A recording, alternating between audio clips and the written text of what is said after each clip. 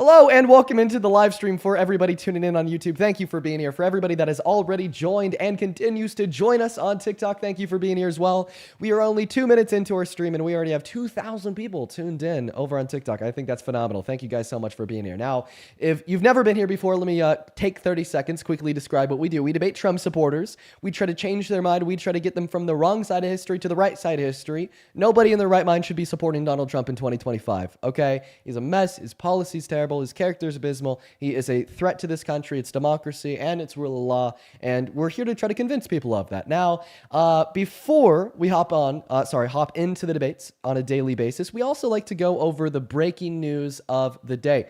And the breaking news of today is a fact that MTG, Marjorie Taylor Greene, has exposed Trump yet again as it would relate to the Epstein files. Marjorie Taylor Greene was doing a sit-down interview either last night or this morning when she exposed Trump by telling us all, right, in this interview that when she went to Donald Trump and had asked him to release the Epstein files, told him that she would vote for their release as well, he got furious. Now that's something that we already knew, but she said that he told her it's because she said, I'm getting my words messed up here, that he told her that he didn't want to release the files because of how they would quote unquote hurt people. Now, what could that possibly mean? Is he talking about his friends? Is he talking about his donors? Is he talking about his support in Congress? Is he talking about the people he cares about? Is he talking about himself? And I think that's the question that lies on everybody's mind. But regardless of who he's talking about, what that practically tells me is that he told Marjorie Taylor Greene that he wants to ensure that the pedos are protected. Okay? The only way that the Epstein files could hurt somebody in a genuine sense is if they incriminated that someone to be in close proximity to Epstein, knowing what Epstein was doing it with him, being on the island, so on and so forth. So in other words, he fought against the release of the Epstein files, so pedos wouldn't be hurt.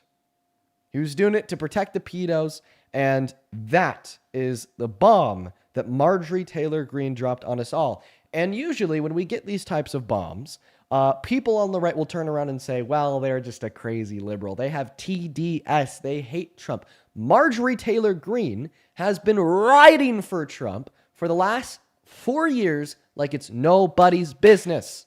Not to mention that she's already announced that she will not be running for re-election in the next congressional cycle come midterm. So she's not doing it to get more bipartisan support so she could win re-election. She's not doing it so she could just, fuck over Trump and give him the big middle finger. She had no reason to lie. And that is the breaking news of the day. Now, at this point in time, we are going to go ahead and hop into the debate. So if you are one of the very first 3.5 thousand people hanging out with us over on TikTok, folks, make sure that we're double tapping away on that phone screen, sharing out this live with a handful of friends.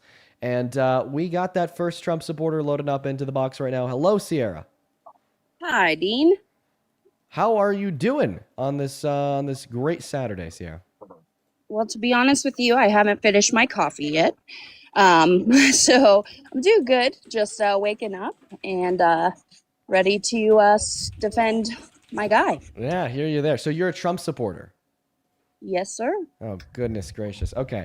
See, from my perspective anymore, I just don't understand how anyone could support him as president. I mean, with everything that we've learned about his character, with everything that we know about his attack on the rule of law, his attack on our democracy, and then the terrible economic policy that his administration has been passing in his first and second term, and the social impact that he has on this country and on the global stage as well is just, humiliating and harmful. But of course, you still do support Trump as president. I'm going to pass the mic to you at this point. Feel free to take it away. Tell us how the hell you still support this tyrannical idiot as president, Mr. Donald J. Trump. Yeah, so I can answer that in one question, or one answer, sorry. But I'll expand a little bit. I mean, I don't vote for ethics. I vote for policy. So, people say and do a lot of dumb things in their lifetime. Before he was president, he did a lot of said a lot of stupid things. I think he's the most qualified to be in office right now, considering that he is one of the, if not the most successful businessman in America, as well as, him donating his, earnings from being in presidency. He is, finally securing our borders. He's trying to allocate our tax dollars to the right people that are American citizens. I agree with a lot of the things that he's done. The tariffs. I mean, do you want to pick that apart a little bit, or do you want me to keep going? Yeah, no, I'll just happily respond to everything that you've shared with us so far. So the first thing that you said, I'm going to go 1, 2, and 3. The first thing that you said is the fact that you don't vote for ethics, you vote for policy. So I think a good policymaker is an ethical policymaker. The position of the presidency is necessarily a position of public service, not self-service. And I think you're incapable of public service if you're incapable about caring about any other individuals outside of yourself.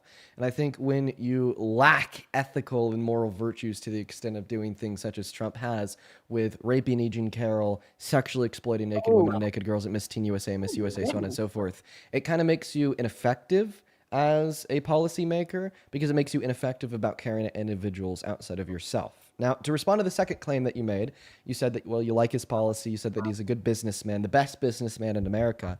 Well, I mean, if we just look at the raw numbers, play Capitalism 101 real quick. I mean, Elon Musk's net worth is significantly higher than his, and he's been in the game for a shorter period of time. Same thing with other entrepreneurs of the likes of Mark Zuckerberg, so on and so forth. So I wouldn't label him the best businessman in America, especially with the 6 bankruptcies. But, if you want to respond to everything that I've just said so far, feel free to. Okay. So the first one, Eugene Carroll, do you have evidence to back that he raped her? Yeah, the ruling from a unanimous jury of 9 inside of a civil court in 2023. A civil court, and he was found what? He was found liable for Liable. raping her. So that's not a conviction. It was not a grape either. It was a sexual assault. So I think that. So when you say rape, okay, that's a little extreme. He was found liable. There was a settlement in a civil court. He's not federally charged for that. So yeah. So please, you're saying that this was liability. It wasn't a conviction in the criminal court. Well, I think that conviction claims in criminal courts prove guilt. I think that in this civil court, the fact that he was held liable is synonymous to guilt. I think that this means he did it. When I use the word guilt, I just mean that he did it. Right. That's all that I'm saying there. So I think Trump is guilty.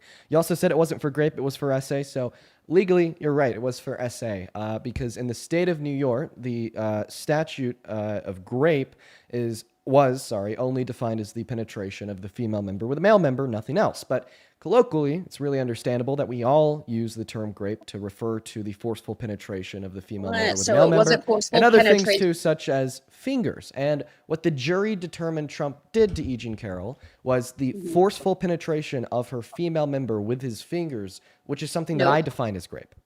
I'm sorry. Have you read the documents? Yes. Okay, so it was, from my understanding and from what I took from it, it was not any penetration in the genital area. It was a slap on the ass. No, so it was digital penetration. So digital refers to with the use of fingers. That's what the jury found him liable for, was the digital penetration of her female member. So more specifically, I mean, I could even get into the specifics here. So she testified that it was either his fingers or his male member. But ultimately, was proven to the minimum standard of his fingers. And because they couldn't determine if it was the fingers or the male member, they did determine that she was penetrated. But because they couldn't determine if it was the fingers or the male members, they just went with a lesser charge of SA for the fingers. However, the way that we use the phrase grape colloquially would include the fingers or the male member. This was clarified on by the judge, and then New York later updated their law to reflect this alongside the law of 34 other states. So, I mean, I think it becomes clear, the court did determine that he raped E. Jean Carroll. I completely believe that he did, because on top of the ruling that we have from that court, he also just has the character of a man to do those kind of things. I'd say that rapists would definitely, sexually exploit women and girls and then boast about it like he did in 05 to Howard Stern. Okay. Rapists would definitely say that they're kind of okay with grape like he did on the Access Hollywood tapes when he was just like, you could grab women by the P word, you don't even need to ask first. And a bunch of rapists were best buddies with Jeffrey Epstein, such as himself. So, I mean, it kind of makes sense to me.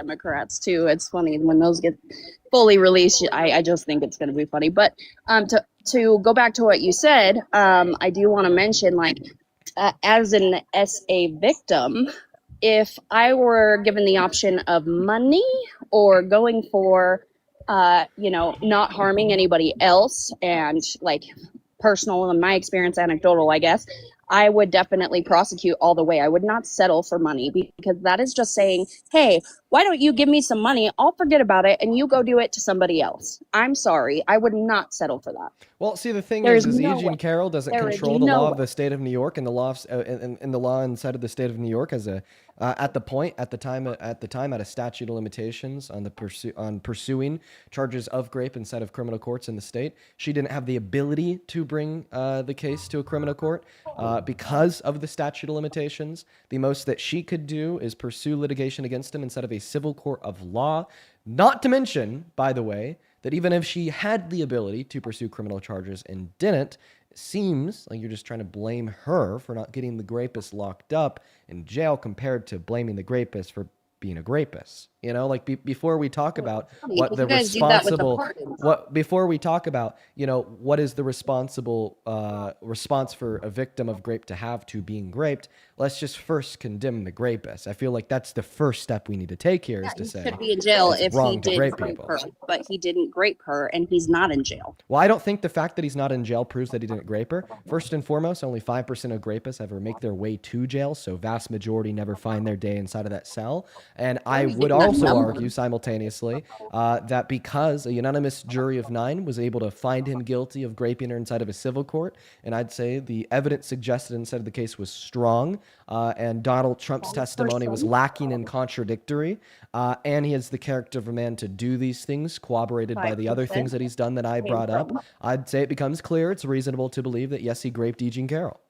5% of rapists actually go to jail. Can you tell me where you got that number? Yeah, for sure. Give me 1 second. In the meantime, if you'd like to respond to everything else I said, the mic is yours. I'm sorry, you talk a lot. So not in a rude way, but like you just kind of continue to go. So it's like I have to keep my eye on the point sometimes.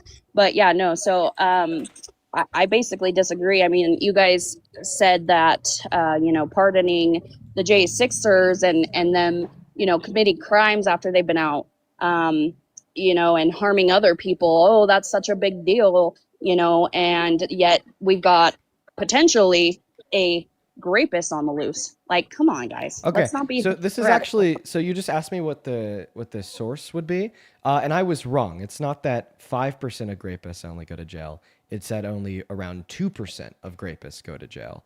And this is coming from the FBI, National Incident-Based Reporting System of 2012 through 2016. And then I'm grabbing it from rain.org. Is it just like all over? Is it a global, or not global, sorry, American, or is it state, or is it, what are you looking at? So this is going to be around America. Okay. Thank you for clarifying that. I just wasn't sure where you found that number, and that makes me sick to my stomach, to be honest. So then can we agree? Then can we agree that, I mean, just saying that he's not in jail, therefore he's not a rapist, is not a good argument at all. No, especially considering the fact that a court still found him guilty. When he wasn't found guilty of rape is really, really wrong. I think that he was. I think that the jury found him guilty of rape instead of a civil court. Come on, Dean. Well, so why do you trust the outcomes of criminal courts, but you don't trust the outcomes of civil courts? I do trust the outcomes. I have to trust whatever our system does, but at the same time, and so do you, honestly, but you're gaslighting this to be something so much worse than it is, I think that's really blaming. Wait, so you just said that you have to trust whatever system adjudicates. So the system adjudicated, like legally speaking, that he is guilty of the essay of Eugene Carroll. Do you agree with that? Civilly, he settled to be found liable. I agree with that. He didn't settle. We need to clear up the misinformation. Donald Trump did not settle with Eugene Carroll. He was found guilty. What do you call it when the victim gets a lot of money? Is that a settlement? No, it's only a settlement. I could explain to you what a settlement is and what the difference is between what happened to Trump. So a settlement is when the accused basically says, hey, I don't want to put this in front of a jury. Hey, I don't want to waste my money on the lawyers. Hey, maybe if this was put in front of a jury, I'd be found guilty. So therefore, I'm just going to say if I pay you $40 million, you'll drop the suit and you'll step back. And that's a settlement. Is then when the victim agrees to get paid this lump sum of money from the accused perpetuator. And in agreeing to take this lump sum of money, they also agree that there is no admittance of guilt on behalf of the accused perpetuator. But that's not what happened to Trump. What happened to Trump was not a settlement. He did not agree to settle with E. Jean Carroll outside of court. He contested her claim. He took it to court. She took it to court, inevitably leading to a unanimous jury of 9 finding him guilty of forcefully penetrating her female member with his fingers, amounting to rape. We're going to agree to disagree on that, but let's go ahead. I want to ask you about the Epstein files. Wait, you just said that we're going to agree to disagree, so could you please give me a source that he settled outside of court? Because I could give you a source that he didn't. Right. You gave me, no, I didn't say he settled out of court. I said she got a settlement. He was settled in court and was found liable. Okay. So we said the same thing. I don't know why you're trying to twist it. Now, what I'm asking you is if you believe I'll let you answer. I'll let you ask me a question. I'm gonna give the mic to you. I do apologize for interrupting you. I'll let you ask me a question. Okay, but I just want the record to be clear here. I want to make sure that you know this, and I want to make sure that everybody watching knows, right? That you told us that you trust the system. You told us that you don't contest the outcome of the court, but then you deny the fact that he essayed or raped E. Jean Carroll, which would be contradiction to that notion. I said I do trust the outcome of the court. I don't think it's rape, and that if he was found guilty of rape, he would be in jail. I really do. So can I put a little bit of pushback on that? Could I put a little bit of pushback on that? Just one more line of pushback. One more line. Perfect. So you just said, I trust the outcome of the court. Okay, I'm going to show you the jury verdict form. I'm going to ask you to read it, and then we're going to interpret it together, okay? Because when you're telling us that you trust the outcome of the court, what you're telling us is that you trust the jury verdict form is accurate, correct? The thing is, you don't trust the victims when it comes to the Epstein files. So why would you trust any victim? Okay, so is your argument that I shouldn't trust that E. Jean Carroll is great, but you do? No, my argument is that you believe that the Epstein files, that the victims that came out and said Trump was innocent, you don't believe them. You believe Epstein. I do. Oh, okay. So you're not going to talk about Epstein and the big I think that you've been spreading on TikTok? I think that we need to learn how to interpret reality. So one person came out and said that in her time, right, spending time around Jeffrey Epstein and spending some time around Trump, she never saw Trump do anything wrong, okay? I fully trust the testimony of that woman, okay? I fully believe that she never saw Trump do anything wrong, given the fact that she said she never saw Trump do anything wrong. But just because one individual doesn't see something or something doesn't happen to one individual doesn't mean that it didn't happen to anybody else, okay? Right? A comparison to the logic of your position would be like my friend getting hauled away to court and being charged with murder of another person, and then me testifying in his defense on the stand by saying, well, my friend never murdered me, therefore he never murdered anybody else. There was multiple victims that came out, and potential, I guess not victims, but victims of Epstein. So they are victims, but that said Trump didn't do anything. There was multiple. So what are the names? Who are the multiple individuals? I would have to go pull that up. And I'm aware of one. I am aware of like one Epstein victim that said, I never saw Trump do anything wrong. And I trust her. I trust that she never saw Trump do anything wrong. Okay, so why keep going on that rhetoric that he's in the Epstein files? Like, why wouldn't the Democrats release the Epstein files if they were damning towards Trump? Okay, well, we already know that the Epstein files are damning towards Trump, and the Democrats still didn't release them under the Biden-Harris administration for the first 3 years. That's because they were caught up in the ongoing investigation of Ghislaine Maxwell. And one of the things that's already come out about Trump that was damning to himself was point number one, the letter that he sent to Epstein, depicting the naked body of the girl with a statement, may every new day be another wonderful secret. And the point number two was the email that Epstein had sent to Ghislaine Maxwell in 2011, where he straight up said Trump was a dog that never barked. He knew what I was doing to those young girls, contradicting anything that Donald Trump has ever said about saying otherwise. And people, so we believe predators, Epstein. We're going to trust his words that the dog hasn't barked, because we believe predators, right? Yeah, well, what I believe is when one person says something in a confidential email to another individual, unless I have any reason to believe that they weren't telling the truth, and I'm going to believe that they are telling the truth. And by the way, if you're, so you're not going to believe somebody that's a convicted criminal. You made one president. Donald Trump was found guilty on the basis of 34 felonies. And if you're going to allow me to finish speaking here, if you're going to allow me to finish speaking here, please allow me to finish speaking here. Oh my God. So you said you're going to believe somebody that's a convicted criminal. Well, you made somebody that's a 34-count felon a convicted criminal president. So I don't really know if you hold too much against convicted criminals. And then you also said, so you're going to believe predators. You also made an admitted predator president. Okay, I know that you contest the E. Jean Carroll court case. Of course, that proves he's a predator. I know you contest, right, his relations with Epstein. In my mind, of course, I think that proves that he's a predator. But what you definitely cannot contest is what he admitted to in 2005 when he told Howard Stern that he had sexually exploited naked women and naked girls at Miss Teen USA and Miss USA, making him a predator, yet you made him president. So I don't really think it's too good faith of you to sit here and say, oh, Dean, you believe predators. You made one president.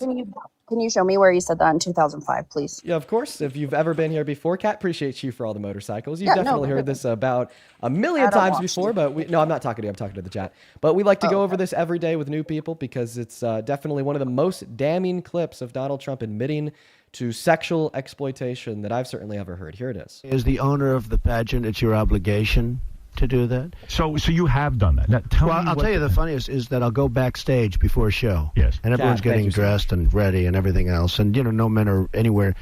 And I'm allowed to go in because I'm the owner of the pageant, and therefore I'm inspecting it. I'm inspecting. I want to make sure that like everything is good. You're there. Yeah, the dress. Is everyone okay? They're standing there with no clothes. Is everybody okay? And you see these incredible-looking women.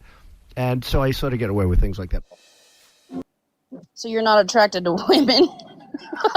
I'm sorry, but he didn't say anything that was exploiting them. It was in 2005, which is irrelevant to his presidency now. First of all, second of all, he was making a joke, and that's what he does. And you guys buy it and you take it seriously and run with it. So I really don't think that's damning evidence against him. Plus, it's irrelevant to now.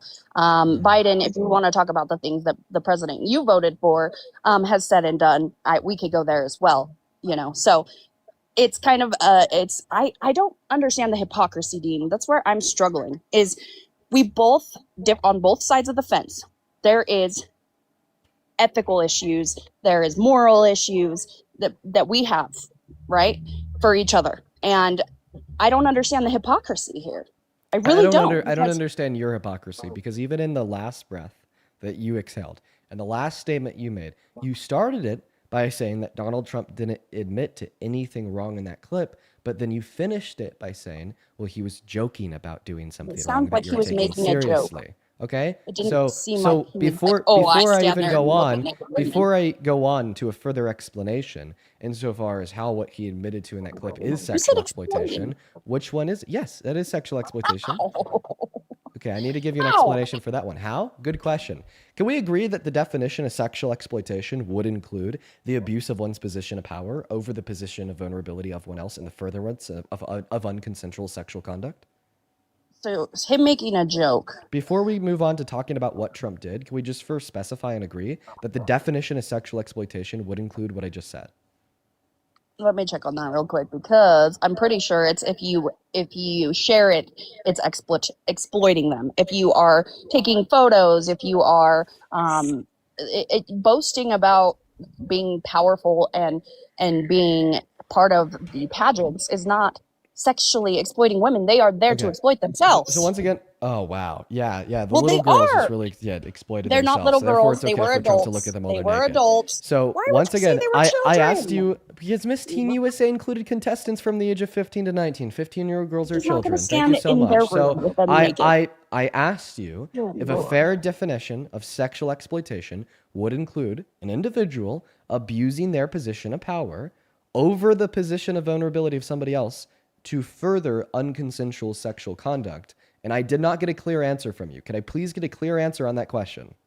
I say it partially yes, but there's more to it. I don't think that him making a joke is making him a sexual exploiter. I really don't. Okay. Well, I don't know how many times I need to specify this.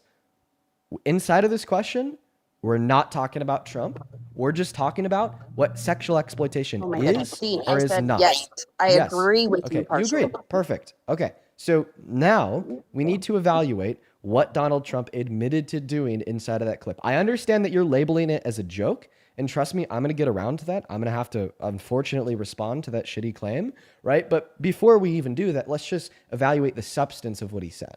So what Donald Trump said in this sit-down interview with Howard Stern is that he owned these pageants, and something he would do is he would allow himself to unconsensually barge in to the private women's only spaces with no men around, where there were then naked women inside of these spaces that he would look at. So this does indeed fulfill, right, the definition of sexual exploitation that we just went over, for the reason being that the reason why he was allowed to allow himself into the private women's only dressing room is because he owned the pageant. That's an abuse of his position of power. And then he abused the position of vulnerability that the pageant contestants were in inside of this space. Of course, that being that they felt vulnerable enough to change, to get naked, to take their clothes off, to put new clothes on, to then look at their naked bodies unconsensually, which would be unconsensual sexual conduct. He didn't say naked. Did he say naked women? He was looking at naked women? Yeah, he said that they were naked because he said that they have no clothes on. When you have no clothes on, you are naked.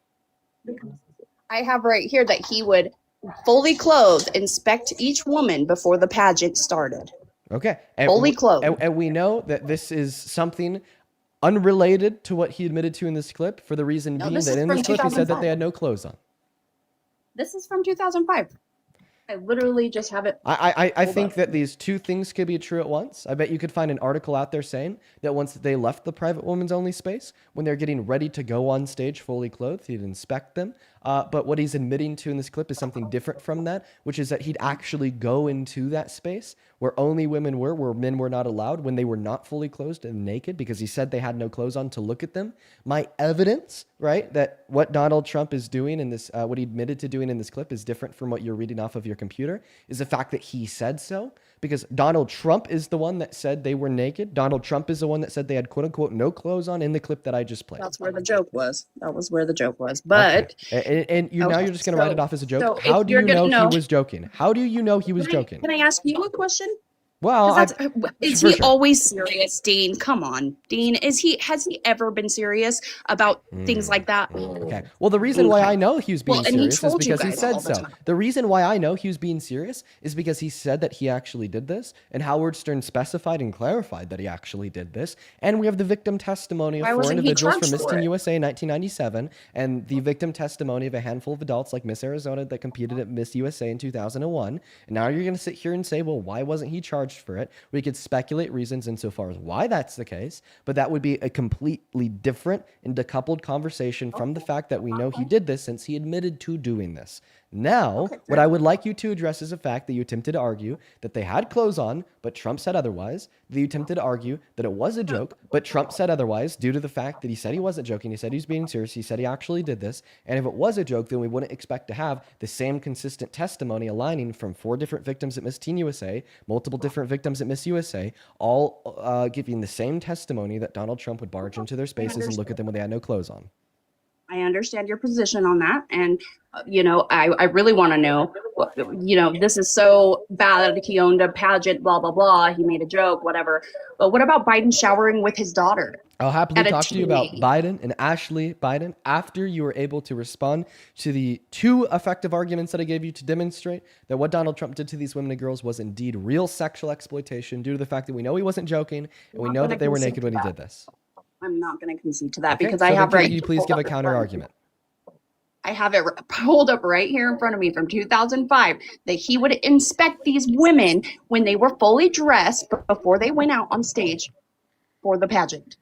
So that's my argument. So I've already given a response to this argument. I'm going to give it again this time. Yeah, and I've already given you the response to yours. No, you didn't give me a counter response to my objection. Listen, you didn't give me a counter response to my objection. Can I repeat my objection? Yes, go for it. Okay, so my objection to your argument that Donald Trump didn't actually look at these women and girls while they were naked backstage before the show is this article that you have pulled up saying that he'd look at them while they're fully dressed. My objection to that argument is that I think these two things could actually be true at once. I bet that article is accurate. I bet that article is accurately describing that once the women were done dressing, once the women were clothed, and before they went on stage, Donald Trump would look at them when they had their clothes on. I just also think that it's accurate that in many scenarios, before they were fully dressed, before they were done changing, while they were still in the private women's only dressing room, he would unconsensually barge in there and look at them while they had no clothes on. And of course, the reason why I find this to be true is the fact that's what he said.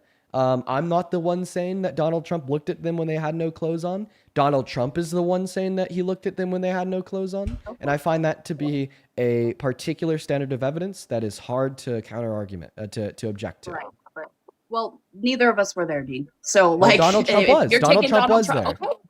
Right. So what I'm saying is I can concede that that's your belief and that he said that he did for whatever reason. Okay. I can concede to that.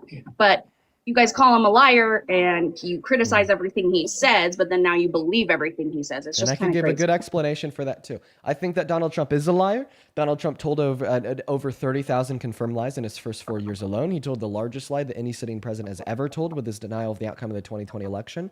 But when Donald Trump lies, it's in the furtherance of achieving his own goals. When Donald Trump lies, it's in the furtherance of gaining a better self-image of himself. When Donald Trump lies, it's in the furtherance of gaining more power and control, more support from the nation, so on and so forth.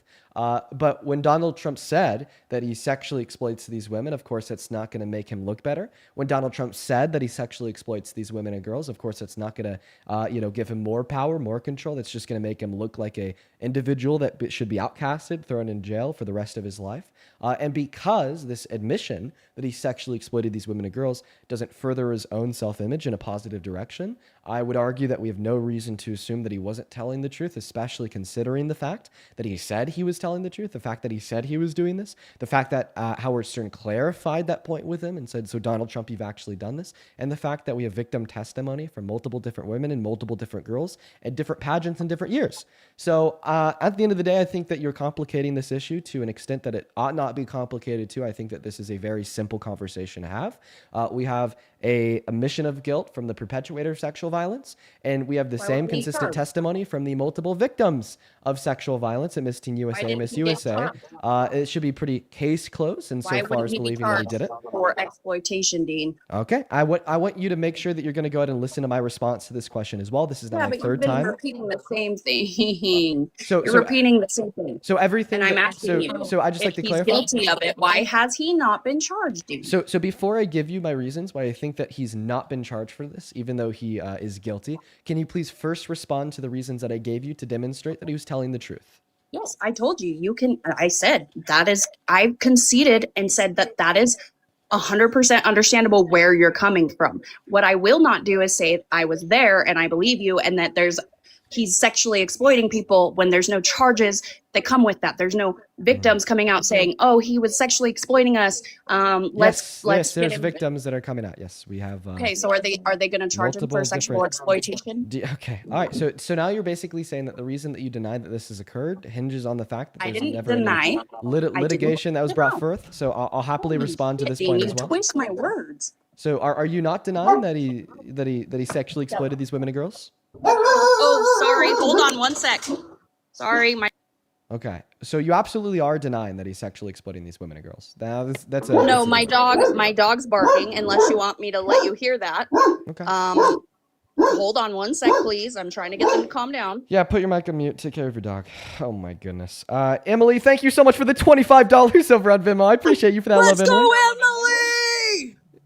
Okay. Emily with a $25 says, I have zero patience for the mental gymnastics and the but Biden BS. Thank you for your everlasting patience and continued tireless efforts, Dean. I admire you so much. Thank you for the $25, Emily. I'm not going to lie. This one is really fucking rough today. I'm trying to be patient. I'm trying my best. Thank you for the $25. Let's get 250 Emily W's down below in that chat. And Serenity, thank you so much for the $15 on Venmo.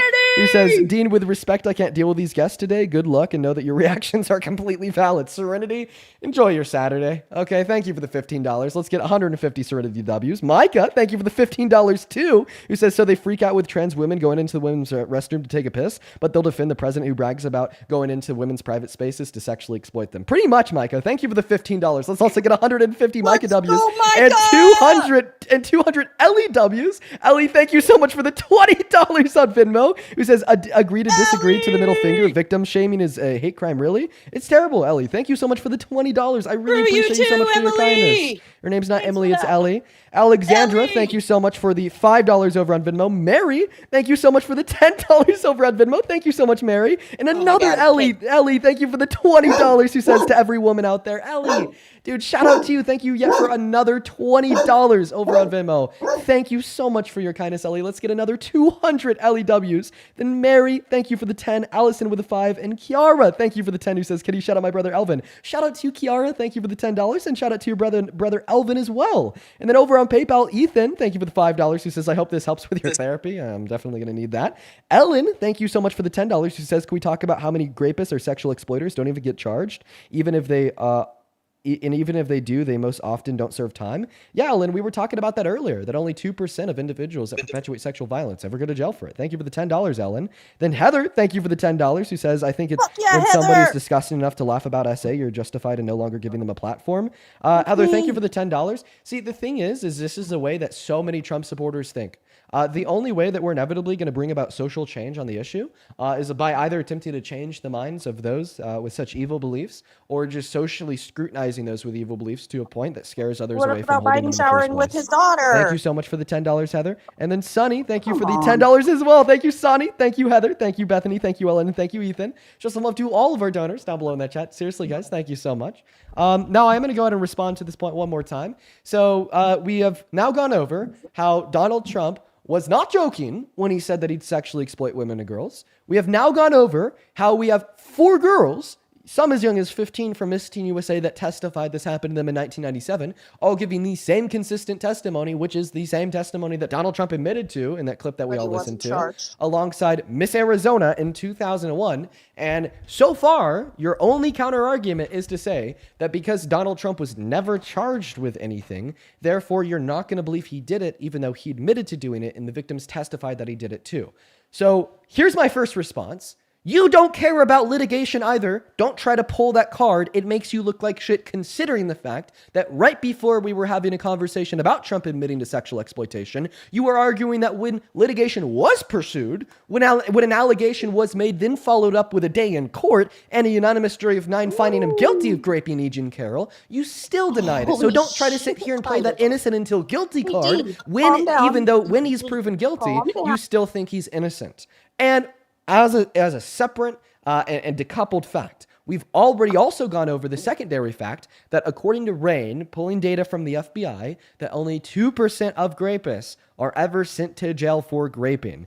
And the secondary fact that it is reasonable to assume, right, that the women and girls inside of this space would not bring litigation forth against Trump, considering the fact that Donald Trump was the owner of the pageant that they competed at. Donald Trump was furthering their career, signing their paychecks, a powerful billionaire that already ignored their consent, intruded on their boundaries by walking into a space that was designated only for women, and then to sexually exploit them by looking at their naked bodies. I think a fair thought that likely ran through the heads of all of these victims was, well, if he's willing to do this to me, then what else would he be willing to do to me if I were to bring this claim into the daylight? What else would he be willing to do to me if I pursued litigation? Even if I did pursue litigation, what would ever come out of it, considering the fact that he's a billionaire with the best attorneys in America? Even if I did pursue litigation, what would that mean for me? What would that mean for my career? What would that mean for my future? So the fact that he was never charged, that no litigation was ever brought forth, I think is completely irrelevant to the secondary fact that we know that he did this simply because he admitted to it. There's good reason that the victims never would have brought forth litigation. Only 2% of rapists are ever brought to jail. And the fact that the victims testified that he did exactly what he admitted to doing to them. Okay, is this how you treat people when you invite them up? You get mad and you fucking shame them and stuff. Like, come on, you were respectful when you came into the live and you asked for Trump supporters to join you. And I've been respectful to you. I'm asking you a valid question. If you're so obsessed with Donald Trump, and what he's done wrong. Why weren't you this obsessed with Biden when he showered with his daughter? And she came out in her journal and she said, admitted it till she was 12 years old, he showered with her and that it was probably inappropriate. Why can't you address that? Why didn't you go after him for that? I've addressed this many times in my life before, and I'd happily address it again with you once you can either give me good reason why I'm wrong in believing that Donald Trump sexually exploited these women and girls, or you can concede that it's something he did do. I've already told you like 10 minutes ago. And by the way, I actually, let me ask you a question about the Ashley Biden journal. So do you think that like the Ashley Biden diary story about Biden showering with Ashley Biden would only be further corroborated and proven if Biden admitted it? No, I think that we believe the victims, right? Can you answer my question? No, it's his daughter. Do you think she wanted to admit to that? Wait. I know. I said further corroborated if he were to admit to it. Has he been asked about it? I'm saying if he were asked about it and he said, yeah. We're playing hypothetical. Would that game be, would this idea? I really of don't him think showering you with her guys be would further change your mind. corroborated? In fact, I've heard Democrats argue, what's weird about that? What's so weird about that? Would you argue that any Democrat who would not believe that Biden showered with his daughter, if his daughter said he showered with her and he said he showered with her, would be like insane? Probably not. There's probably some supporters out there that would be like, "Oh no, he didn't. He was just saying that to get people off his back." Meh. But can we agree though? Like, if Ashley Biden said that he did this to her and he said that he did this to her, that anybody that would deny that he did this to her would be crazy.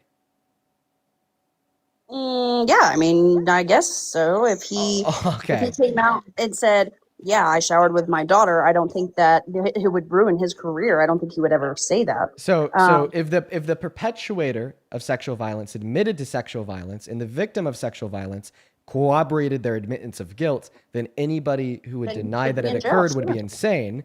Is this not exactly what you were doing in reference to Trump? If they should take him to the Justice Court. You're not answering my question. Is this not exactly what you're doing to Trump? Holy shit. Wait, so you self-identify as crazy?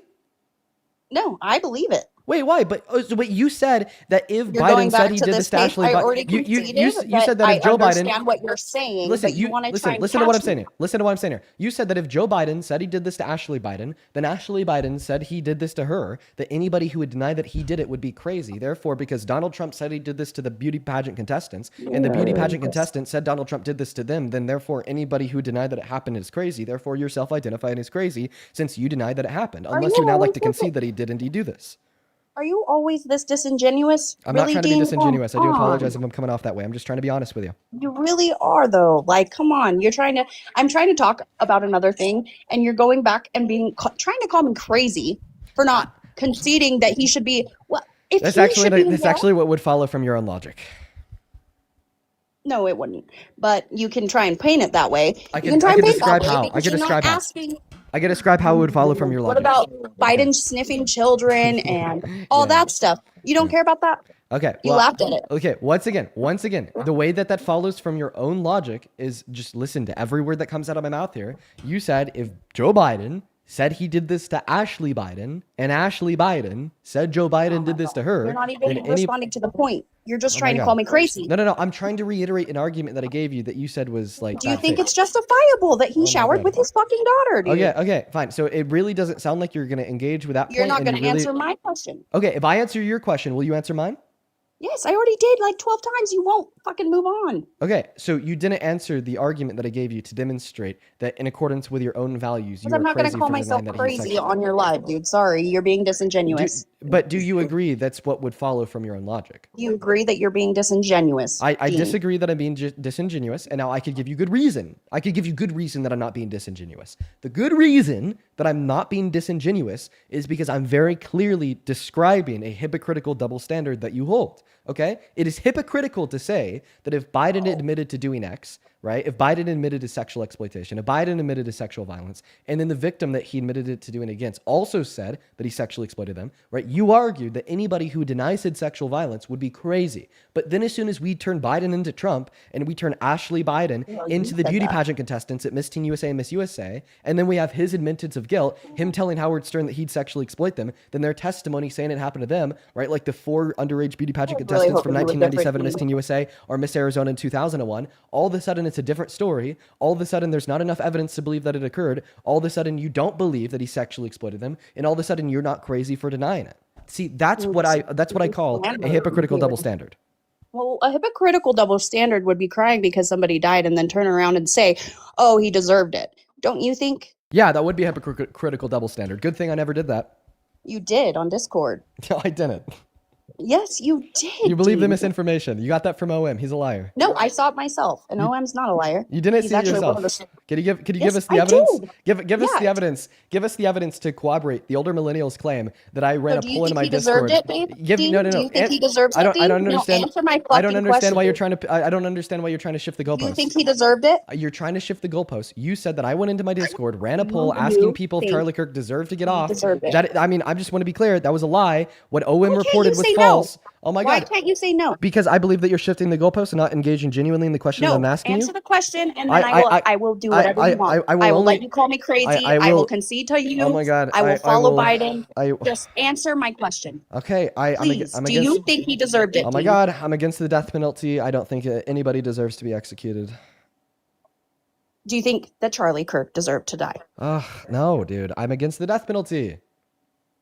That's not the death penalty. He got murdered. I'm telling you no. What else do you want to know? I'm telling you no. Okay. Well, I'm against the death penalty. I'm against the death penalty. I'm a little bit of a pacifist in relation to the death penalty and killing people. Okay, not my thing. It should have been a quick no, because you do what he does. Now it should have been a quick no. Now I want you to answer my question. So you said that I ran a poll in my Discord asking individuals that Charlie Kirk deserved to die. Now this was reported on by the older millennial around 3 days after his execution, and that reporting was false. There's no evidence to corroborate it. You cannot give me any reason that is true. Bring the receipts. There are no receipts. You're just willingly repeating and echoing misinformation. Prove me wrong. Because I really wanted to know if you were disingenuous or not. Can you please give me the receipts for your claim? That I was saying in Discord that OM, I guess, had the screenshot, so I guess you could go on his page and go take a look at that. Actually, because that's where I found the information. So the older millennial said that he had the screenshots, but never posted them. He posted them because that's where I saw that. Okay. So where can I find the screenshots? I don't talk to OM personally. I don't know him. So where can we find the screenshots? On his page. He has several pages. Oh wait, you said that you said that you had a computer. I don't know if they're in front of you. still there. This is months ago. I haven't been able to ask you about it. Wait. You said so for me asking you about it. You said that you had a computer in front of you, right? I said. Yes, I do, but I don't. Go on your computer. TikTok. I'm not gonna. Go on your computer. I can't get on my. It's not a Windows. It's just a fucking little tablet thing or whatever it's called. What is it? Acer Chromebook. So I can't get TikTok on there. Yes, you can. I'm not fancy like you, Dean. You can go to TikTok.com. It's slow as shit, dude. Okay. I promise you. I'll show you. Could you just admit that you have no evidence for your claim? I don't have evidence on me. You're right. And I said that was a question. Do you typically say things without evidence? No, I don't. But I do want to. My question was the important part was getting the truth from you. Okay, seeing if you said that or not because yes, I did. I said if you were so upset. Listen, I'll play why would you say that? And you said I did not. And so I said, okay, well, do you think? No. That's not what you said. I'll play back. That he deserved it, and That's not what you said. I'll play back. Because you do what he does. Now, it should have been a quick no. Now, I want you to answer my question. So you said, that I ran a poll in my Discord asking and telling people, okay? Somebody died and then turn around and say, oh, he deserved it. Don't you think? Yeah, that would be a hypocritical double standard. Good thing I never did that. You did on Discord.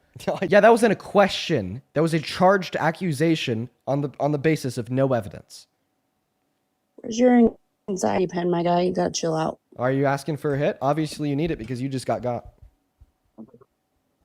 No, I didn't get got. I wanted to ask you if you're really disingenuous or if you were, in fact, doing this for clout and Charlie Kirk was an important person. He does what you do. And I would hope that you weren't out there telling people that you think he deserved it when you're in the same place as he is. And I have a question for you. You are saying even more aggravating and rude things than Charlie Kirk ever did.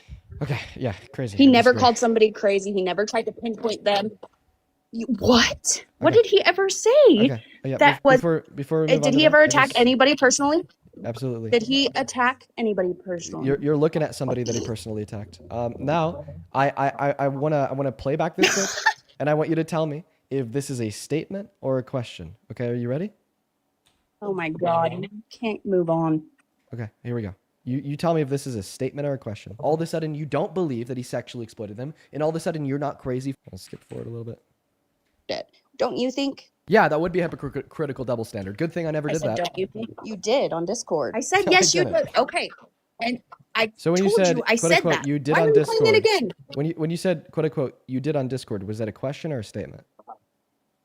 It was a statement, but I can take that back. I already did. I said I wanted to ask you because I've only seen the screenshots. And if you're saying you didn't do it, I can take your word for that because I'm not disingenuous. Okay. So stop getting on your little, oh, you said I did. I'm so upset. Okay. I'm saying, okay, I believe you if you are saying that you did not do it. Yeah, it just never happened. Okay. Well, there you go. Okay, calm down. So isn't that kind of funny how like the largest people on the right, like older millennial, just like falsely report things? You guys do it all the time, my dude. No, come on. It's okay when older millennial does it? Yeah, no. So if it's okay if you do it? Well, it's not okay if I do. It's not okay if anybody just like belligerently reports things in which are obviously false. I really want to have a good conversation with you. I really do, but you're trying to point me as crazy. You're trying to do all these things that I want to have a good debate with you, Dean. But honestly, I really don't think you're genuine, like Charlie Kirk was, and that's unfortunate. But okay, can I be honest? Oh, tread lightly. Yeah. I think the reason that you think I'm not being genuine or I'm being overtly rude / mean to you is because you are losing the debate. Now, if you'll allow me to finish speaking. Losing a debate? Yes. I think that you that you very obviously lost the debate. I think that you very obviously lost. I could tell you where if you'll listen. Thank you. I think that you very obviously lost the debate when you tried to tell us that if Biden admitted to sexually exploiting his daughter, Ashley Biden, then Ashley Biden testified that her father sexually exploited her, that anybody who denied that occurred would be crazy, right? And then I'm not done yet. And then you lost the debate when I then made a parallel to Trump admitting to sexually exploiting beauty pageant contestants. You're just as bad as I thought you were. That sucks. Can I please finish? I thought you were going to be a good person, man. I'm trying my best to be a good person. Do you? You can drop me. You can drop me. No, dude, you came up. You wanted to have a good conversation. Now you just pointed the whole thing at me as if I'm a crazy pedophile and I'm blah blah blah. I don't think that you're. And you know what? You're wrong. You're wrong. You're wrong because I'm not. But if you will allow me, if you want to show that hypocrisy, then go for it. Because you keep going back and pointing at me, trying to call me crazy. I do want you to address the hypocrisy. I'm going to be able to clearly describe it. It's going to be as clear as day. If you could just wait to start speaking until I'm done speaking, it would be very meaningful. Repeat yourself. So I do often repeat myself, especially when interrupted, so I can make a full point uninterrupted. I apologize. It's just something that I like to do. I do understand that at points it can get a little bit annoying, but the way to reduce the amount of times that I have to do that is just by trying to keep the interruptions to minimum, and I'll try to do the same directed towards you. I'll try not to interrupt you. Now here's the point of hypocrisy that you lost the debate on. Okay? So the point of hypocrisy that you lost the debate on is when you argued that if Joe Biden admitted to sexually exploiting Ashley Biden, then Ashley Biden testified that it happened to her, that anybody would be crazy to deny that it occurred. Then I made a parallel to Donald Trump admitting to the sexual exploitation of beauty pageant contestants at Miss Teen USA and Miss USA, 1997 through 2004. And then I brought up how the victims at Miss Teen USA and Miss USA testified that he did it to them too. There's no real difference between this hypothetical of Biden saying he did it to someone, then that someone saying he did it to them, and the reality of Donald Trump saying that he did it to the pageants and the pageants saying that he did it to them. But the point of hypocrisy here that really made you lose the debate is when it was about Biden and Ashley Biden, anyone would be crazy for denying it. But then when it's about Trump and the beauty pageant contestants, you're denying it. Why can't you move on and talk about Joe Biden and him showering with his daughter? Do you think that's morally correct? I mean, Trump owned the pageant.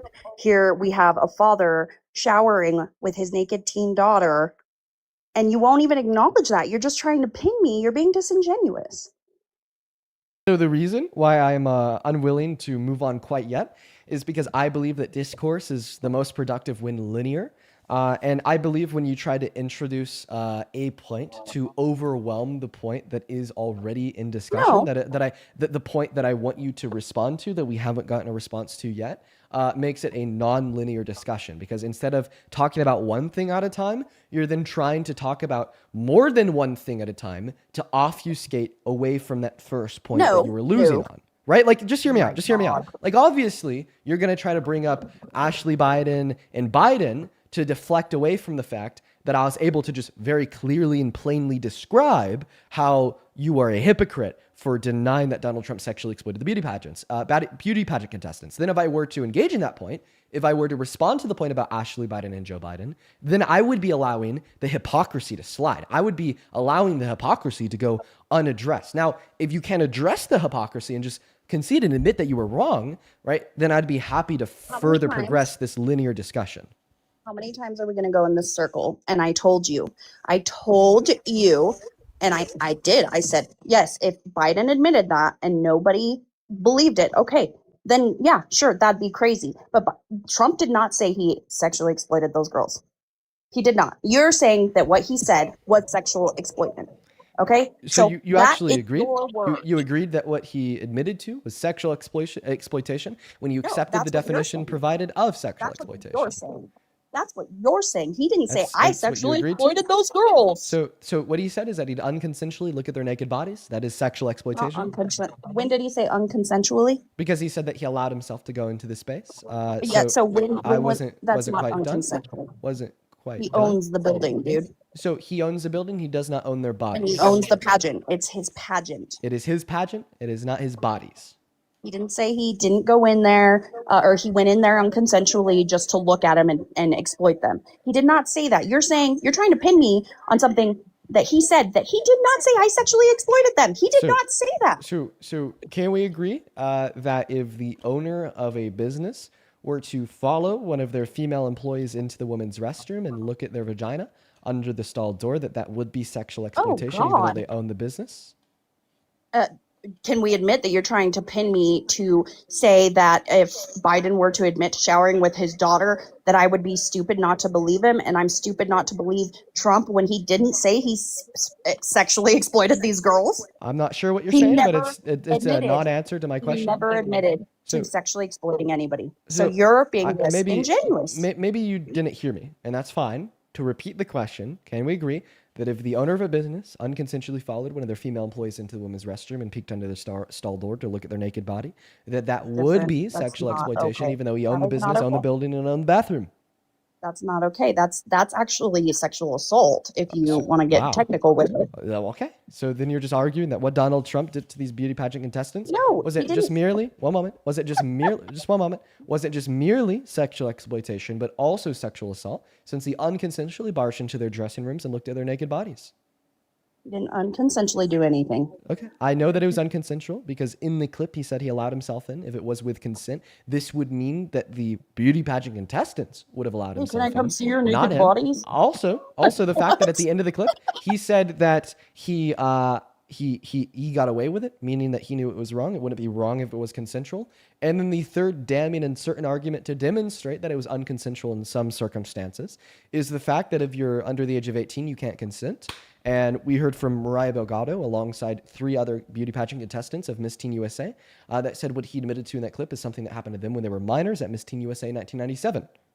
Okay, do you believe that if somebody says and admits to exploiting or sexual exploitation, they should be in jail or charged and prosecuted with it? Of course, you think they should be president. What?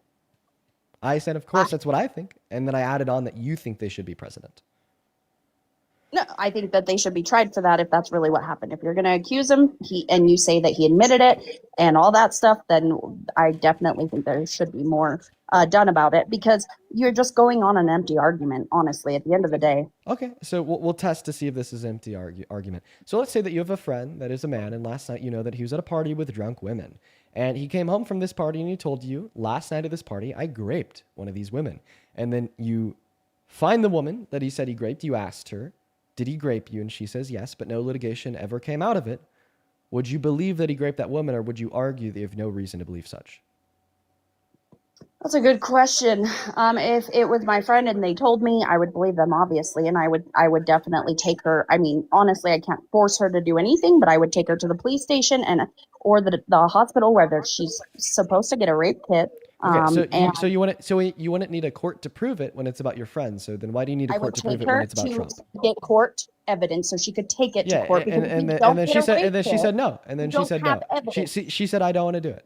Right? Would you believe that she was didn't want to do it? Then I would stand behind her. So you would, I have no human power over another's choices. So just to clarify, you would believe that she was raped because the rapist told you he raped her and she told you he raped her.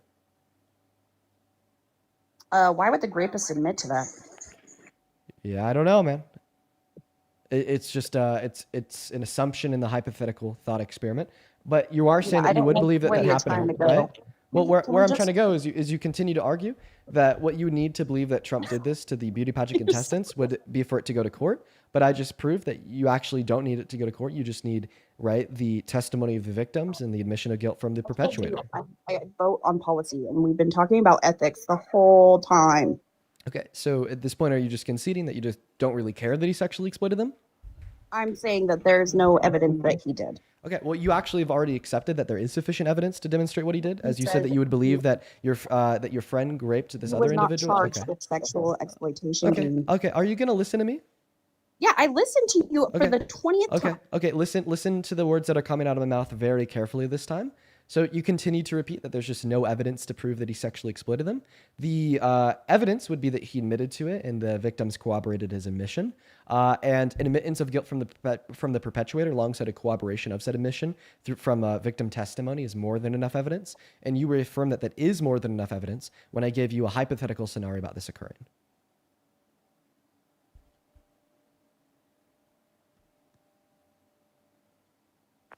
Yeah, it's kind of. I did the same thing to you. There's no rebuttal there. There's surely no rebuttal there. The only thing that you could continue to do is just to repeat, right, that you don't think that you have enough evidence. But obviously, you're not going to be able to justify that claim.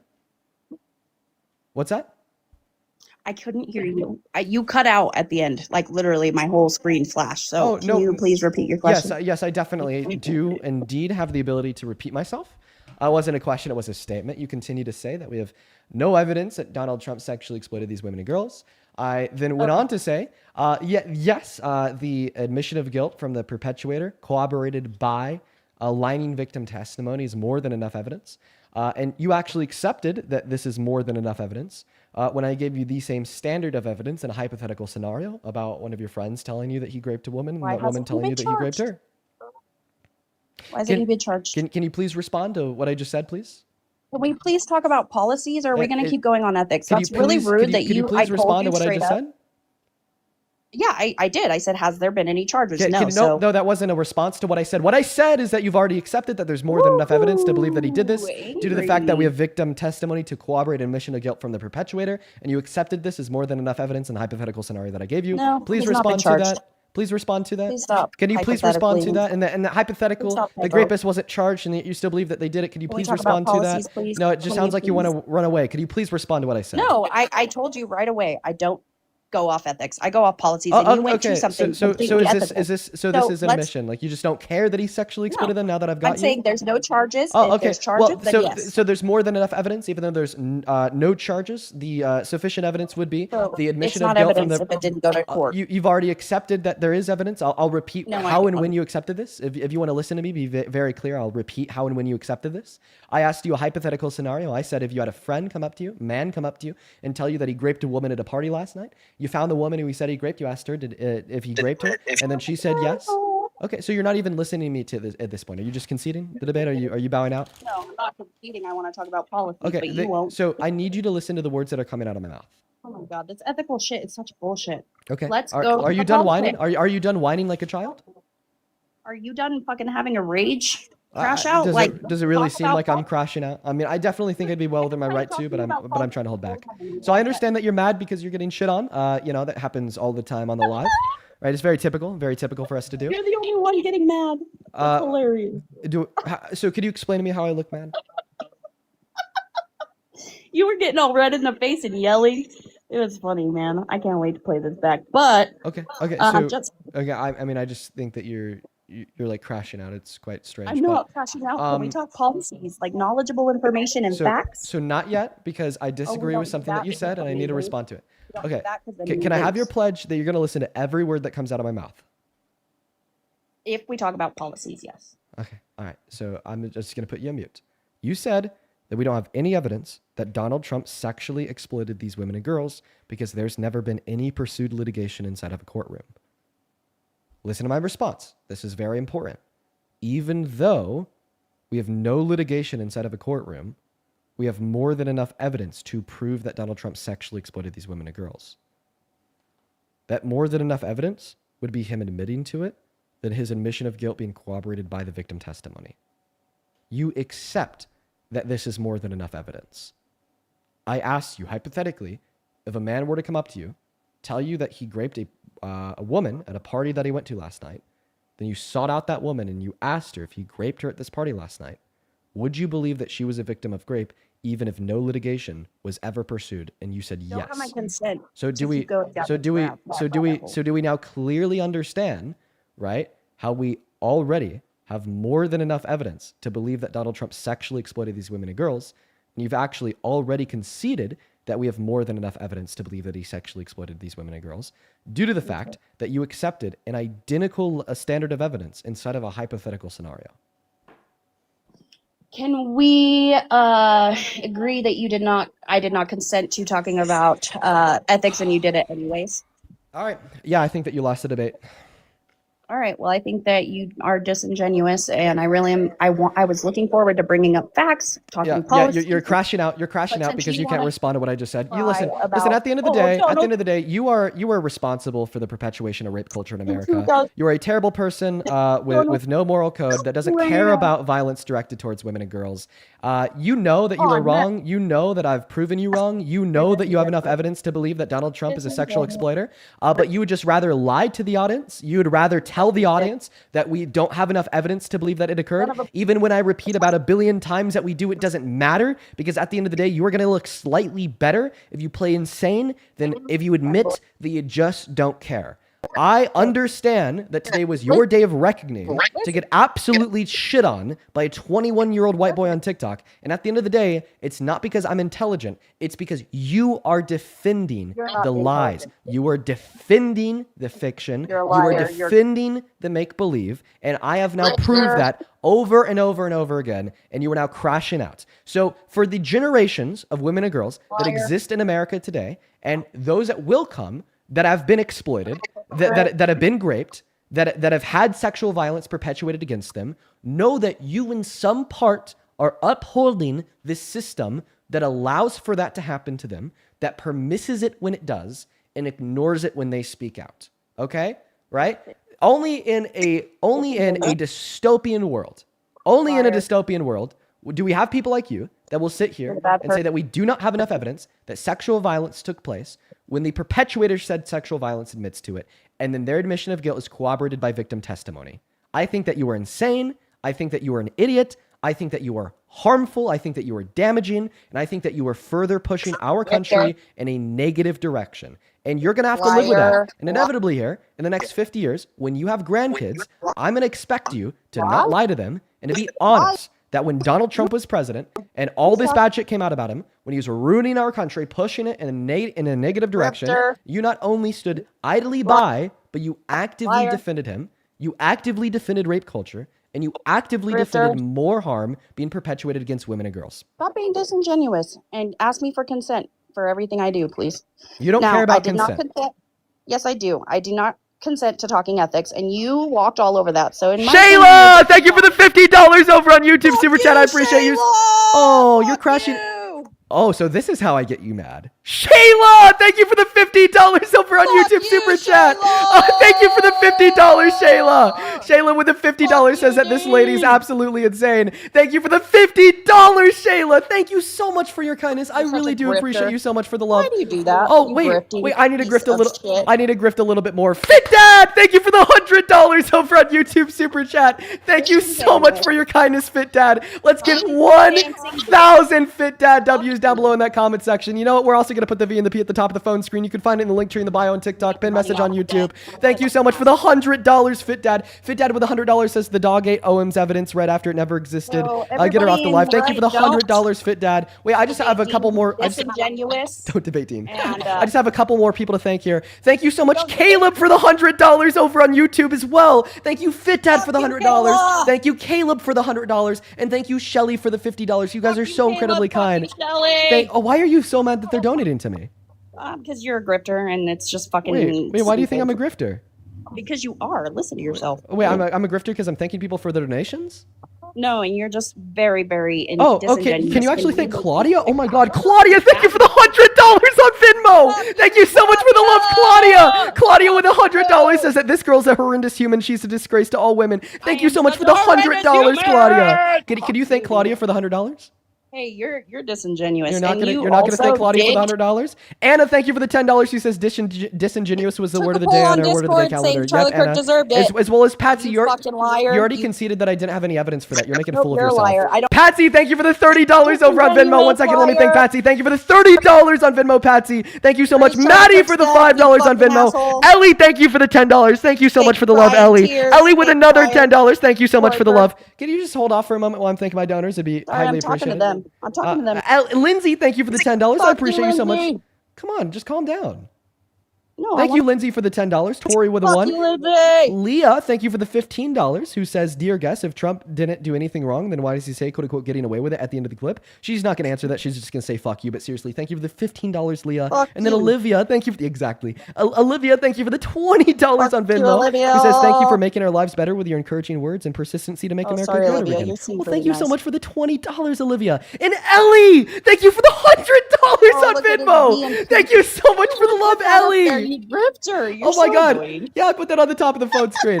Ellie, thank you for the $100 on Venmo. Who says, believe women, that's it. Thank you so much for the love, Ellie. Show some love to Ellie down below in that comment section for the $100. Can you please thank Ellie for the $100 on Venmo? Fuck you, Ellie. No, say thank you. Oh, thank you? Oh. Fuck you, Ellie! Oh, that's not a thank you. Hey, Serenity, thank you for the $10 on Venmo. Says, if guest keeps interrupting your grifting, I'll donate $50. Oh, you better not interrupt her, else she's going to donate $50. Thank you for the $10. Oh, you just ensured that I'm $50 richer. Thank you. Thank you for the $10, Serenity. Show some love to Serenity in that chat. Amber, thank you for the $10 as well. I appreciate you so much for that love, Amber. Amber with the $10 says, imagine thinking that this woman will have grandchildren to speak to her. Those children are going to go no contact ASAP. Holy shit, she was crazy. And Claudia, thank you so much for the $50 over on Venmo as well. Oh my God. Claudia with the $50 says, can you ask her how she's able to defend a man who sexually exploits other women and how she would feel if that were to happen to her? Well, she's gone now because she got banned. So unfortunately, I can't ask her that. But thank you so much for the $50, Claudia. Seriously, it means the absolute world to me. Thank you so much. Jack with the $5 on Venmo says, go. Appreciate you for that love, Jack. Miles with the $5 says, first time donor to piss this guest off. She's fuming. Alexandra, thank you for the $5. She says, not much, but thank you for all that you do. I appreciate you so much, Alexandra. Emma, thank you for the $5 as well, just calling that last guest a disgrace. Michael, thank you for the $5 who says, I love you, man. I love you too, Michael. Haley, thank you for the $5 who says, crash out harder, Sierra. Jeneline with the $5 who says, I just want to see this guest crash out. Well, she's gone now. Erica, thank you for the $5. Sierra, thank you for the $5. Caden with the $5. And Rebecca, thank you so much for the $33 over on PayPal. Let's get 300 Rebecca W's down below in that comment section. Rebecca says, please do not stop using your voice to speak out against great culture. Even after Trump is gone and these conversations fade from the spotlight, we still need to be outspoken. I couldn't agree more, Rebecca. Thank you so much for the $33. And Elizabeth, thank you for the $50. Oh my God, on PayPal. Wow, Elizabeth, thank you for the $50. Please show some love to Elizabeth in that chat. Elizabeth with the $50 says, as an SA survivor of a Nevada politician at 15, I did not report because of fear of retribution or escalated harm. A true survivor would understand that fear and not question the validity of a survivor story. Yeah, man, I agree. It's fucking sick. I'm sorry that happened to you, Elizabeth, and thank you so much for the $50, and thank you for being here. And I'm sorry that you had to listen to that conversation. I'd also like to thank, let's see here, Kin for the $10 over on Venmo says, insane lady. She was crazy. Thank you for the $10, Kin. Becca, thank you for the $5. She says, this probably has to be one of your worst guests. OMG, she's crazy. Yeah, she was pretty high on that insufferability chart. Jenna, thank you for the $10 on Venmo. Says, let's fucking go. Angie, thank you for the $3. Rachel with a 1. Amber with a $10. Thank you so much. I appreciate that, Amber. Then Gina, thank you for the $15 over on Venmo. Appreciate you for that love, Gina. And Serenity, thank you so much for the $50 over on Venmo for banning the guest. Thank you so much for the love, Serenity. You guys are still going. Holy shit. Show some love to Serenity down below in that comment section for the $50 donation. Thank you so much for your kindness. And then Andre, thank you for the $10 on Venmo, and Rory with the $5 as well. Over on YouTube Super Chat, Callum, thank you so much for the 20 euros. Thank you so much for the love, Callum. I appreciate you so much for the love. And you got it. I'll use the money for exactly that. Show some love to Callum. And show some love to Serenity 2 for the $20, who says, oops, my finger slips and accidentally donated to my favorite grifter. Yo, let's go, dude. We are grifting so hard today. Beyond Quiz, thank you for the $20 on Super Chat, who says, as a survivor, fuck this person. Yeah, fuck her. She's insane.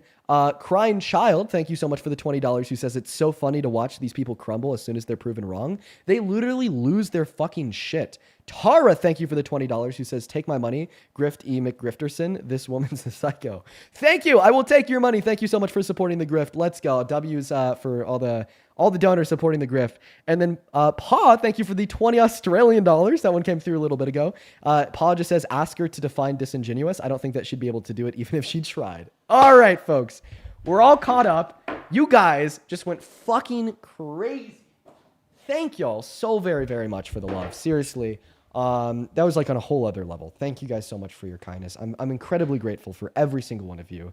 Please show some love to all of our incredibly kind donors down below in that comment section. Thank you so much. Thank you. Seriously. All right, we're going to go and get that next guest loaded up into the box right now. Just make sure if you're in that queue that you're an American adult that supports Trump as president. Thank you guys so much for all the love. What's going on, Liberated Woman? Do you support Trump? Yep. Okay, how old are you? I'm 30. Okay, and why do you support Trump as president? Well, let's see. On January 20th, 2025, on his first day back in office, he signed the executive order 14168, formally titled Defending Women from Gender Ideology Extremism and Restoring Biological Truth to the Federal Government. So the order declares that under federal law, sex is to be understood as immutable, a biological classification of birth, male or female. Gender identity or non-binary multiple genders are not recognized. Okay, so I love women and I support women, Dean. I don't believe that men can be women. How long have you been here? How long have I been where? Like in the live.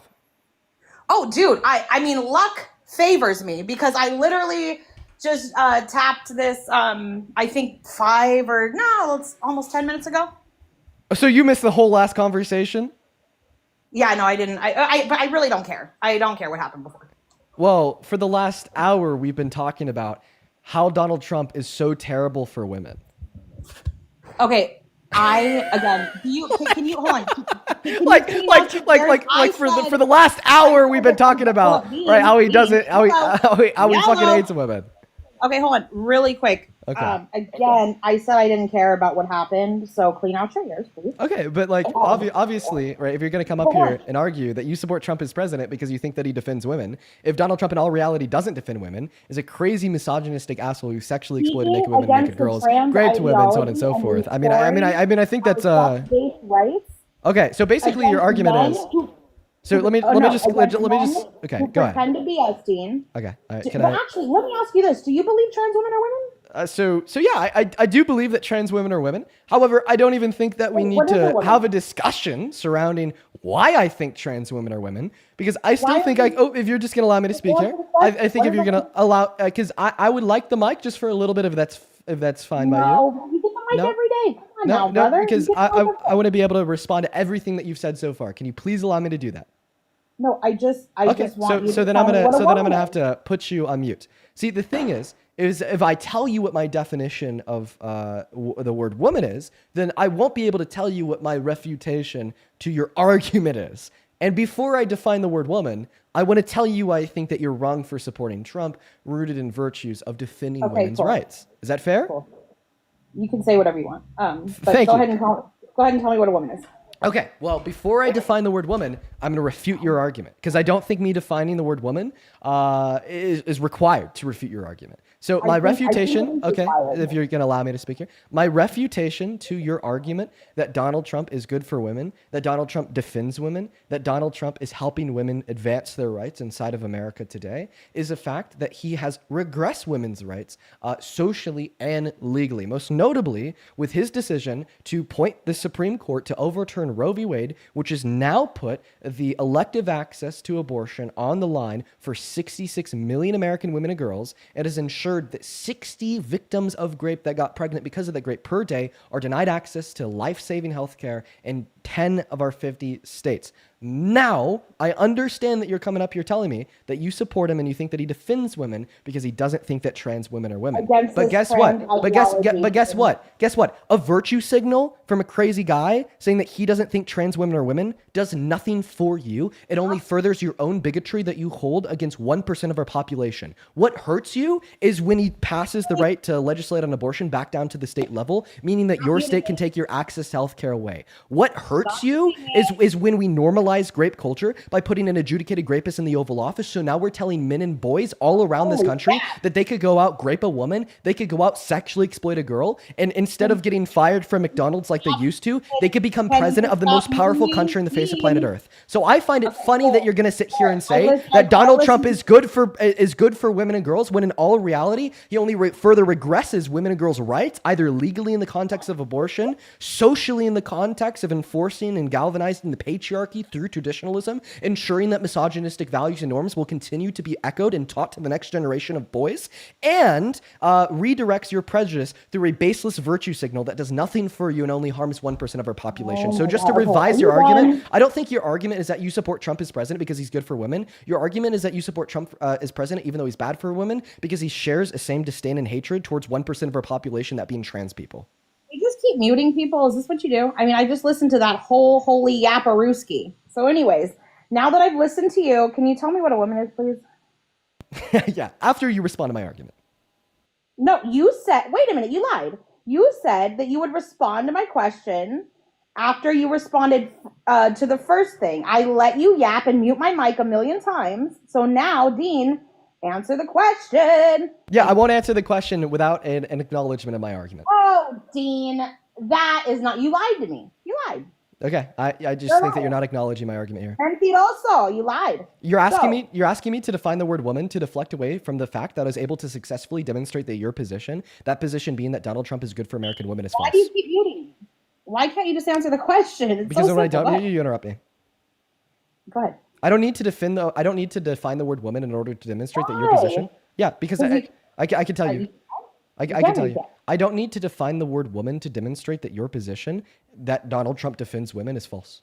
Why do you keep muting me? Because when I don't mute you, you interrupt me. Why is your face getting red right now? Because just two crazy guests in a row. It's a bit much. Okay, well, here's the third one. So anyways, what is a woman, please? Okay, what is the response to my argument, please? Jesus, fuck. You said that hold on, you lied. That was not the term. All right, listen, I'm going to make this clear. Can you read the sentence on top of my head? I'm gonna make this clear. Can you read the sentence on top of my head? You said that you were gonna address the first thing, okay. and then I let you go on, and then oh, so wait, you can see the argument? So now then you said I will tell you what a woman is after I say this and this and that. Now I let you say this, and that whilst you kept muting me. So now can you please answer the question, bud? Okay, I'm gonna educate you on some very basic facts. Do you know how to read? Stop pivoting. Answer the question. Stop I promise pivoting. It's not a pivot. It is a pivot. It's dodge. Pivot, dodge, pivot, okay. dodge. So this is why. So this is why I have to mute you. You ask me why do I mute you? It's because when I speak, you interrupt me if I don't. So the sentence on top of my head says, "How do you still support Trump as president?" The question that you continue to repeat is, "Can you define the word woman?" The reason that at this point in time I am refusing to define the word woman is because I know if I do, then that will start a conversation surrounding are trans women women. Okay? But the topic that you see on top of my head is not, are trans women women? The topic that you see on top of my head is, how do you still... No, ma'am, if you... I read the executive order. Okay. And I told you that's why. So that has to do with trans ideology, to finish not what you're talking speaking. about. So stop pivoting and stop dodging. My counter argument is an internal critique. Are you ready? I don't care. I want you to answer. Do you even know what an internal critique is? Dean. What is going on today? Why are you pivoting? Just answer. I'm not pivoting. I don't need to define what a woman is in order to prove your argument to be bullshit. I'm running an internal critique on you. We're assuming your worldview, okay? For the intents and purposes of this debate, we're assuming that trans women are not women. And guess what? Donald Trump is still a bad president for women, because when he says trans women are not women, under your okay, you're not letting me speak. Why are you not letting me speak? Because, oh my God, you've been talking this whole time. I am really having my patience tested today. I know, because your face is red as a fucking tomato. But anyways. I'd say I'm doing pretty good. I'm doing good. It's just getting a little bit rough. Okay. I think, how is it getting rough? Okay. I'm gonna, hey, liberated woman, I'm gonna make this clear. Yeah, liberated woman. What is a woman? Go ahead. Go ahead, Dean. Take it away. If you do not listen to me, if you interrupt me, I will remove you. I'm making that boundary clear. Oh, don't do that. Don't run. Stop. It's not me running, since I'm making that boundary clear ahead of time. I just want to be able to speak. Dean. Is that fair? Come on, please. I just want to be able to speak. Come on, that's fair, right? Dude, I'm literally just begging and pleading you to allow me to speak for 30 seconds uninterrupted. Can you do that for me? I did for like a whole minute and a half. Okay. Can you do it again? I need 30 seconds without an interruption. See, that's already an interruption. All right, go ahead. Fine. All right, go on a rant. Go ahead. Everybody get ready for the Yapparooski. Yappalations 1523. Go ahead. You're asking me to define what the word woman is so you can start a debate with me over the fact that you do not think trans women are women, and I do think trans women are women. I'd like to make it clear. If the topic on top of my head said trans women are women, you would be perfectly valid and fine in coming up here to run that argument. But that's not what the topic of the stream is. The topic of the stream says, how do you still support Trump as president? And I think that I can effectively refute your view that Donald Trump is a good president because he defends women, as he doesn't think that trans women are women, without invoking the fact that I think trans women are women. Okay? The effective refutation that I could give to your view without defending that trans women are women is the fact that Donald Trump has materially hurt women. And when he says that trans women are not women, he's not materially helping women. It is just a virtue signal, a statement. The way that Donald Trump has materially hurt women and regressed women's rights in this country would include things like his direction to SCOTUS to overturn Roe v. Wade, which has now ensured that 66 million American women and girls are having their human rights violated because he allowed their states to ban their access to elective abortions, and the secondary fact that there are 60 pregnant victims of rape per day that are denied access to abortion in 10 of our states because he directed SCOTUS to overturn Roe v. Wade. He is also materially hurting women by reinforcing rape culture, okay? When you perpetuate sexual violence, you should be met with societal condemnation and a limit on your opportunity. That's why McDonald's doesn't hire violent felons, right? But instead now we're telling individuals that if they go out there, they rape a woman, they sexually exploit a girl, not only we're not going to limit their societal opportunity, not only we're not going to condemn them, but we are rather going to give them the highest ranking position of power available to any human alive. That perpetuates rape culture, which puts the material safety and well-being of women and girls on the line. A third way that he's materially harming women is the fact that he's reinforcing the patriarchy. Is that he's reinforcing the patriarchy and traditional gender norms. Okay. But listen, maybe I'll just stop there. You could respond to everything I said. No, okay. Now let me tell you. I came up here because, yes, the sentence above, or actually the question above your head asks, how do you still support Trump? Now, I read the executive order. And that was my reasoning. Now, you're saying you're bringing in abortion, this and that. Again, nobody was talking about that.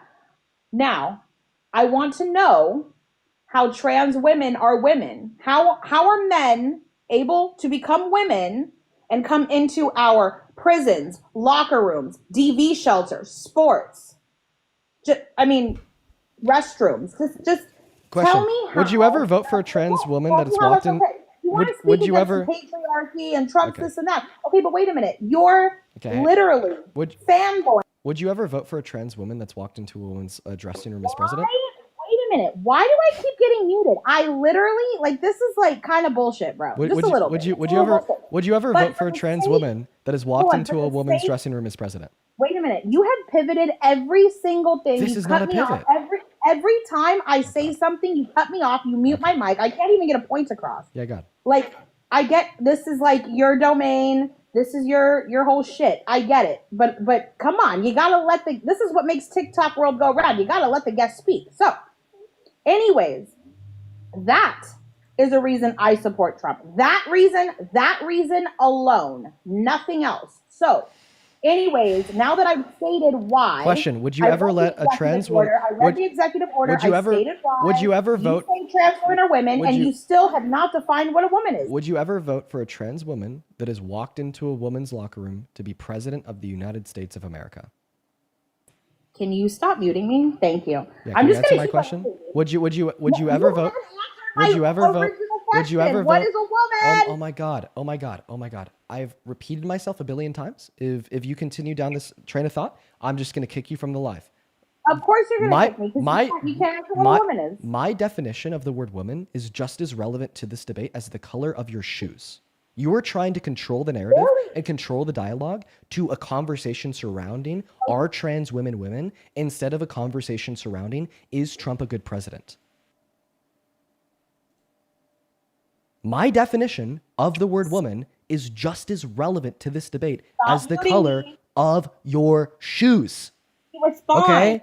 If I kept on interrupting you, if I just kept on reiterating, what are the color of your shoes? Obviously, you're not going to answer the question because the color of your shoes is universally just so far completely away from the debate. Is Trump a good president? So I will kick you from the live if you do not answer this following question. Would you ever vote for a trans woman to be president if they'd walked into private women's spaces like their dressing rooms and took advantage of people in the space? Why do you keep muting me and you won't even answer my original question? If you do not answer this question, you will be kicked. If you do not answer this question, I'm going to kick you. Don't run away. I'm going to make it clear. 1 second. Let's go ahead and get a. Don't run away. Don't run away, Dean. You're running. Stop watching. The only person who's running here is you. I've been able to give you a very. What the heck? I've asked you the same question for 10 minutes now. And I've demonstrated for 20 minutes now. It's completely irrelevant to a debate. You're asking me what my definition of the word woman is. Okay, then could you respond? Then respond to the argument that I gave to demonstrate its irrelevance. Can I respond to something that you said?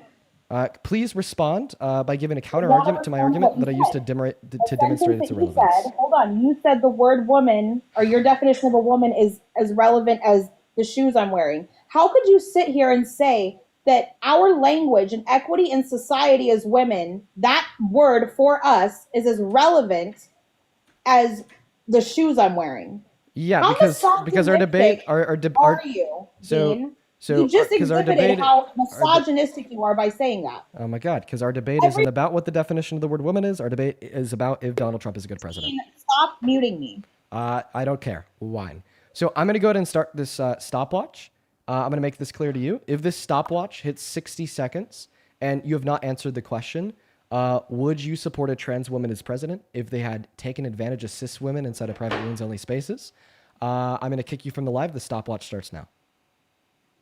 Okay, so 60 seconds uninterrupted, correct? I never said uninterrupted. Just answer the question. Oh, Dean, see, you don't play fair. You play dirty. You're already 10 seconds in. Yes, thank you.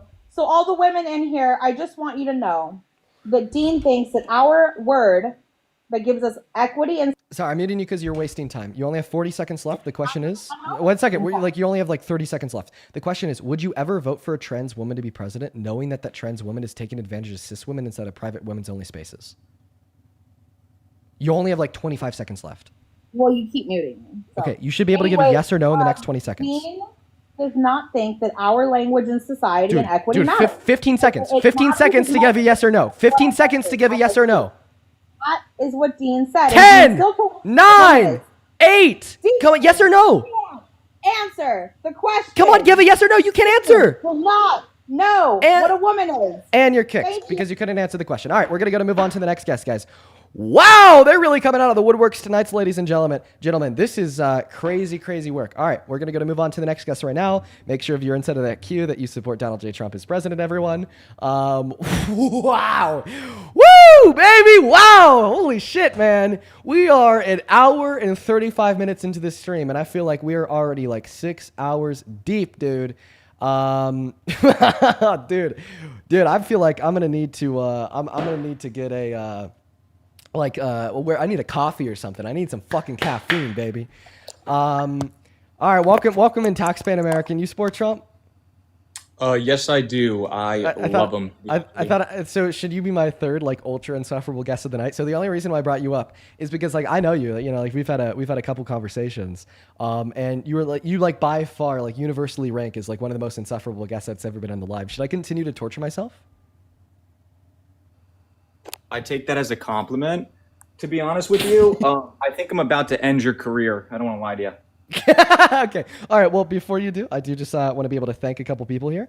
Patricia, thank you so much for the $5 over on Venmo. Who says this lady said that she was 30. She needs to get a grip and stop being such a hateful person. Yeah, she was very, very hateful, Patricia. Thank you for the $5. I would also like to thank Sarah for the $1. Danny, thank you for the $10. Who says this grown-ass woman is acting like a child. Dude, she was such a child. Thank you for the $10, Danny. And thank you for the $10, Ellie, who says, quote unquote, Jesus fuck is the mood for this live. This is crazy. Marie, thank you for the $10. Thank you so much for the love. Thank you. Marie says, as a woman, I reject this individual. Every retail and food service worker hates her. We could tell. Yeah, definitely. Ellie, thank you for another $15, who says, please tell me the majority of women don't think this way. Oh, definitely not. Christina, thank you so much for the $20 over on Venmo, who says, thank you for defending logical thinking. Well, Christina, thank you for being here. This is a hard stream to be a viewer of, so I appreciate you for being able to support. Thank you for the $20. Show some love to Christina down below in that chat. And let's also get 500 Leslie W's. Thank you for the $50 on Venmo. Leslie with a 50, that is so kind, says, these people are set on their idol. They forgive everything, even when immoral and illegal. Yeah. They're just members of a cult. They're fucking sheep, Leslie. Thank you for the $50. That is seriously so kind. As well as Ellie, thank you for the $30. Oh my God, Ellie, you've shown so much love today. Ellie with another $30 says, this is pissing me off as a woman. Oh, I think that pissed us all off regardless of her gender identity. Thank you for the $30, Ellie. I'd also like to thank Daisy for the $1 on PayPal, Selfie with the $1, Jacqueline with the $3. And then Rebecca, thank you so much for the $20 on PayPal, who says, Dean, you have the patience of a saint with these people, listening to you most every day, and most great victims don't report. Well, Rebecca, I appreciate you for being here, and I appreciate you for saying that about my patience. I'm really trying my best. Thank you for the $20. Also, let's get 200 Heather W's for the $20 too, who says, as a survivor of SA, fuck her, and thank you for all that you do. Oh, well, thank you so much, Heather, and I'm really sorry to hear that happened to you. And then Terrence, thank you for the $10 on Venmo, who says, keep crushing him. I'm going to try. It's a little bit hard today. Then over on Super Chat, Tia, thank you so much for the €20, who says, 2 insane guests in a row's wild. Keep doing what you're doing. They always say they want trans women in the men's restrooms, but if a trans man went into the women's restroom, they'd lose it. It's so hypocritical. Love from the UK. Yeah, they'll never talk about that one. And then Sacramento, thank you for the $20 Australian, who says, as a cis woman, this guest is an embarrassment to women. She was fucking terrible. Oh my God. And we are all caught up. All right. Thank you guys so much for your love and support. Seriously, to all the donors out there, just know that I really fucking appreciate you. If you're watching and you want to help support me, support this stream, pay for my therapy, because obviously I need some after today, you can find my Venmo and my PayPal in the link tree in my bio on TikTok and at the top of the phone screen over on YouTube. Thank you for your patience. Yeah, of course, my guy. I got you. You have 60 seconds to end my career. Okay. You love talking about E. Jean Carroll. And as we both know, well, first off, how does your mom feel about how you just treated those women and how you talk to them? You act like you care about women, but look at how you just treated those last 2 women that were up here. If I was your mom, I'd be disappointed. I don't think I'd change anything about the way that I treated them. I mean, you shouted at them, called them mean words. How about this? Let's just do a quick at them, let's just do like a quick poll in the chat for everybody watching. Could I have been nicer or more rude to the last two guests? Because honestly, Well, the reality is, I'd Dean, say if you don't mind, real I'd quick. say that I could have been like more rude. Well, the reality is, and I have proof of this too, you delete people's comments. You only allow people that agree with you in your chat. So that's a little fake news. Fake news, a fake chat from a fake host. Okay, But let's if talk I only facts. allowed people that agree with me in the chat, then you never see a W guest, but we unfortunately see one right now. Well, you mute most of them. Yeah, wait, that was funny. Literally, as I said that, I saw somebody in the comment section going W guest. Excuse me. But Excuse it's me. funny because saying W guest in the chat is actually like paradoxical by nature to the claim that you just made. Because you're arguing that I will Excuse mute me. people in the chat, right, that disagree Excuse with me. One moment, listen to me. You're saying that I'd mute people in the chat that disagree with me and only agree with the guest. And then you're having like a bunch of like the Trump fanboys in the comment section going W guess. But with the Trump fanboys in the comment section going W guess, in virtue of that fact, they're refuting your claim. Yeah. So that's great. Also, by the way, the only word that is banned in my comment section is my own name. I couldn't tell you why. I've tried to do everything I can to get the word Dean unbanned. Like, try it yourself. You won't be able to comment it. So in other words, I'd actually say that there are chat restrictions in which will reduce the amount of support that I will get throughout a stream. Yeah, but what I'm saying, my guy, is there's a lot of other messages that aren't getting through. Like, I just recorded it as I was waiting, and other people do the same thing. So more fake news from the fake news king himself. So But listen, TikTok moderates a lot of words. That's not me. That's wait, TikTok. I want to end your career. Can I end your career? Yeah. Okay, so first off, really messed up how you just treated those women Don't think so. and everybody Disagree. else that comes up here. Dean, this nation is divided, and we have a chance to bring people together and save this nation. We really do. So take a deep breath. Maybe I'll we should do have one a too. president who calls for the execution of his political opponents. Just saying. Well, we've been over that. He didn't actually do that. Well, he did. Well, disagree. Well, I mean, he said it was punishable by death, and he reposted somebody who said hang him. Excuse me, sir. You always bring up E. Jean Carroll, right? Yep. So after our last conversation, you kept saying to me, hey man, under your definition of grape, wouldn't you consider if somebody... Oh, yes! You still haven't answered the question I'm from gonna answer last it, yeah. time. Under Sweetheart, your I'm gonna answer definition of grape, wouldn't you. it be grape for a man to forcefully I got insert you. his Can I fingers answer? into a woman's female member without consent? Excuse me, can I answer? Yeah. Okay, so last time we talked, I said, hey man, Trump was found civilly liable of sexual assault. And you said, yeah, but per the normal definition of grape, you would assume that he sticking his fingers in her unconsensually would be grape. And as I was talking to you, because now I know, I didn't know this about you, but now I do, you're not actually out here for good conversation or good debate. So when I was talking to you, I didn't want to give you that win. But the reality is, Dean, you're absolutely right. If somebody puts their fingers in somebody and they don't have consent to do it, that is grape. You're absolutely right. But you know where you're wrong? Where? You're wrong that the information that was presented to the court, that they found him guilty of that, is not sufficient. So I disagree with the verdict of the court. Your argument to end my career is to tell me that you don't think Trump is a rapist. Because of the evidence that was provided in court. If Now, that you're if that smart, ended right? if that ended my career, But we're not done. I'm not done, buddy. if that ended my career, it would have been ended Excuse a me, long time ago. I'm not done, buddy. Well, listen, you screaming at women, you making fun of Charlie Kirk, right? That ended your career, okay? Look at you laughing about it right now, too. I'm just laughing at you, like you're crazy, dude. Listen, Right, like, bro. look, give me. Hey, tell Parker I'm sorry I made him cry. Tell Parker. Give me 25 seconds here, man. No, Like, give if me you one more think- second, though. Real if quick. you- Hold on, no, real quick. No, Tell Parker I it's my. apologize. I'm done fighting for the mic. You keep interrupting me. I'm just gonna kick you. I've been dealing with it for like 2 hours now. But anyway, like I'm being serious. I will just remove you. So let me talk. Deborah, thank you for the fest party. I am like so done with just accepting insanity. We'll have so many people come up here and just say things that are crazy, right? And I just kind of let them slide. So I think it's time that we finally address the insanity.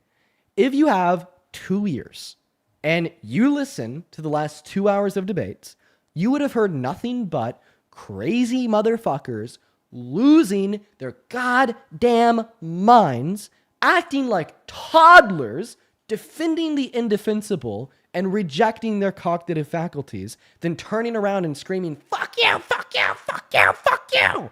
Like literally, the first guest who came on this live that happened to be a woman, okay, as you already pointed out, I didn't kick her. She got banned because she kept on screaming, fuck you, insert name here, in response to everybody who donated to me. And then you're going to sit here and tell me that I'm the unreasonable one? I'm the misogynistic one? Because maybe at one point in that conversation, I slightly raised my voice to be heard when she wouldn't stop interrupting me, then unmuting herself? Like, and then also, just the virtue signal like you care about women. If you cared about women, then you wouldn't support the guy that took away their access to healthcare and has caused many of them to die. If you cared about women, then you wouldn't support the guy that has ensured that today in 10 of our 50 states, 60 pregnant victims of rape per day are denied access to abortion. If you cared about women, then you wouldn't support the president that has had a lifetime of misogyny, saying that the best thing that could ever happen to a woman's pregnancy, sexualizing a 10-year-old, and reinforcing patriarchal and misogynistic standards, telling women that they just need to cook clean, stay at home, raise the kids, like Erica Kirk has had to say many, many times. So don't come up into this live and tell me that I don't care about women, especially coming from the guy that's about to make an argument that the woman who's able to get her rapist held accountable in a court of law was a crazy liar. Just saying. Mr. Arrogant. Do I get to talk for 3 minutes uninterrupted like you just did? Well, that wasn't 3 minutes. It was around a minute and a half, but leave it to the guy that's only ever lasted 30 seconds to confuse a minute and a half for 3. Excuse me. Do I get a minute 30? Fried your shit. Do I get a minute 30 uninterrupted? Fried your shit. Do I get a minute 30? I didn't get to say my shit, so I don't know. I just fried fake your news. Shit. Do I get to talk? Can I talk? Yeah, I guess. All right, I'll allow you to speak. Well, I appreciate that so much. Thank you. You're such an angel. The way that you talk to those two women, including one of them being an SA survivor herself, your mom's really proud, I bet. And God bless her. I mean that. All right. So you always bring up E. Jean Carroll, right? What was the evidence that they presented in the court? Could you please enlighten everybody? You're a smart kid. I know you know it. Could you please enlighten the audience? Sure. Here's all the evidence that Donald Trump is guilty of raping E. Jean Carroll. The first form of evidence would come in the fact of her testimony alongside of the testimony of 7 of her friends, aligning with therapist notes from the 90s indicating that she was raped by Donald Trump.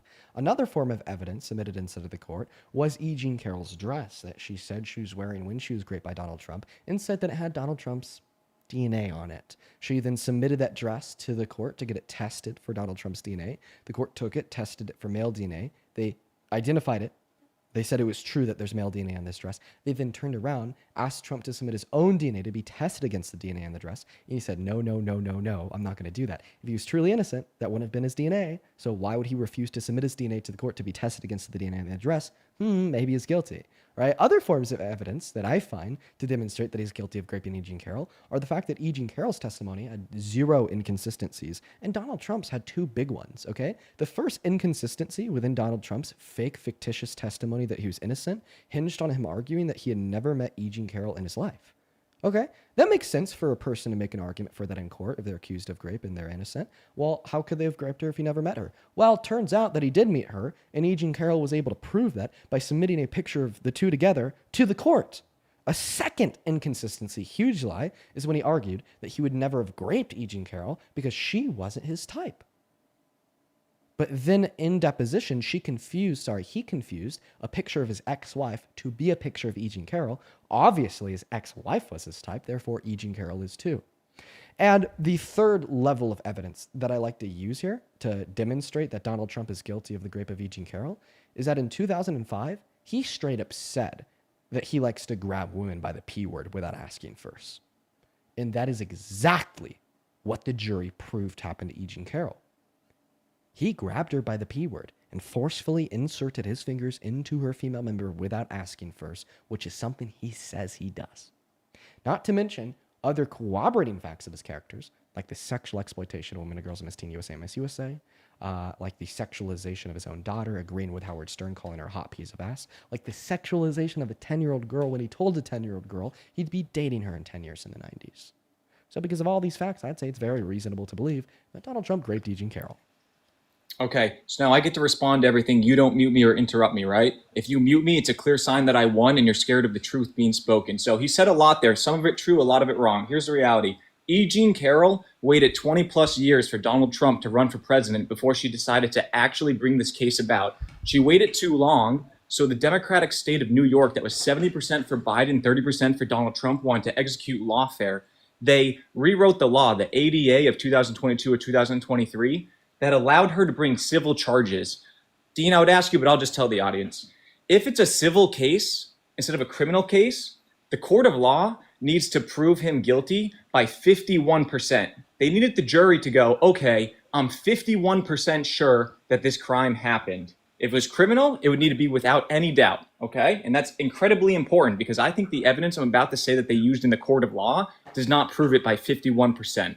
So, as he said, E. Jean Carroll, her saying it happened, that was one of her pieces of evidence. She told 2 friends, not 7, fake news. She told 2 friends the day after it happened, and they did testify saying, yep, she told us. So far, her evidence is her saying it and 2 friends telling the court that she told them. They also used 2 other women who said something similar like this happened to them as well. But it's important to note, E. Jean Carroll and these 2 other women that are saying this happened, none of them filed a police report. None of them had witnesses. None of them had DNA evidence. You brought up the dress. The reality is Donald Trump's team said, sure, we'll give you some DNA for the dress, but we want your forensic report first so we can confirm there's no tampering going on because there's been nobody that's tracking the whereabouts of the dress for the last 20 years. So they wanted to make sure you didn't do something to tamper with it. No one's been following that dress for 20 years. So it's plausible, and this is why the judge who hates Trump, I'm not going to get into that, but this judge that hates Trump literally sided with Trump's team and said, okay, you don't have to give us DNA. So the dress thing's silly. Oh, you're already really wrong. Okay, well, I'm speaking the truth. Let me finish. I let you talk. Well, I mean, you just said something that is like instrumentally and fundamentally. Well, you said a lot that was 100% wrong. Okay, I'll specify. Well, let me finish. Yeah, let me finish. For sure. I'll specify exactly how when you're done, but you just misrepresented the criminal justice system as a whole. Inside of civil courts, you're not subpoenaed to submit You're not letting me upon finish, request of the accuser. Just saying, like, well, you're wrong about that. You're wrong about that. He had no if legal they felt obligation to submit his evidence. You're wrong. You're wrong. If the judge felt like that Trump's team was acting in bad faith, he could have made it happen where they had to give it to him. But he agreed with them on the At what point did Trump's team say that they would be willing to submit the DNA evidence? They did say that they would. At what point? They did say that At what point? It was after whatever period you're trying to get to right now, but nonetheless, that's a very important statement there because I'm going to rebuttal it. Go ahead and say it. Say it. It was after the discovery period was over. Do you know what discovery is? And legally, that judge, after the discovery period, if the judge wanted to, he could have still made him do it after the discovery period. Your point does not matter. A judge reopening a discovery period for new evidence after discovery, after the discovery period is over, is like Chick-fil-A serving you on a Sunday. Sure, legally, Chick-fil-A can serve you on a Sunday, but it doesn't matter. They won't because that is the order of the service provided. And it's keep in mind, possible for the judge to do it. Just like it's possible for Chick-fil-A to serve you on a Sunday. But keep in mind here, you're not just a member of the party of law, you're a member of the party of law and order. Courtrooms have order. And an order inside of the courtroom is that under typical circumstances, right, once a discovery period is over, that will not be reopened by the judge. Okay? It is already over. That's the time you had to submit the evidence. And by the way, this actually proves. You cut me off, by the way, so you're showing I'm winning. Excuse me, Mr. Yelling at women. Excuse me, Mr. Screaming at women. This actually proves that the judge was non-biased, by the way. Because if the judge had reopened the discovery period to allow that evidence in, that would be in the furtherance of the wishes of E. Jean Carroll and her legal representation. So in other words, by the judge refusing to reopen discovery period, and rather holding order inside of the courtroom, very similar to how, although a Chick-fil-A could possibly serve you on a Sunday, it doesn't matter, they won't because they have order and rules too, right? E. Jean Carroll's, from her own testimony, the own evidence that she submitted, right? Her argument, her legal argument inside of that courtroom would have been furthered if the judge, had allowed discovery to be reopened and allowed Donald Trump to submit his DNA evidence. So that was actually an act that showed that he was bipartisan, an act that showed he wasn't just Do a you agree that the judge could have asked them to do it still after whatever the period is called? Yeah, the same way a Chick-fil-A could legally serve you on a Sunday. No, the judge could have asked him to do that still. And you're talking about a judge. The same way, buddy, real quick. on a Sunday. Mister that yells at women, young man that yells at women, young man that yells at women and mutes people. Listen. Oh my God. Okay. I don't actually think I yelled at them. They were yelling at me though. They were screaming, "Fuck you." Can you acknowledge that? It was recorded that you screamed at them, my guy. You yell at women all the time. So simmer down. Okay. So wait. Would you argue Look at that? you scared. Would you argue? God forbid we talk about the facts. All right, you're scared. Keep going. Would you argue that nobody should support me because quote unquote I yell at women all the time? Listen, I want to finish my point Yeah, before you try yeah, exactly. Because when you try to bring up a point like, "Oh, Mr. Dean yells at women," you can't defend that shit. Tell Parker I'm sorry for making him cry on my debate on YouTube. Wait, you're the one that made Parker cry? No, that was another guy. But I set him up to cry because I gave him such a hard L. It's on YouTube. I defeated him so bad, flustered him so hard. I pretty much made him my son. Are you the one that said that you'd still support Trump as president even if he raped a kid? No, that's not me. I'm saying So you'd stop supporting Trump as president if he raped a kid? Oh, 100%. 100%. That's why I love Trump, because he released the Epstein files. But listen, you're talking about a judge, buddy. You're acting like this judge. You love Trump because he released... No. Come on, I'm not... Can I respond? Let me talk. You continue to repeat that I yelled at women. If you're going to repeat that, I'm going to respond. Do you think that everybody should stop supporting me because I quote unquote yell at women? I mean, it's recorded, just like you making fun of Charlie Kirk. Should people stop? Okay, and making fun of Charlie Kirk too. None of these things are true. You're just spitfiring false claims, and then when I want to start addressing them, right, you just one moment. You start spitfiring false claims, and then the moment that I want to address them, right, you say, "Let me talk, excuse me. But anyways, to now refute all of the false points that you brought up, you brought up that I yell at... Excuse me. It sounds like that. Yeah, Excuse me. It me. does sound like that. So you brought up that I yell at women. Do you think that people should stop supporting me because I quote unquote yell at women? Yeah, just like Tim Walz and Joe Biden have done to reporters, I think. Yeah, they should probably stop supporting you if you yell at women. Okay, so then everybody should stop supporting Trump for calling a woman piggy, calling one ugly, and calling one not yelling, right? That's not yelling. Wait. So so it's more respectful to call a woman piggy than to raise your voice when she's screaming "fuck you"? Screaming at them like you did? I would say so. Yeah, honestly, actually, what a great question. Now I have a question. What is worse? To raise your voice when heated in a debate against a woman, or to sexually exploit them when they're naked? I would just not do either. Which one's worse? I just wouldn't do either. Which one's worse? Do you do them? Why do you do Which both? one's worse? I do Why both? Do you do both? I just wouldn't do either. Wait, you just accused me of sexually exploiting women?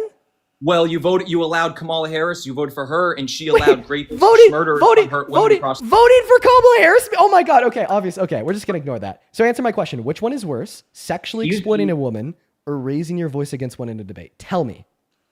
By the way, the judge in the E.G. Carroll... No. Tell me. You were going to do the same thing we did with the last guest. Tell me, what is worse, sexually exploiting a woman or raising your voice against a woman in a debate? Which one is worse? Oh, obviously, can I say sexually on the live? I thought you had to say schmexually. So sexually exploiting a woman is worse than raising your voice against a woman inside of a debate? You said that no one should support me because I've raised my voice when debating a woman. Therefore, no one should support Donald Trump for sexually exploiting women at Miss USA. We can 100% get to that. Let me finish my other point. 100%. Oh, yeah, of course. You look silly, buddy. By the way, everybody knew you were already going there, but we're still on the E. Jean Carroll because you got to talk. I didn't get to talk. Yeah.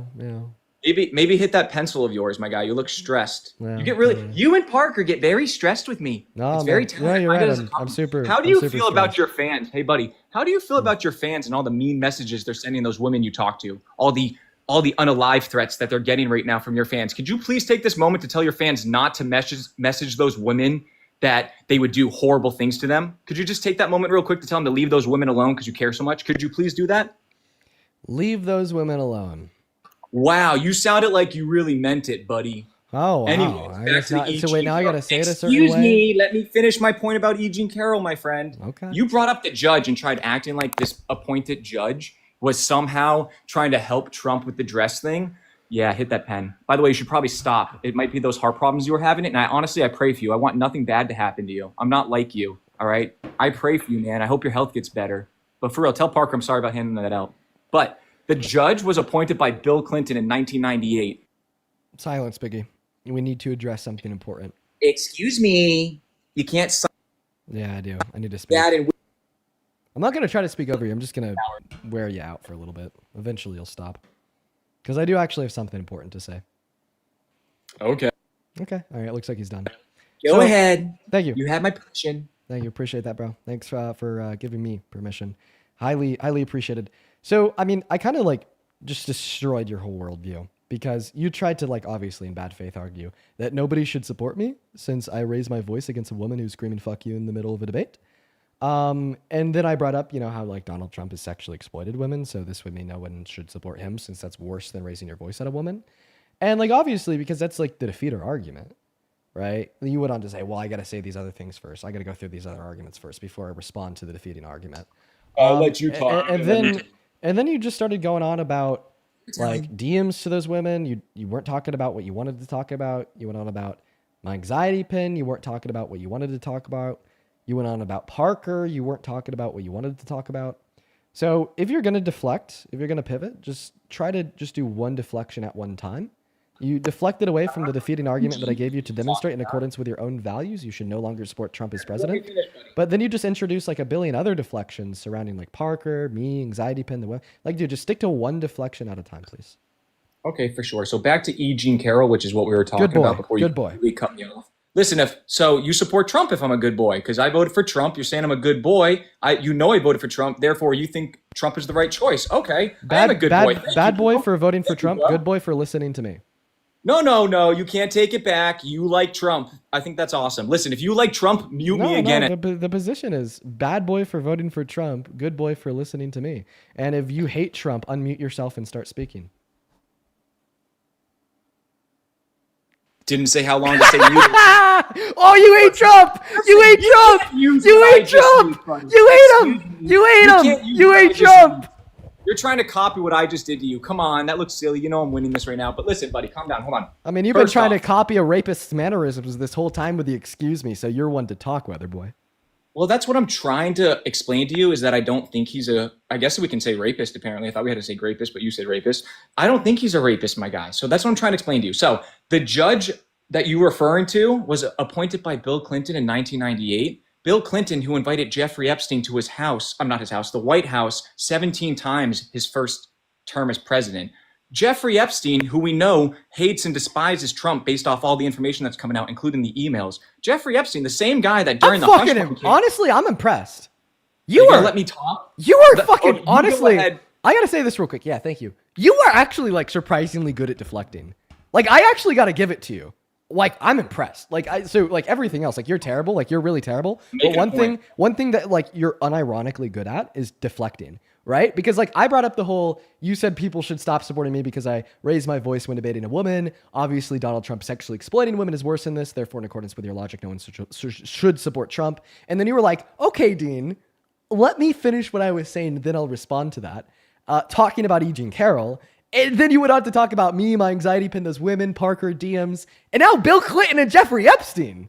You're good at this, honestly. If I had to make any recommendation to you for like what kind of career path you should start building for yourself and what field you should go into, is like journalism for some far right think tank. You know what I mean? I feel like you could put a crazy spin on some 10,000 word Heritage Foundation article. You know, it's like titled Joe Biden fell asleep, and then somehow it's ending talking about Bill Clinton being best buddies with Epstein. Like, I mean, seriously, I was making a point. I was going somewhere with that, but you just reminded me of something too, bringing up Joe Biden. Are you going to answer? Oh, and now you're using my explanation of how you're so good at deflecting to deflect. I'm impressed. No, seriously, dude. You're doing exactly what you're saying. You take Listen, man, you're good at that. You're not looking good right now. No, man. Like, obviously, you're not looking good right now because you're deflecting. Regardless of how good you are at deflecting, you're still at the end of the day deflecting. So you don't look good because of that. Now, do you want to okay, obviously now that I know there's like no further argument that you want to make in relation I have a lot more to say. Now that I know that there's no further argument that you want to make in relation to E. Jean Carroll because you used the time to make that argument to talk about Bill Clinton, Jeffrey Epstein, and Joe Biden. Do you want to respond to the argument that I gave you before? before you started going on this tangent about Bill Clinton, Jeffrey Epstein, and Joe Biden to address the fact that I brought up a defeater argument to your position, that position being that you argue that nobody should support me because I like raise my voice when debating a woman inside of a debate. Yet Donald Trump has sexually exploited women, and of course, like that'd be worse than raising your voice against a woman inside of a debate. If you don't respond to that, man, I'm obviously just gonna kick you. So, Eugene couldn't even remember the date, so he couldn't provide an alibi. Just so you know. Okay. So as I was saying, Eugene accused 20 other people in her memoir. In her memoir, she accused 20 other people. No, that is true. You can look everything up. It's fact checkable. What are their names? To the audience listening. Yeah, well, actually, about half of them, she didn't mention a name, but there's people like Harvey Weinstein, who I actually probably do believe. But by the way, all 20 of those people, she did not bring out. So you said that. Let me talk, Dean. So you Excuse said that, me. So you said that she. You go ahead again. Don't let me talk. But everyone knows Thank you. I will post the real response on YouTube where I get to talk uninterrupted. That absolutely demolishes all of your points. But you go ahead. Interrupt me again. Deflect. Beautiful. Go ahead, buddy. Beautiful. Coward. So you said that she named half of them. So what were the names of the 10 men that she named? Oh, so now I get to talk? Yeah.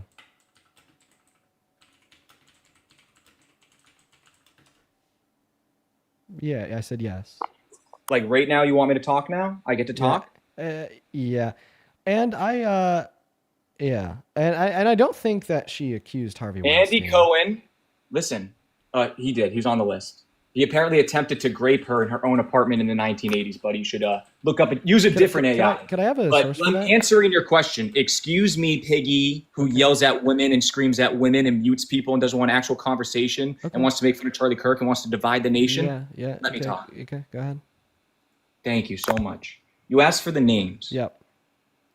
She left a lot of people unnamed out of the 20, but she included John Johnson, Harvey Weinstein, a guy named Roger Ailes, I believe, Les Moons, VES. This is all in her memoir and book. And you know who else she listed, Dean? That's really important. John Johnson. In her own memoir. Let me finish. Can for real do? I just asked you for the names, man. Yeah, so I'm naming the names. Another name she added. She actually included herself on that list. Did you know that? Les Moonves is, by the way, how you pronounce his name. So far I got Harvey Weinstein. So that's what you got out of all of that? 1 second. So far I got Harvey Weinstein, Andy Cohen, John Johnson. Who else? She included herself. In her own words, she said, "I have been a hideous man. I have grabbed, I have groped, I have humiliated. If we're going to make a list of hideous men in my life, all belong on it." Her own words. Okay, she also went on to say, "Excuse me, can I please talk uninterrupted?" I just need all you tell me when I can talk uninterrupted. You let me know. Yeah, I just need the rest of the names. So you said that half of them were named. So far, we're at 3. We're at Harvey Weinstein, Andy Cohen, John Johnson. Wait, actually, we're at 4 because you also added on Les Moonves. Yeah, like I said, she left a lot of names out. You can go read her memoir. But I want to finish this quote real quick. Do you mind if I finish the quote and give you the rest of them? No, I do mind because I want to focus on the names of the individuals that she accused. Okay, because you yell at women and make fun of deceased men that were nice to you, you deserve so much respect. Let me answer your question then and not do what I want to do. I got you. I'll give you more names. Thank you. So we got Harvey Weinstein, we got Andy Cohen, we got John Johnson, and Les Moonves. Who else? And literally the rest of the names are unnamed, but I'll tell you what she said about them. She left them unnamed. Oh, that's okay. We'll just focus on the ones. By the way, we'll just focus on the ones that you do have a name for. So okay, so we'll just focus on the ones that you do have a name for. Real quick. So we'll just focus on the ones that you do have a name for. You were able to name 4. You said Harvey Weinstein, Andy Cohen, John Johnson, and Les Moonves. So first and foremost, going from saying that she accused 20 men to you being able to name 4 is kind of funny. No, don't believe me that she didn't leave that. She left the name. Second of all, I do agree. I do agree that she did accuse. Not to name them. Excuse. I do agree that she did accuse Les Moonves. Okay, sir. You're acting like I'm wrong, sir. Because she didn't name them. Sir, stop it. Madam, just calm down. Madam, I'm obviously not mad. I mean, you can just look at me. I'm like, if anything, I'm just kind of defeated because of how crazy the people I've been dealing with are today. I'm definitely not mad though. Maybe you got worked up and that's why you're so tired. You used all your energy yelling at women, screaming at. I know you've repeated that one about 1 billion times. It doesn't make it true. Well, it's work. Anyways, so it's recorded. Oh, sir. What's recorded is you crashing out like a toddler. Now you're able to name 4. So now let's start going through each and every single one of them. We're going to go ahead and start with the first name that you said, Harvey Weinstein. Can you please give me your evidence that E. Jean Carroll accused Harvey Weinstein of sexual assault? Great question. Such a good question. Yeah, I pulled it from her book memoir that she released, where she named them, and the other names that are unnamed. Okay, She left the what's name out. What's what's hard the to name? understand What's the about name of the that? memoir and what's the E. Jean page? Carroll. Hey. I believe it's like. Well, just Google it. You got your computer right there. Ask what her book is called, buddy. You got it. I'm not going to do everything for you. Okay, so E. Jean Carroll book name. Is it What What Do am We I, Need Men For? Dad, come on, bro. Is it What Do We Need Men For? I believe so. Okay, and now what page of What Do We Need Men For did she accuse Harvey Weinstein? Well, let me ask you this. What point are you trying to make? Do you think I'm lying? I'm just asking you for your source, sir. How about you just Google, did E. Jean Carroll say in her, whatever the title of the book was, that Harvey Weinstein? I already did. Google says that she has not accused Harvey Weinstein. Yeah, because she has not come out and accused in the court of law. Like my point is, she did not accuse them in the court of law, but in the book she does. Okay, so where in the book? On one of the pages. What page? You got your supercomputer right there. Find it out, buddy. This is a weird point. So You don't believe E. Jean Carroll? I just told you. I tried to look it up. Google says that she didn't accuse him in a court of law or out of a court of law, including in her book. So obviously I'm going to be asking you for the evidence because it's your claim. For the exact page number. Or well, you could, everybody if you watching, don't just wanna, fact check that. Everybody watching, fact check that on your if own. you don't want to give me an exact page number, you could also just give me like an article referencing the accusation, post it on the internet. That's also fine. Yeah, it's in her book. Okay, so what's the evidence that it's in her book?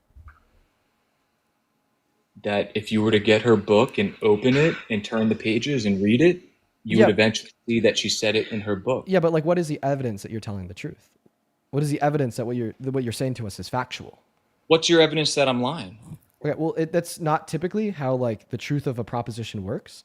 You can't just say something, then argue that it's true unless there's evidence that it's not true. Right? Yeah, so but you're asking me to like prove a negative, when in all reality, the evidence burden would rest on you to prove a positive, right? And like, if we do want to accept that, you could just like prove ask individuals to prove a negative. I just simply say that E. Jean Carroll does not accuse Harvey Weinstein in her book, and then I'd ask you for your evidence that I'm wrong. And if you can't give me any evidence, then I'm right. I got you with my sources. My sources are, What Do We Need Men For? A Modest Proposal by E. Jean Carroll, 2019.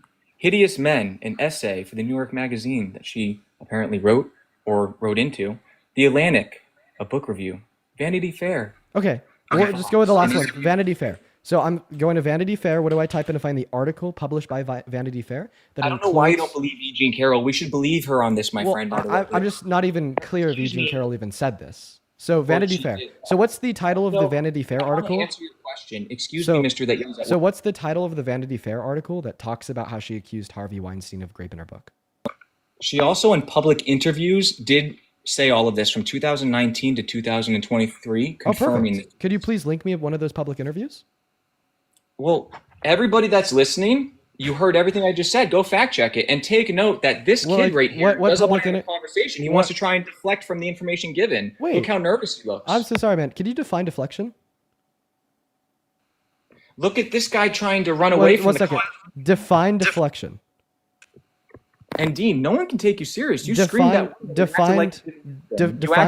Hey, sir. 10,000 people. You're going to post this stream with the proof of. So the reason why he can't define deflection is because there's no appropriate and acceptable definition of the word deflection that would include one individual asking another individual for the evidence for their claim. So, I mean, just to clarify to you and everybody listening in, when you're in a debate against somebody and they make a claim and you ask them for the evidence for said claim, you're not deflecting. Okay?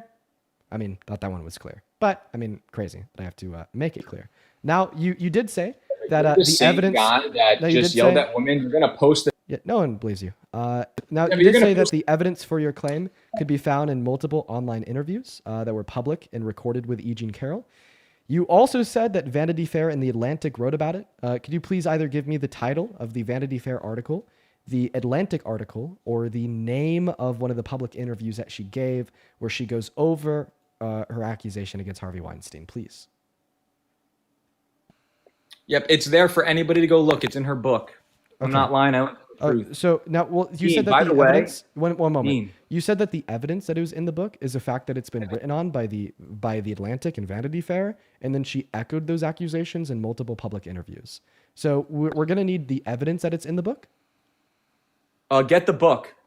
Okay, that's not evidence. The book's not evidence that it's in the book? No, your claim that it's in the book is not self-justifying. But if someone got the book and then it was in the book, would it be justified? You're saying if your claim was true, then would my claim be true? Yes. So would it? Okay, all right. Thank you for that's a W. Thank you. That's not a W because you just said if it was in the book, then would it be in the book? This is like saying if I have blue shoes on, then would I have blue shoes on? Yes. If it's I'll use your logic against you. If it wasn't in the book, then would it not be in the book? If somebody got the book, read it, saw that it wasn't in the book, then would it not be in the book? If it's not a W, why does it feel like a W? Well, because you're stupid. Answer my question. If somebody got the book, read the answer the question. Right about that. You're right. If somebody got the book, read the book, determined it wasn't in the book, then would it not be in the book? Bro, if someone got the book and it wasn't in the book, I will vote. Then it would it be in the book? It will be in the book. No. If it wasn't in the book, then would it not be in the book? No, 100%. If it No. wasn't If it was not in the book, then would it not be in the book? If it wasn't in the book, then it wouldn't be in the book. Yeah, now you see how fucking stupid you sounded when you tried to argue if somebody bought the book, saw it was in the book, then would it be in the book? I literally just mirrored your own logic against you. Holy fucking shit, get cooked. Now, I'm not sure that you're making... Now, obviously, what I'm doing here is I'm asking you for the evidence that it is in the book. You can't say, go read it yourself and you'll find it. That is not evidence that it's in the book. That's a self-justifying claim reducing down to your claim being it's in the book because it's in the book. So I'm going to ask you to please give me the evidence that it's inside of the book. Because as far as I know, the only time Harvey Weinstein is mentioned inside of her memoir is that she points to Weinstein and the Me Too movement as the reason why she decided to come forward despite her prior trepidation. Not that she was accusing Weinstein of anything, but rather the Me Too movement and Weinstein were one of the reasons why she came forward about Trump. Okay? I believe that is what is in the book. Now, I thought she came forward about Trump because she said he defamated her, but whatever. Multiple reasons. Hey, it has to do with the defamation, has to do with Right, Parentstein, so has wait, to do with the Me Too your point movement. is- So my point is just asking you for evidence. Listen, my point is and I just gave you listen. evidence, and then you crashed out. No. You didn't give me What do your you think evidence. I You am? just made a Women claim. you were talking to? Why are you just- yelling at me like you're yelling at them, bro? What is this? Okay. Why do you yell at everybody? So you just proved that Why I don't wasn't. you let people talk? You just proved that I wasn't yelling at those women. Excuse me. No, you were. It's on camera. You're gonna post the video. Okay. You could get back in the guest requests if you want. I just want to be able to speak here for a second, and I don't want to have to spam the mute button. But feel free to hop back in the guest requests. Obviously, I don't think you are. I think that you're going to run away. But anyways, I just didn't want to have to spam the mute button, so I'm going to send you back down into the queue for right now. But anyways, so I mean, if you think that this tone of voice is me yelling, then I think that you're just justifying when you were arguing that I yelled at women prior, that I wasn't, because obviously this tone of voice is not yelling. Additionally, something else I'd like to bring up here is you continue to reiterate, right, that you have evidence that it's inside of the book. But then when I asked you for that evidence, you didn't give it. You just simply said it was. So in other words, you don't have evidence. And by the way, guys, I'll happily bring him back up, but he's not joining back in the queue. And the funny thing is he doesn't think I could prove that he's not in the queue. I actually can. Let's go to look at the queue together, everyone. Here's the queue of the people in the guest requests.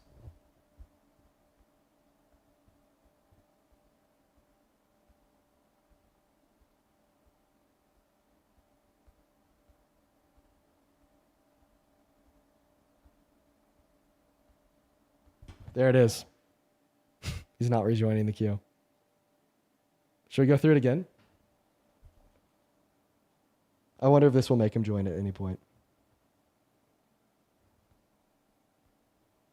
He's not joining back. I mean, get cooked.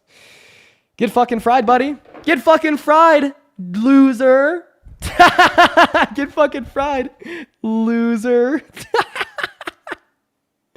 Oh my goodness gracious. Get fucking fried, man. That was enjoyable.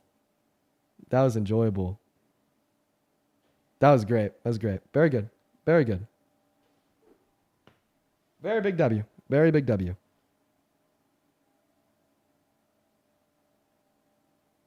Here we go. Everyone, do just kind of give me a second here. Oh, now people in the comment section are saying that I blocked him. What's his username? Oh, wait, it's right here. So when you block somebody, it says blocked. I'll actually show you guys. So here it says follow, message. I'll show you what happens when you hit the block button.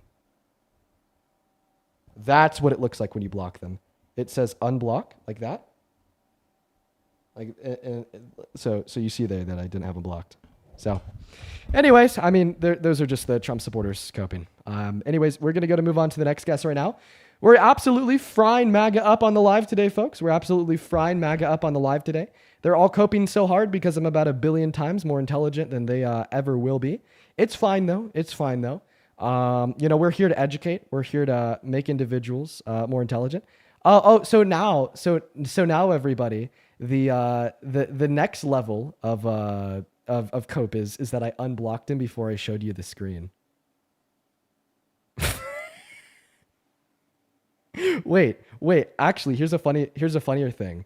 Yeah, now everyone in the chat is saying yeah. You motherfuckers forget that I have 2 phones here. So what I could actively show you is that he is not blocked and he's not in the queue.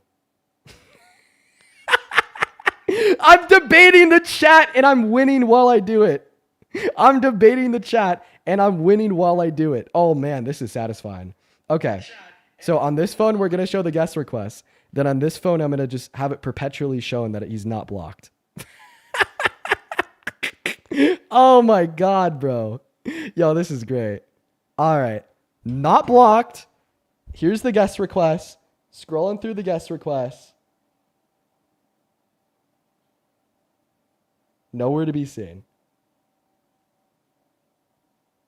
You motherfuckers are getting cooked. You motherfuckers are getting fried. Yeah, there's a guest request, dude. Yeah, holy shit. All right, we're going to move on to the next guest right now. Keep coping. Keep fucking coping. Yo, y'all need to come up with a new excuse. Can I help you? Just say that the new excuse is that the account I showed that I didn't have him blocked on was an account other than my main account. Come up with a new excuse, and then I'll prove that one wrong too. All right, we're gonna go to move on to the next guest, guys. You got absolutely fried, super duper satisfying. We're gonna go get that next guest loaded up in the box right now, y'all.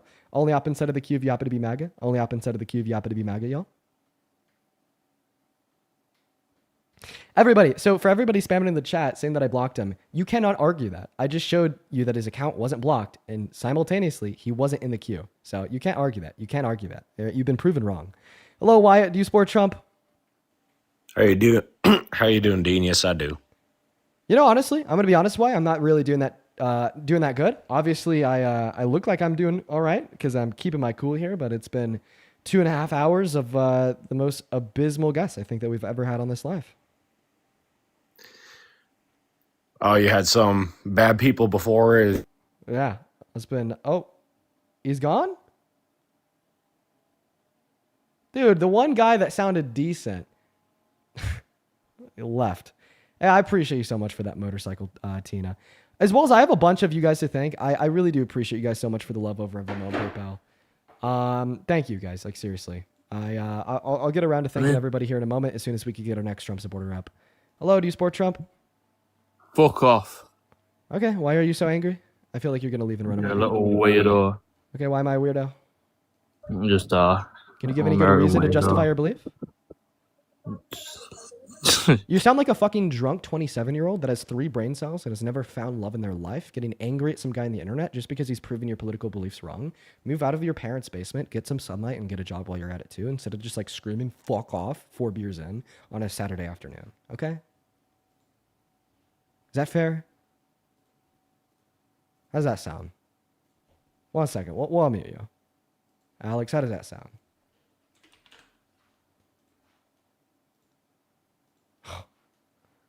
Oh, guys, I blocked him. He just doesn't want to respond. Okay, Alex. That's right. Sit the fuck down. Know your place, bro. Moving on to the next guest. We got Red Hoodie Guy loading up into the live. Heather, thank you so much for the $10 over on Venmo, who says, I don't know how you do it, Dean. These guests today have been absolutely insufferable. I appreciate you for the $10, Heather. And let me tell you, I'm really good at dealing with like insufferability, but my patience is at its limit today. Rob, thank you for the $5 over on Venmo. Thank you so much for the love, Rob. Tess, thank you for the $10. She says, make sure the caller says, quote unquote, thank you, Daddy. May I have another if he comes back cooked. Dude, he got fried. Thank you for the $10, Tess. Gabe, thank you for the 5. I appreciate you so much for the love. Ellie with a 1. Julia, thank you for the $10. She says, another excuse. Yeah, that guy was giving so many excuses. And M, thank you for the $15 over on Venmo. Thank you, M. Let's get 1,000 MWs. What's going on, Red Hoodie Guy? You're MAGA? What is up? See the Trump flags everywhere? Yes, I do. I do support Trump. Sarah, thank you for the secret tree. And how old are you? I'm 16. All right, buddy. Well, unfortunately, you got to be 18 to be on TikTok Live. You do have a good rest of your day, though. And hopefully, you by the time you are a voting adult, you change your mind. We're going to move on to the next guest right now, guys. We also have a couple other people to thank here. Brooke, thank you so much for the $25 over on Venmo. Thank you so much, Brooke. Brooke with the $25 says, Dean, it's my birthday today, and watching your life has been one of the highlights of my birthday. Well, listen, I'm actually happy that you've been able to take something positive away from these streams. I feel like it's just been a whole lot of negativity, but we've been cooking nonetheless. Thank you for the $25, Brooke. Show some love to Brooke down below in that chat, and happy birthday.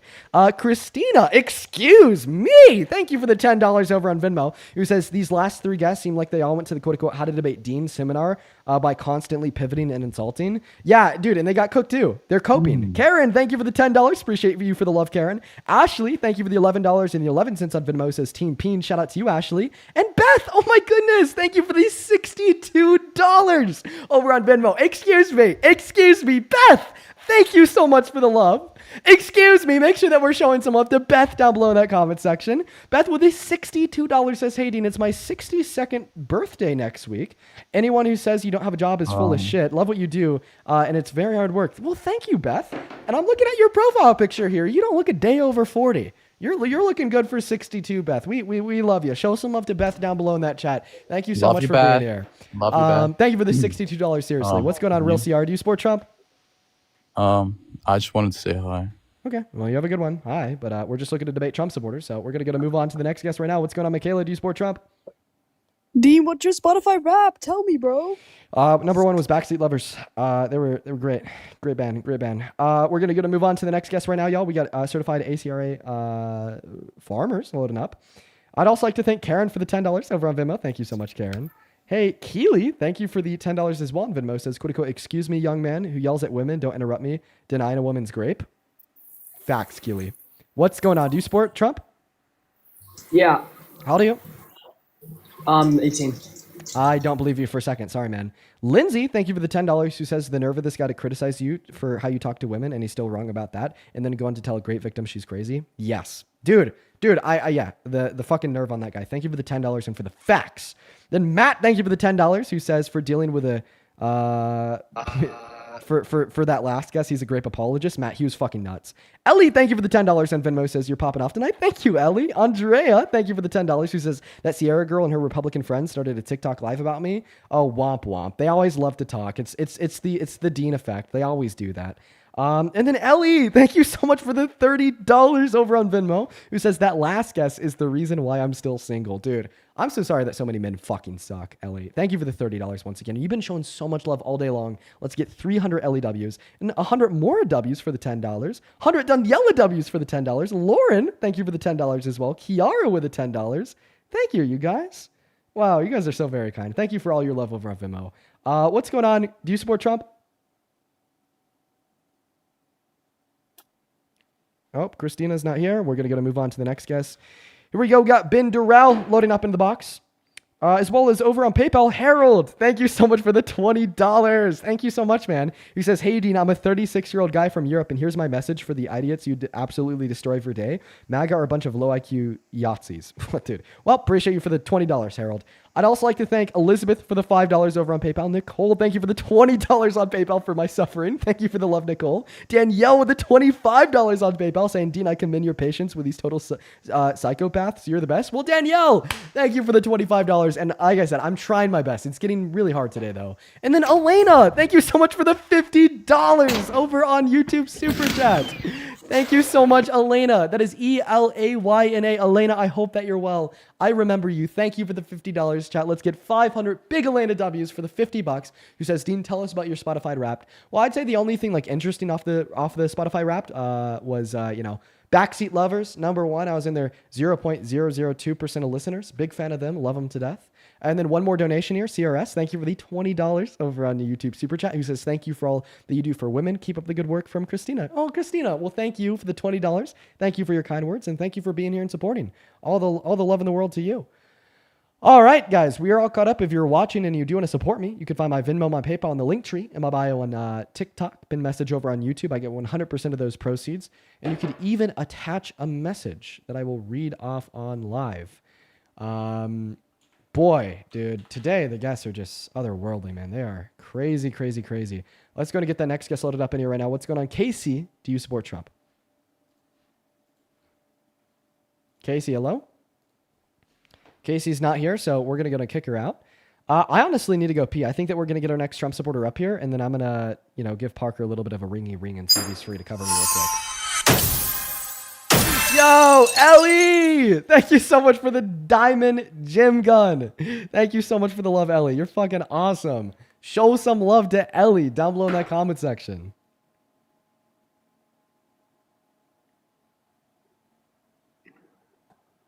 What's going on? Do you support Trump, Slow? Slow Lane? Hello? Okay. Yep. Hey, what's up? Are you MAGA? I am. Oh. You do understand on your guys' whole kick that guy out thing, like if you boot him from your live, he can't rejoin until you restart it. Plus, I understand that you're wrong. And your request thing, it took me 4 minutes of constantly hitting that before it would let me in there because it says your request box was full. Wait, I just want you to understand that what you just said is incorrect. So if you're It is not. if you're booted from a live, you could rejoin If the you're same booted live. from a live, you can't rejoin until you go live again. That's not true. And it also, like I said, it took 4 minutes of constantly clicking your request to join your live. Well, I screenshotted what it tells you. at this point, it's been over 30. So even if he was trying to get back, Well, in, and he would have been able that to do may so by be now. so, but I'm just telling you. Yeah, I mean, well, if he was trying to get back in and couldn't because the guest requests were full, then he would have been able to get in by now, considering the fact that you were able to get in 4 minutes, and it's been around 30 since he left. Well, maybe so, but while you were showing that, it was. Okay, well, sounds good, man. So why do you support the worst president of your life? How are you going to say he's the worst president? Yeah, I can be like very specific insofar as why I say that. It's because I think that his character is the worst character out of any president that we've had serving in my lifetime. I mean, shit, he's an adjudicated fraudster. He's an adjudicated felon. He's an adjudicated rapist. He boasted about sexually exploiting the naked bodies of kids. He hit on a 10-year-old girl, sexualizing her too. Hit on his own daughter. Like, he called all black people lazy. He refused to rent to black individuals in the 70s in violation of the Civil Rights Act because he's fucking racist. He called for the death penalty for the exonerated Central Park 5. He can't distinguish between what is true and what is false in his first term. He told it in over 30,000 confirmed lies. And he's also a big fucking baby raging narcissist. When he lost the 2020 election, he tried to launch the largest internal attack on the American democracy since the Civil War, when he tried to rig the outcome of the election by an attempt to invalidate the voice and the vote of the people by installing fake votes for himself in Congress, which is something that he's actually literally admitted to, by the way. Not to mention his attack that he's launched on women's rights because he told SCOTUS to overturn Roe v. Wade. 60 women who were raped and impregnated are denied access to abortion in 10 of our 50 states every day. He's launched an attack on minorities in this country. Like, now if you're MAGA and you look at somebody that's brown, you determine that they're probably a felon, a gang member, a rapist, a violent criminal, or an escapee from a mental institution, because Donald Trump has spent the last 4 years of his life trying to convince you that the legal Somali immigrants in Minnesota are terrible violent criminals that are eating your pets, and all undocumented immigrants are ex-gang members from Venezuela that escape prisons, even though they're 2.5 times less likely to commit violent crimes on American soil. Not to mention that he's literally a textbook fascist. In accordance with the 14 defining tenets of fascism found in the literature, he fulfills every single one of them. And another really big reason why I think that he's the worst president of our lifetime is because of his unprecedented attack on the Constitution, including the First Amendment, when he tried to literally, and I quote, take your free speech away. That's a quote from him, by attempting to ban the burning of the American flag, or when he said that it's now illegal to criticize him in the media, or when he said that it was illegal to boycott and protest, and he suggested policy for boycotters of Israel to not receive aid from their state through FEMA if they're experiencing a natural disaster. In relation to the Second Amendment, he said that he wants to criminalize trans Americans owning guns, even if they're law-abiding American citizens. That is so unconstitutional that even the far-right NRA has been publicly outspoken against them. Against the 10th Amendment, he's illegally been deploying the National Guard in places like Portland, Oregon, in violation of the 10th Amendment, leading to federal judges ruling so. In the context of the 14th Amendment, he tries to pass Executive Order number 14160 to take birthright citizenship away from the children born to undocumented immigrants on on American soil when they've literally had that right since 1868 with the ratification of the 14th. Then that right has been reaffirmed twice by SCOTUS in 1898 with U.S. versus Wong Kim Ark and Plyer v. Doe in 1989.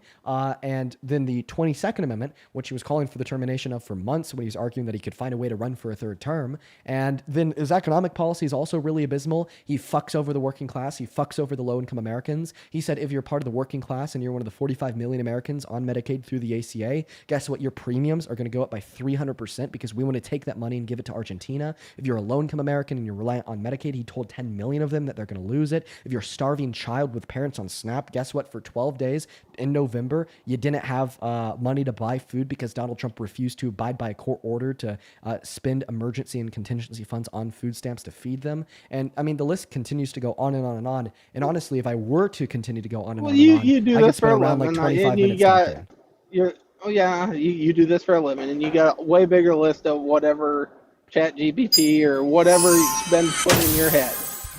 Now, Ellie, thank you for the diamond gun. you can't just spew the stuff like you constantly spew everything, and you'll say, well, I looked it up here and I looked it up here, and I'm not saying you can't find something. You can find whatever you want on the internet to go towards your agenda. Don't matter what you're looking it up. Yeah. I'm gonna go ahead and leave you. I'm gonna go ahead and leave you to talk to Parker here for a second, so I could go use the restroom. I'll be right back. I don't want to talk to Parker. Well, guess what? You're gonna do it, buddy. Why don't you want to talk to me?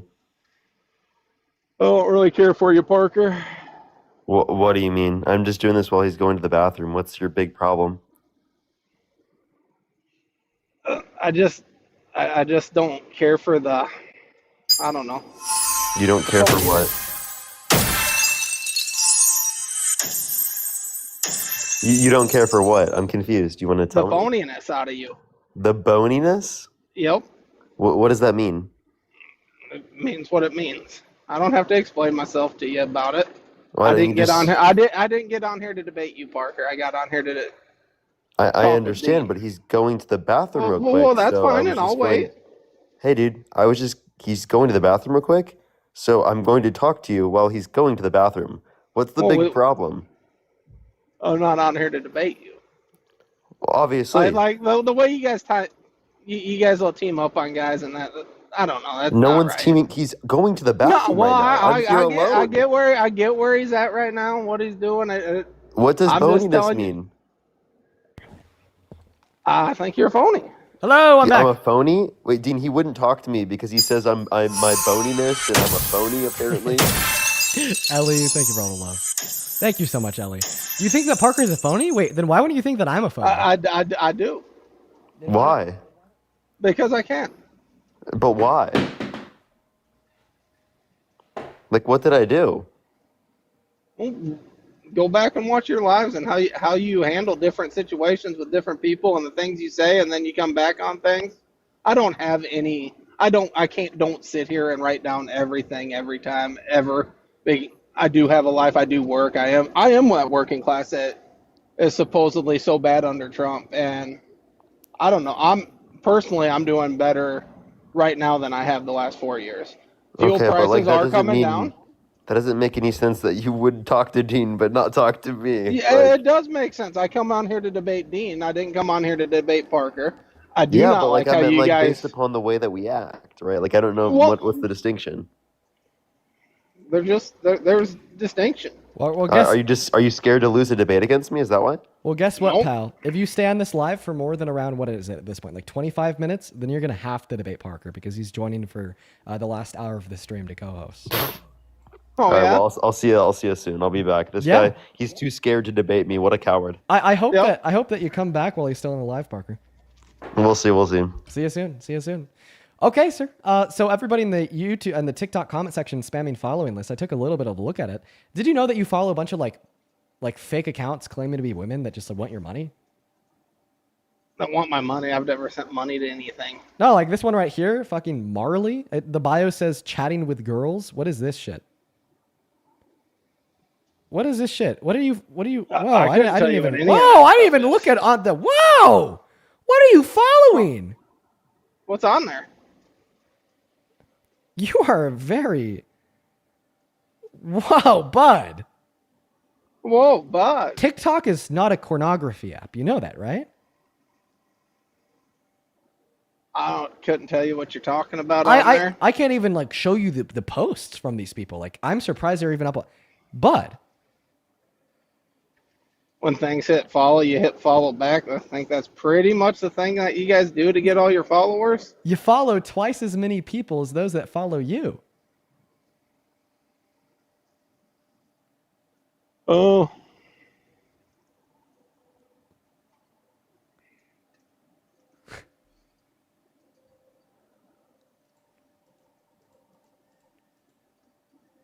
Is that what we're here for? Is what's on some follow list? It's not what we're here for. As long as it's all adult, Okay, then. as long as it's adults, okay. As long as there's no kids on there, I could set it aside from what I see. I don't see any kids on there, right? They're just adults. But like, I still wanted to take a moment to be like, that's kind of wild. But back to the meat on the bone. Why do you support Trump? Fuel prices are better than they've been.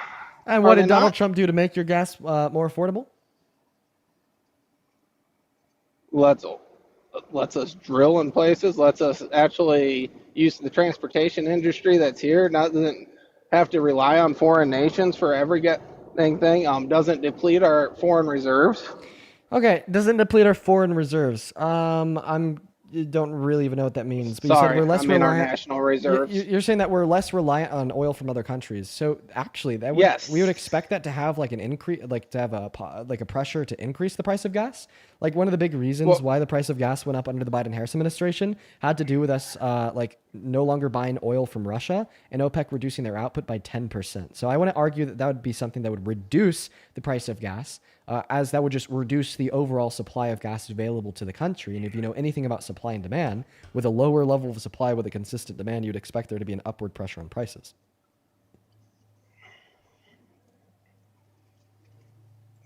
But somehow it's the opposite of that, right? Okay, well, you can't argue that fuel prices are cheaper right now, right? So listen, I can't argue that fuel prices just like are they cheaper. were I could just argue that they the were also reasons. cheaper. Listen, I could. They were also the cheaper his last presidency. I could just argue. The presidency before both of those were Democrat. What I'm arguing, and they were affected. So you can't argue that it doesn't have some sort of play. So what I'm arguing is that you can't give me any good reason to believe that the gas prices have gone down because of Trump.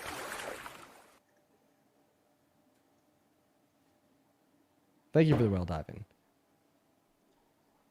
I guess I'm not following.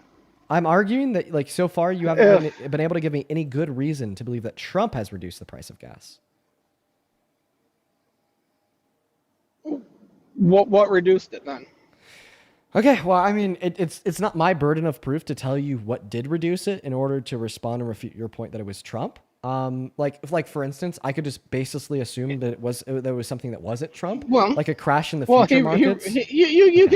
You can say this isn't or that isn't to anything because that's your opinion.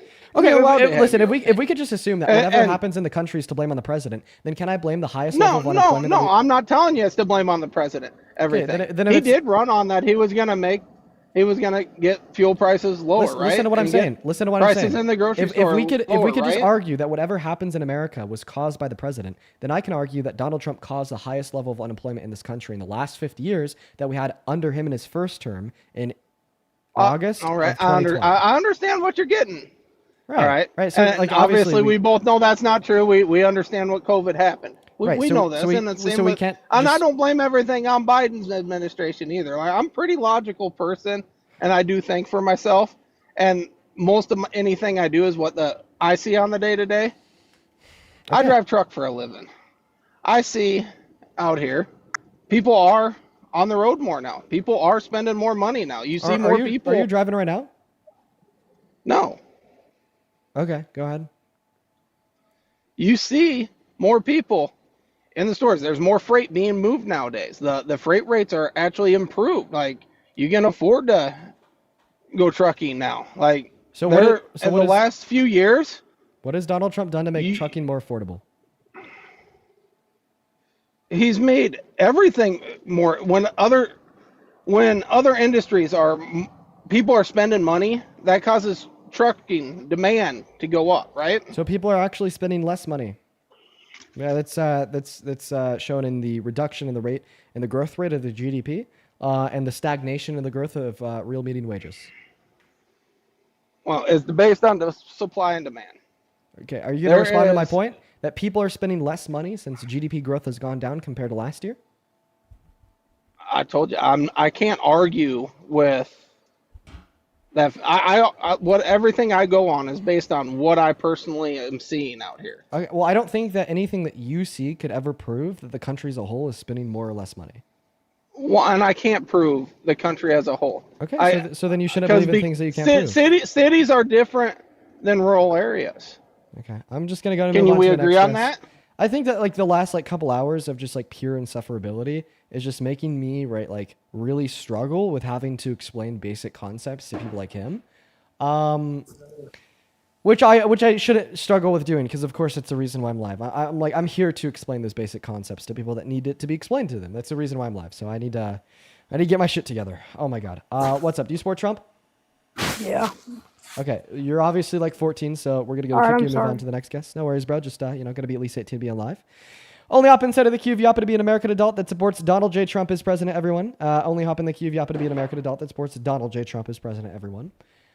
Oh my god. Yo, over on Venmo, Ellie, thank you so much for the $50 again. Ellie, thank you so much for your kindness. Ellie, you have literally been showing so much love today on Venmo, on TikTok. Just know that I genuinely really appreciate the absolute shit out of you.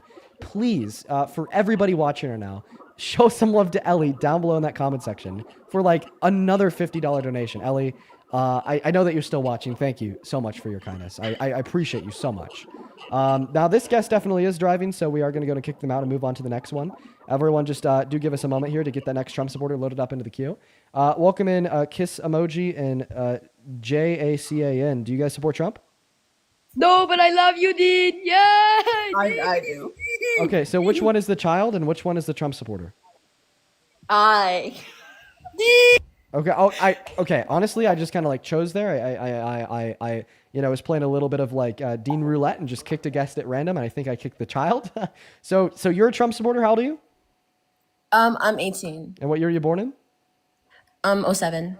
What month? What happened? Okay, obviously a troll. We're gonna move on to the next guest, guys. Only hop inside of that queue if you happen to be an American adult that's pro-Trump, everyone. This guest's name is oh, they left. Okay. Moving on to the next guest, guys. Only hop inside of that queue if you're MAGA. Please, for the love of God. For the love of God, everybody. Yo, I'd also like to thank Shannon. Thank you for the $20 on Venmo. Who says, I haven't always been able to donate much, but I always am listening. Well, Shannon, thank you for the $20. Never say that $20 isn't a lot. Thank you so much for your kindness. Show some love to Shannon down below in that chat, guys. As well, show some love to Abby, that is spelled ABBIE, for the $20 as well on Venmo, who says, you give me hope that not all men are evil. Also, I saw the Backseat Lovers in Atlanta and thought of you. Love you, Dean. Appreciate all that you do. Well, that's awesome that you got to see them live. They're a great band, so I bet that was a phenomenal experience. All the love to you as well, Abby, and thank you for the $20. And then Matt, thank you for the $10. He says, I just want to thank you, Dean. I'm a 38-year-old gay teacher, and I'm honestly terrified about this country and the way that it is heading. Watching you gives me hope that it will not fall. Well, listen, I think that the American people are going to make their voices heard come midterms, and I think that's going to help to keep the Trump administration in check, looming a threat of impeachment or removal from office. But thank you for the $10, Matt. I'd also like to thank Kelly. Thank you so much for the $20 over on Venmo. Who says, bro, look into the murders in Stamford, Connecticut. Guy has Nazi propaganda in his house. Okay, I will look into those. Thank you for the $20 and heads up, Kelly. And then Jojo, thank you for the $20 too. Who says, sending some love from our Dean viewing party. Big thanks to myself, Ashley, Caleb, and Colt. Well, shout out to Jojo, Ashley, Caleb, and Colt for the $20. Hope you guys are enjoying the stream. Viewing parties, that's crazy. I hope that you guys are, getting the most out of it. As well as Renee, thank you for the $10. She says, from a retired cougar and reformed straight woman. What does reformed straight woman mean? What does that mean? Whitney, thank you for the $10. She says, they only support women when they feel threatened, not very masculine and MAGA. I guess from my perspective, they never support women. And then Heather, thank you for the $10 as well on Venmo. It looks like we're all caught up over there. Thank you guys so much for the love. If you're watching and you want to support me, you can find my Venmo, my PayPal, and the link tree in my bio on TikTok, top of the phone screen, and pinned message over on YouTube. Welcome in, Rob. Yeah, thanks for having me. It was about time you addressed me. Are you a big Trump guy? Yes, I'm a huge Trump guy. You sound familiar. Have we talked before? Yes, we've talked before. And I won. It was an easy, uncontested layup. It was an easy, uncontested win. Can you recap the debate? Yeah, you said you were going to ask me a question, and I answered it, and then you kicked me. But anyway. Whoa. What's the question that I asked? What was your answer? And what was your answer? Well, to be honest, I was getting off another live, and you asked me, you just said, Rob, I got a question for you. Okay. Santana just texted me and said, bro, you know Rob. Rob, what did you do? What did I do? Yeah, what did you do? You said, I got a question for you. And I said, okay, go ahead. What was my question? No. Dude. Can you not form a coherent sentence? You said, I got a question for you. And I gave my normal go-to response. I said 8 inches. And you kicked me. What was the question that I asked for you? That I asked? That was a question. You just said, I have a question. Oh, but anyway, I'm a Trump supporter. Oh my God. And I will beat you easily. Rob. Santana comes in for backup. Rob, keep it in the guardrails. Don't say the weird shit. Dude, I was just repeating my last debate with Dean. Rob. Keep how it it in went. the guardrails. You got it? Yeah, put the guardrails up when I'm bowling, I guess. Is that what you're saying?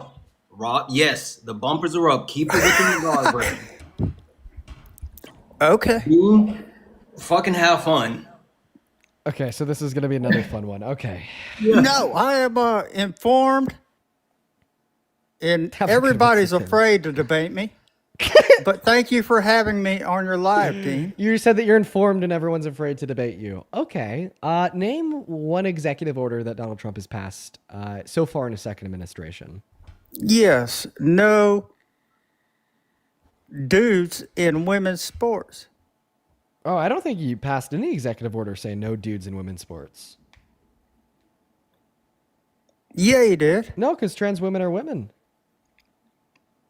Trump thinks trans women are women. Did you know that? Because he passed another executive order saying that our gender or our sex begins at the moment of conception, predicated on the size of the sex characteristics present. However, at the moment of conception, all sex characteristics that we have would point towards us being female, as it is only with the activation of the SRY gene at around 7 weeks, right, that males become different than females. So that means, right, that everybody alive is a female, including trans women.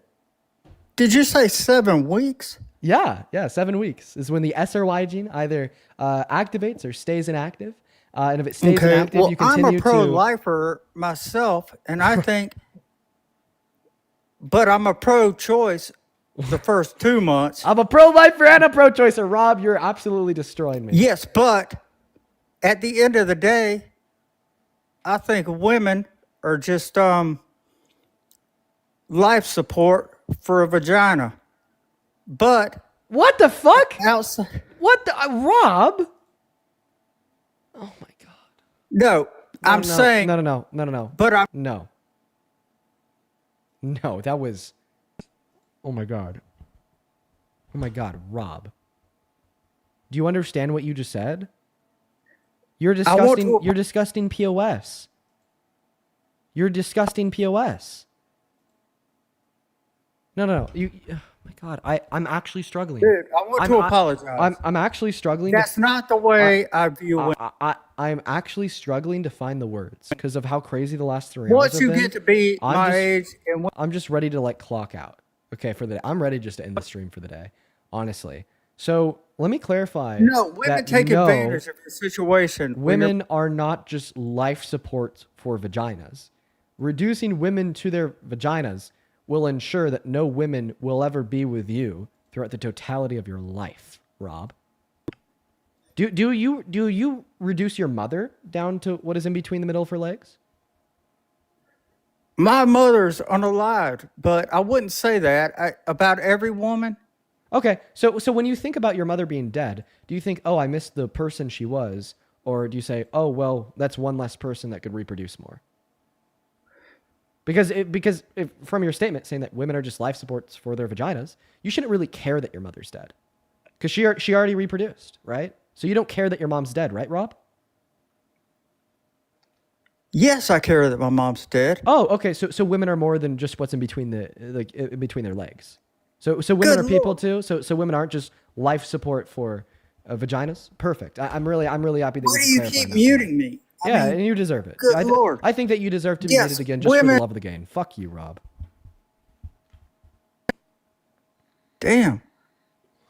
Why do you got to be so mean and all? Oh God! Oh If yeah, you're yeah, trying to yeah, debate. yeah. Oh, yeah, the guy that said women are just life support for their vaginas is now asking me why I said fuck you. Get a grip. No, you deserve they're it. You deserve more it. You than deserve it life and more. support for a vagina or a baby. They're actually living human beings. So then why did you say otherwise? Why did you say that women are just life supports for their members? Why did you say that? I changed my mind. No. Why did you say You that have in the first convinced place? me. Why did you say that in the You first have place? convinced me otherwise. But why did you even say that? Can we get back to like real political debate and leave genders out of this? After you tell me why you said that. Well, we were talking abortion and you're talking rights and all this, and I believe in the right to, have an AB before the first 2 months or 3 months. But if it can survive outside of the womb, then it should be adopted. My kids are adopted. I adopted my kids. Viability, when it can survive outside of the womb, is around 20 through 24 weeks. Not 2 months, 20 through 24 weeks. Yeah, I'm saying you can have an abortion in the first couple months. So before 20 through 24 weeks?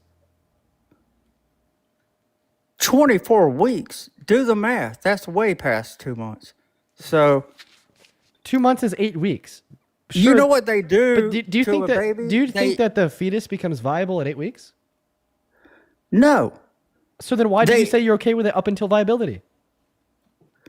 Viability is like when it can survive outside of the womb. That is when what they viability induce is. labor and then the baby survives the abortion. But when does viability and then they just occur? go and toss it. When does viability And I don't occur? agree with that. You know what I'm saying? When does viability occur? When it can survive on its own. I'm not asking you what I'd viability say like is. I'm asking you when viability occurs. 4 months. Okay, so you think that viability occurs at 4 months. You also told us that you think abortions are okay until viability occurs. But then you're also simultaneously telling us that you're only okay with abortions until 2 months. Do you see the glaring issue? No, I said abortions should occur within the... I'm kicking Rob, and we're moving on to the next guest. Only op instead of that cue, if you happen to be an American adult that supports Donald J. Trump as president, please, everyone. We're going to go to get that next guest loaded up into the box right now. I can't do it today. I actually kind of went in my stream. we're gonna try to keep it going. I think that Parker's gonna be joining us here shortly.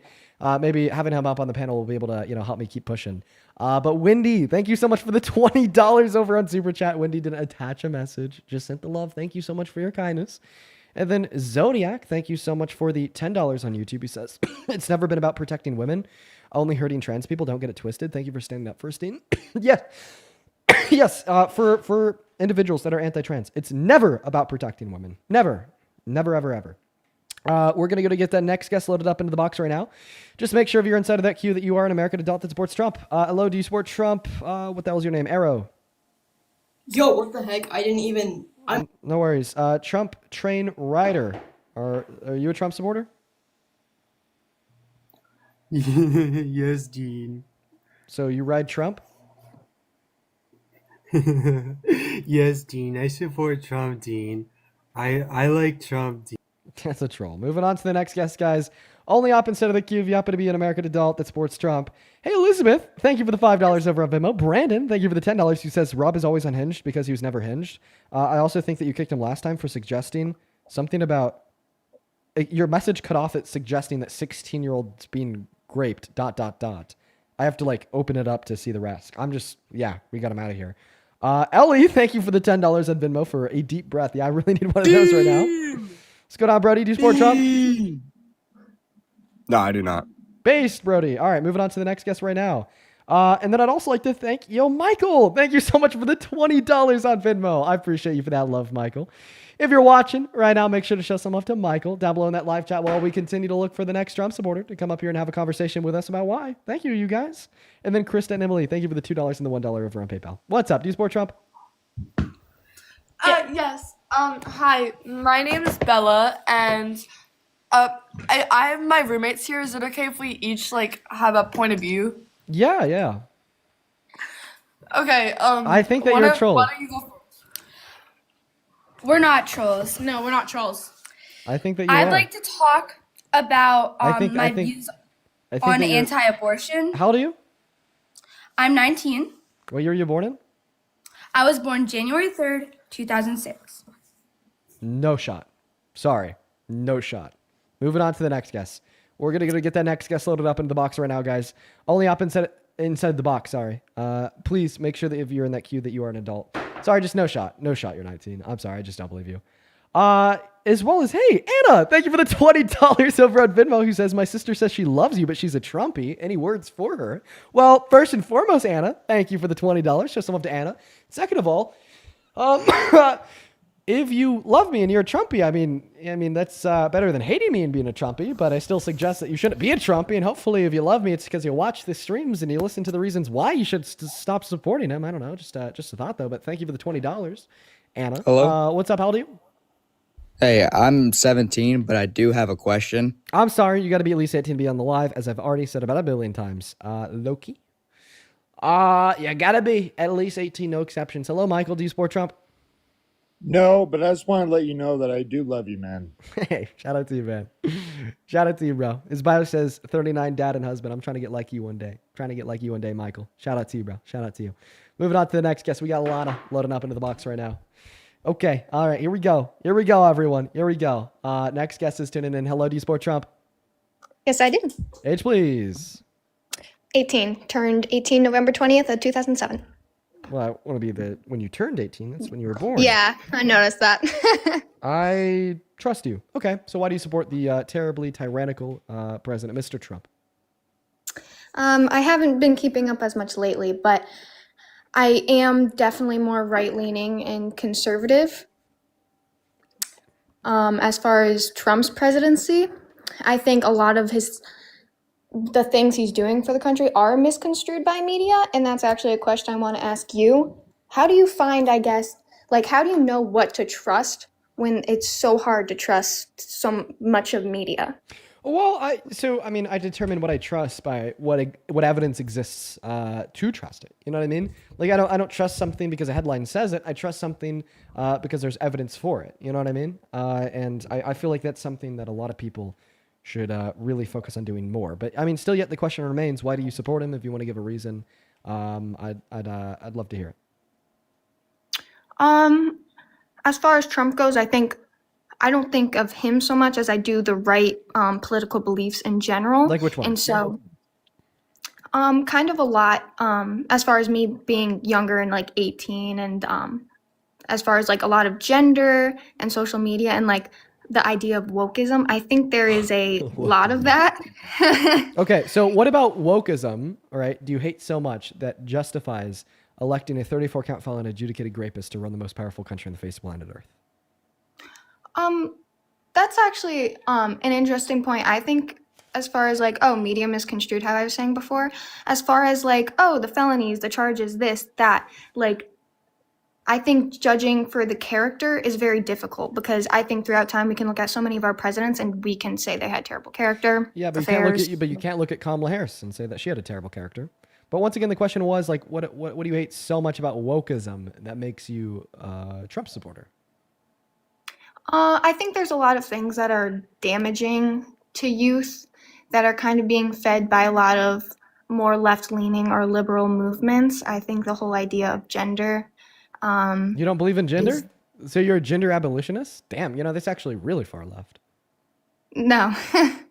As far as like a lot of the transgender things and pronoun things and social media and So the kind of youth. trans people and pronouns make you support Trump. First and foremost, what are your pronouns?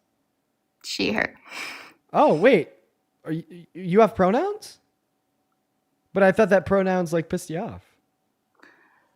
No, pronouns don't piss me off, and I believe people should and can identify how they want. But I do think there's been damage to the youth from a lot of. I actually think that a trans-inclusive worldview is the Christian worldview. Are you a Christian?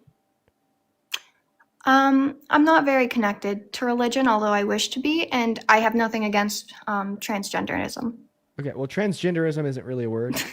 Trans people. I don't know what to exist, call it. transgender- Trans so people. You said that you don't have anything against trans people, but somehow trans people made you vote for Trump, or made you support Trump. Sorry, I'm confused. I'm trying to get like a sense of your argument here, to know what I should be responding to, but I'm just hearing like conflicting things from you. Like you told us that you support Trump as president because of trans people, but then you don't really have anything against trans people. So then why do trans people make you support Trump as president? You're right. What I'm speaking of is like conflicting. I see what you mean. I think I'm thinking more of like other political things in general. Like what? Like what things make you say, "Hey, Trump's a good president"? I think he does want what's best for the American people, and I think what he is doing is with the goal of what is best for the American people. If we want to talk about like deportation, ICE, you're talking about with the other man earlier, I'm sorry, I forget his name, kind of like he was the truck driver and how for him, like, oh, gas prices are down. And I think his idea, which you didn't, I think I saw it from a different perspective because my father is a blue collar worker and I live in an area I live in a blue state, but I know a lot of blue collar people. And I think from their perspective, what they're seeing, what they're experiencing, and it's not just one life or a small population, is that a lot of people do see under Trump's administration, like in their experience, as far as taxes, as far as, gas, as far as living in America is becoming safer. It's becoming better. Okay, so for your first claim was arguing that Trump wants what is best for the American people. The reason why I believe that you are wrong and he does not want what is best for the American people is because of things that he's done to prove otherwise. If Trump genuinely wanted what was best for the American people, then he would have had to have a court force him to feed starving Americans. And by the way, he never did feed them because he still yet refused to do what the court told him to do, which makes sense considering his criminal history.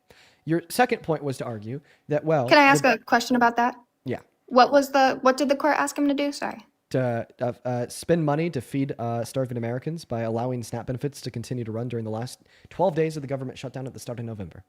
And he said, nope. So it's really hard for me to believe that Donald Trump wants what is best for this country, but then when presented with a very easy way to genuinely help this country and the people in it by continuing to fund food stamps, ensuring that 16 million American children don't starve, ensuring that 42 million Americans as a whole don't starve, he says no.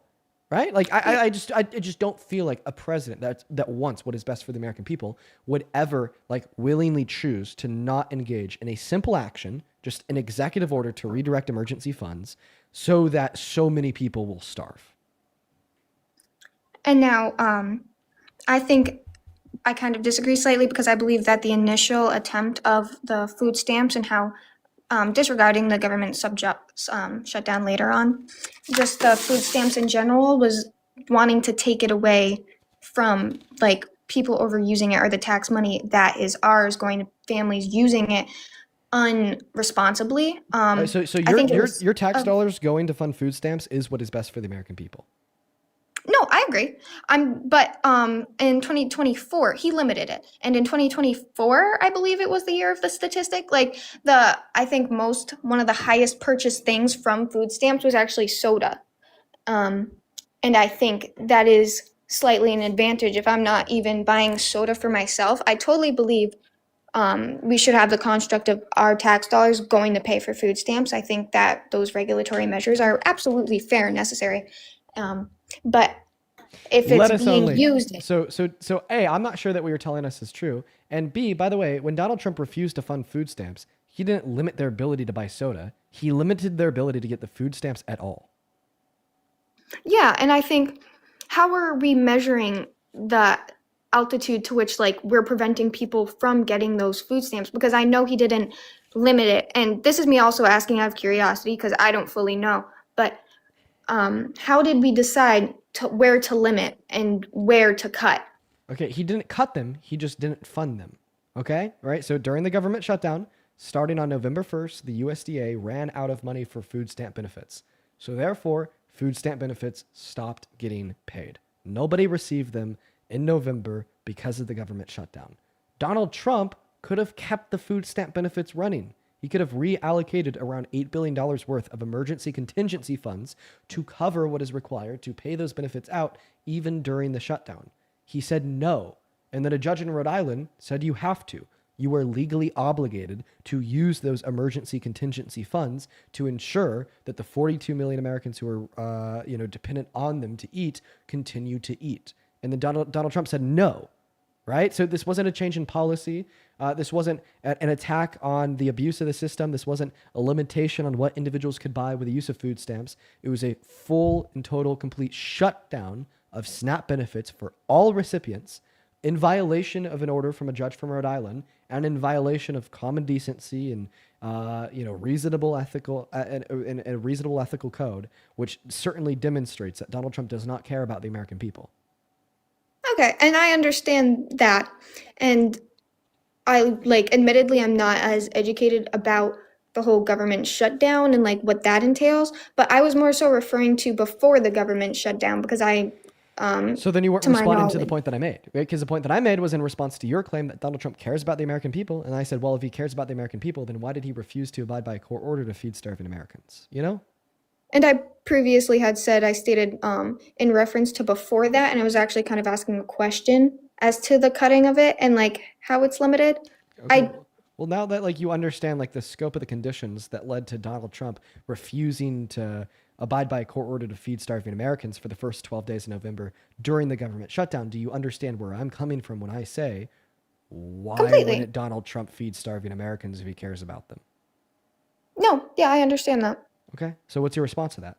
Doesn't that kind of cast a doubt in your mind that maybe he doesn't care about the American people if he's not willing to even sign a EO into law to feed them when they're starving, even when a court orders him to do so?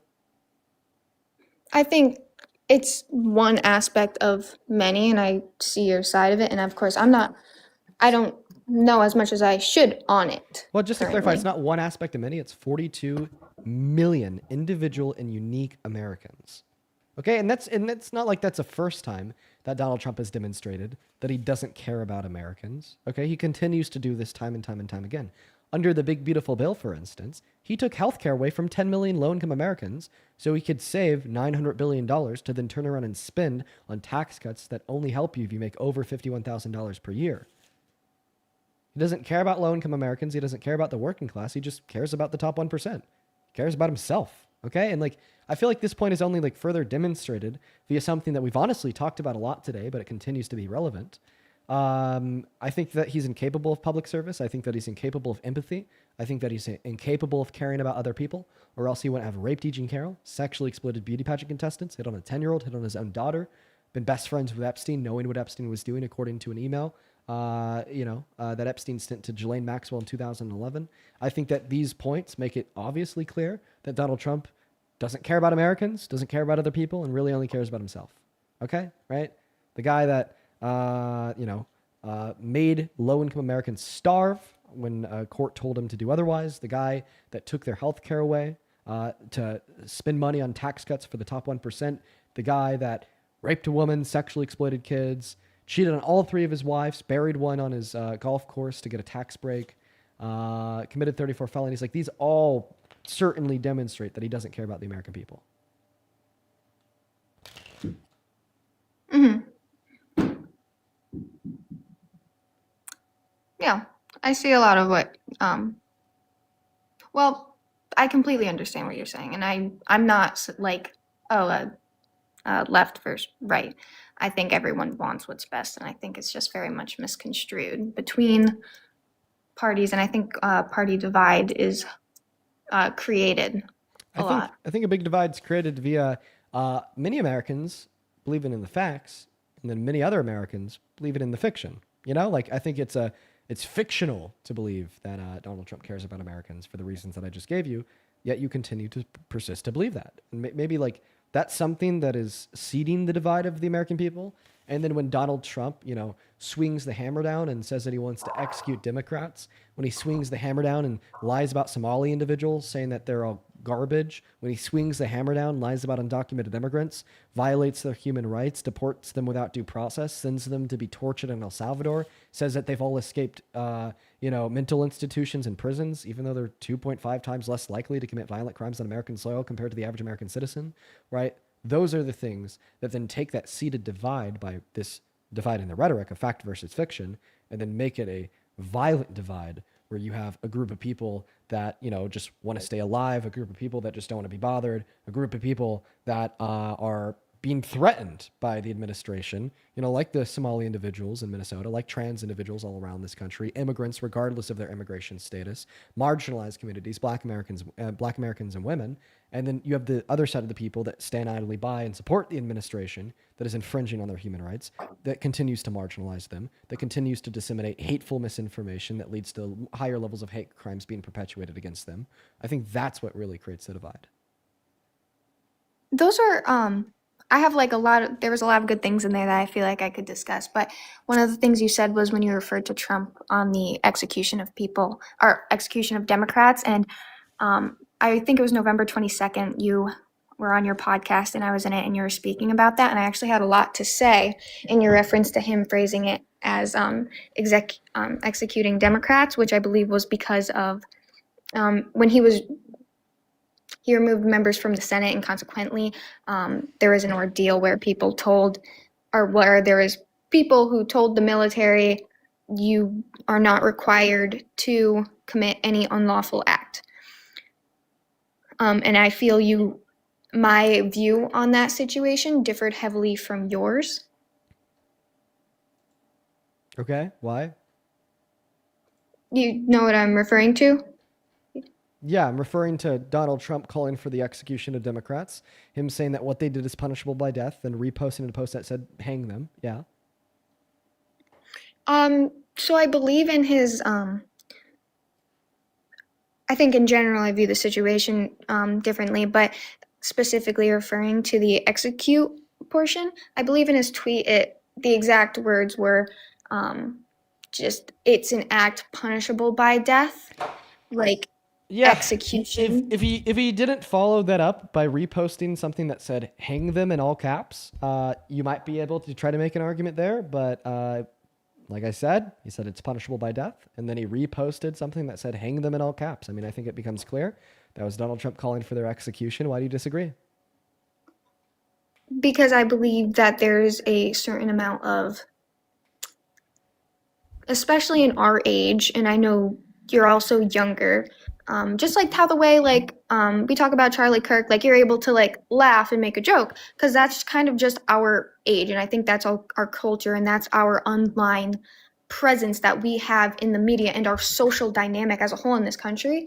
And I feel like Trump as a president from his very first term, from before that, because he's always been very big, very popular, the kind of it guy, we kind of see he's always been very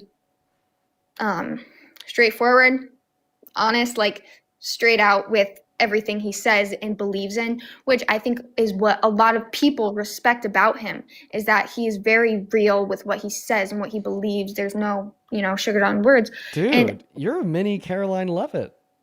You are spinning. You're a mini Caroline Levitt. You're spinning it like she did.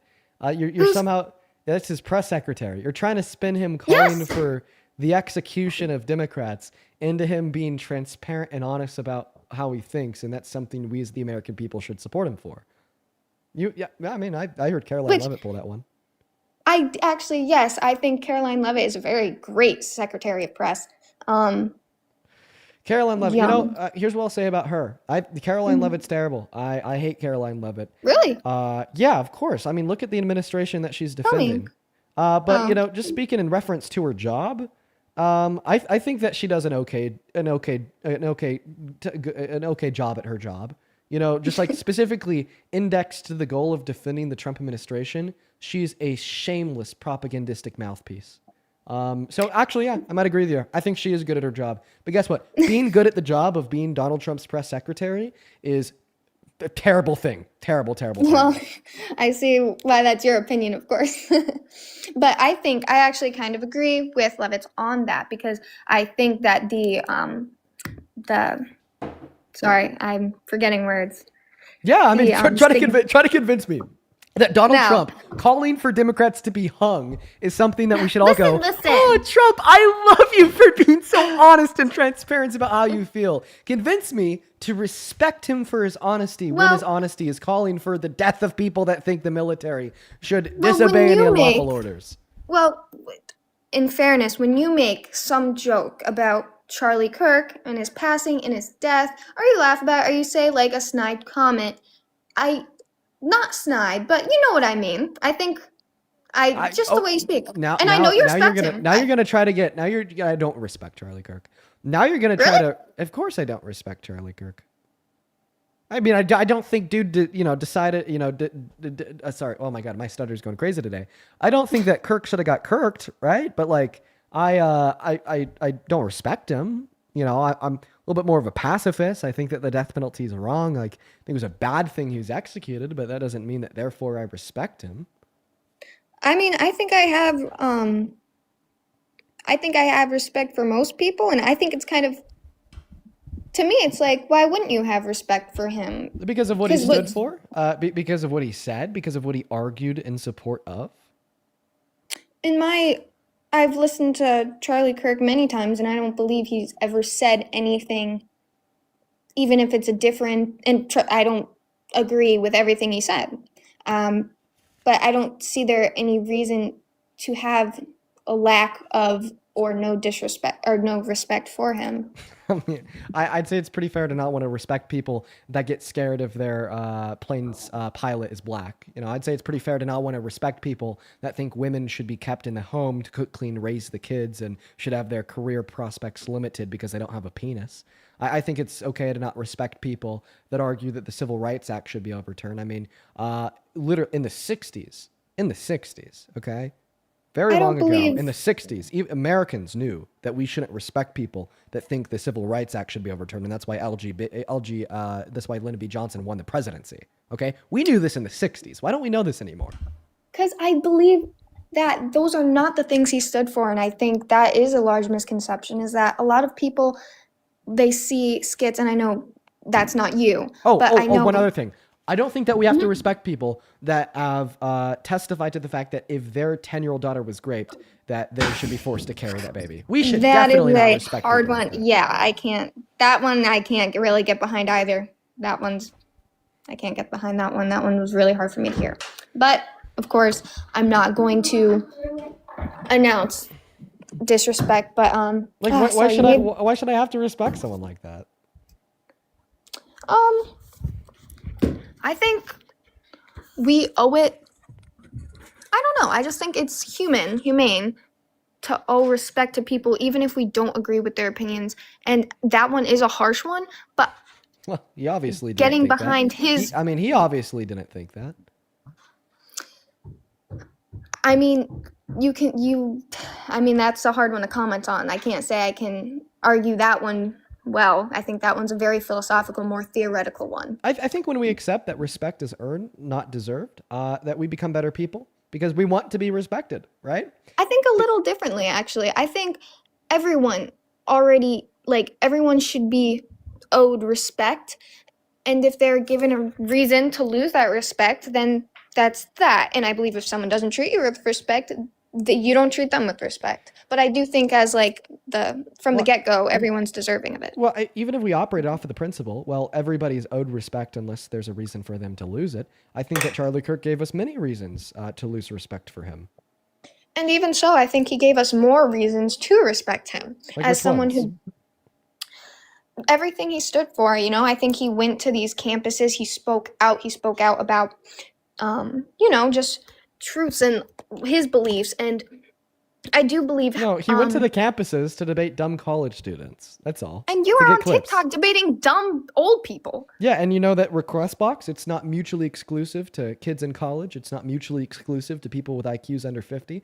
That just happens to be the general base of people that support Trump as president. Anybody could join the guest requests. Anyone and everyone. I know. I get so mad when it's stupid people debating, You Dean. know, I get so mad. and I don't exclude people from being able to debate me because they're intelligent.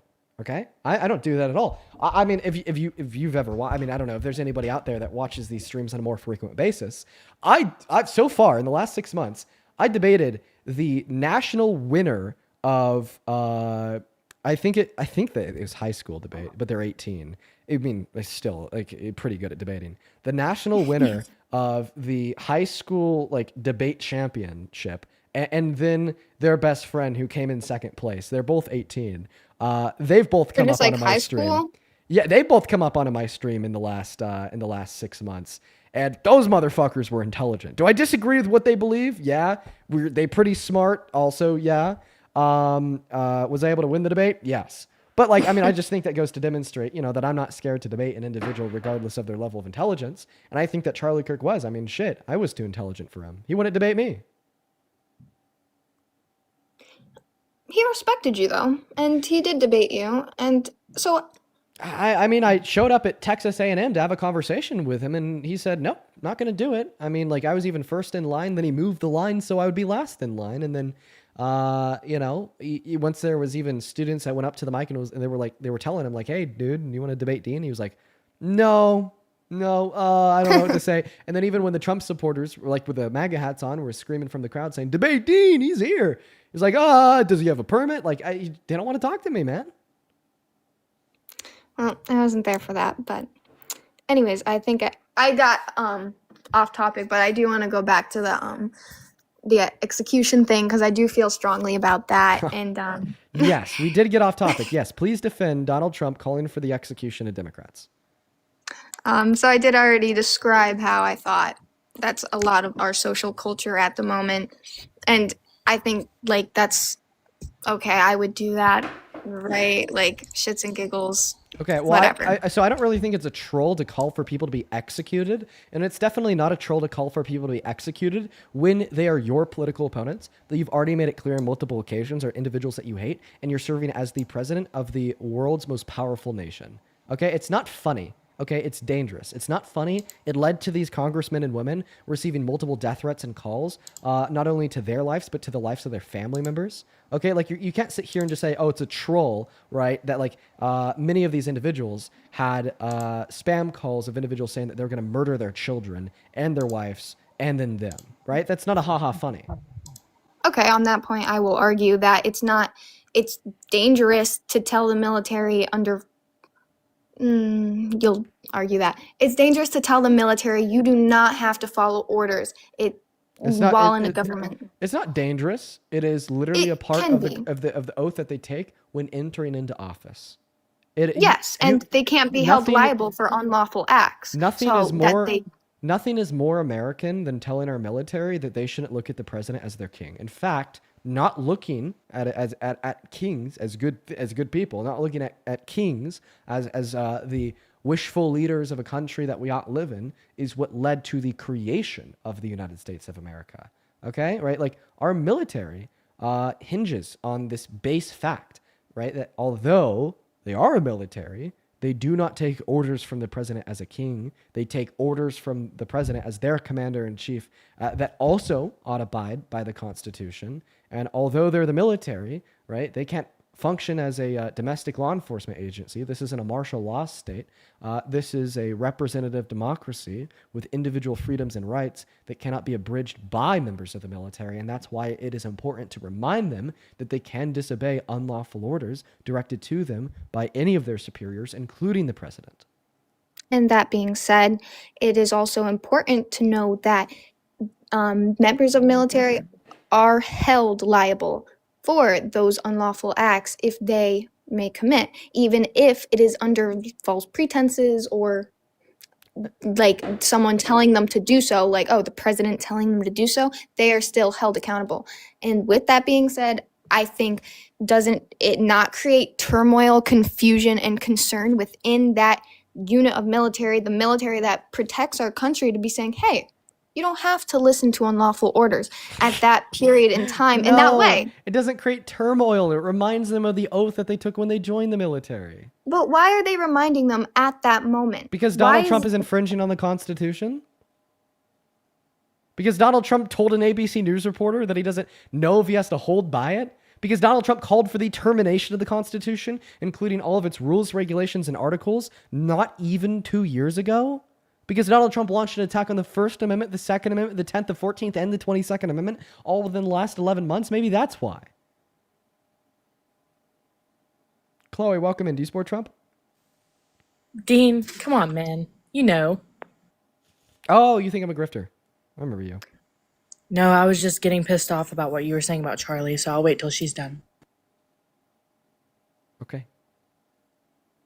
It looks like she's done, Chloe. Well, I wanted you to finish your conversation. I wouldn't want to intrude. Okay, well... Go ahead. Let me make a last point, Dean. Well...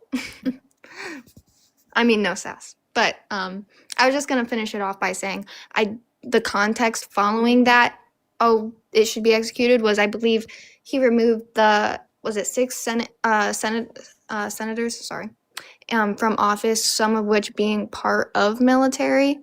And I'd like to hear your thoughts on that, I guess. I'm confused on what you're even asking me my thoughts on. Removing Oh, people I'm sorry. from office? So, what led, to my knowledge, what led to kind of the turmoil of like, oh, you don't have to listen to unlawful orders, and why that happened? Oh, was I just told you.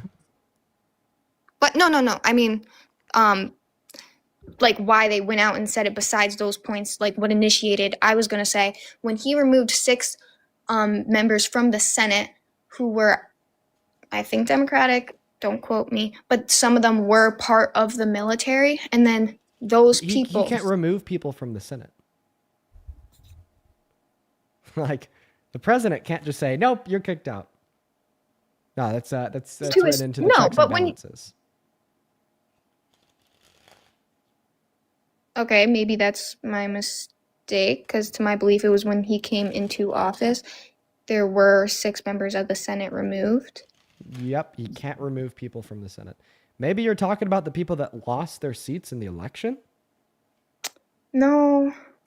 Well, either way, mute point, I guess, if I cannot recall the information correctly. Okay, well, you have a good rest of your day, Lana. I really hope that you end up changing your mind on your mind on these things. Now, before we hop into our conversation here with Chloe, there's a couple people that I'd like to thank. First and foremost, Claudia. Thank you so much for the $50 over on Venmo.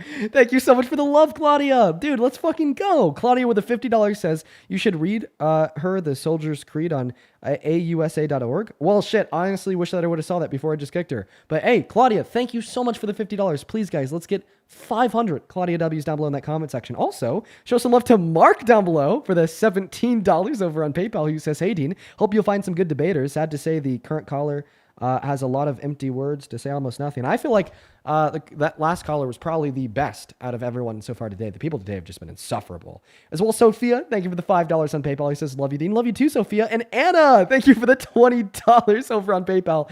Quote unquote, sending Dean my cult fees for the day. Let's go, Anna. Thank you for renewing your cult fees. You are a member of the Dean cult. Thank you for being here. And thank you for the $20. You were awesome, awesome, awesome. Then Trey, thank you for the $6 over on PayPal. Just read your message, bro. Appreciate you for your support.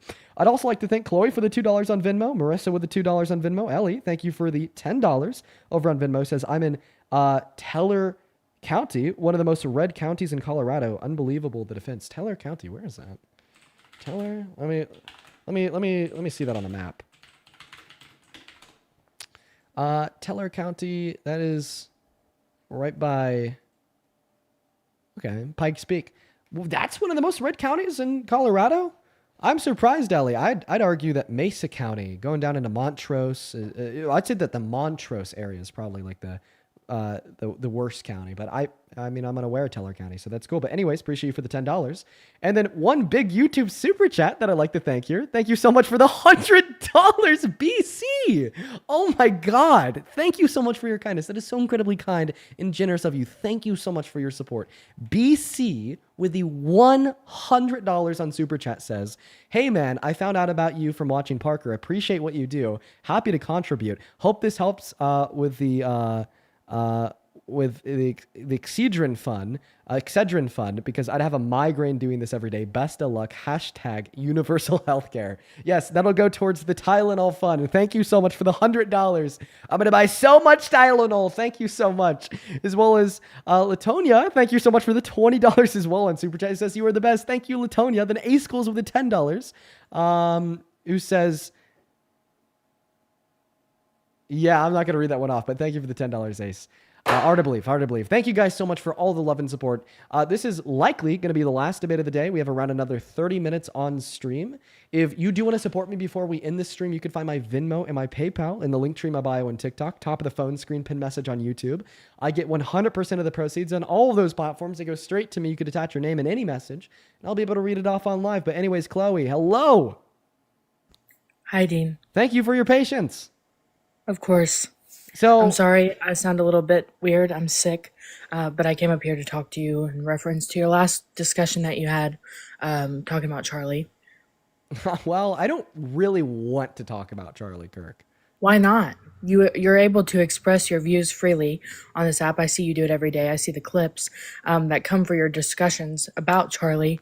So I kind of wanted to talk to you about it because I don't know why you feel like you need to sit online and talk about how much you didn't respect him when you sat here and you cried over it, right?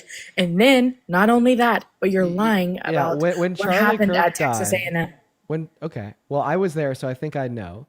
When Charlie Kirk died, I didn't cry because I loved him and respected him and was pregnant with his child, in contrary to what many AO3 writers might suggest.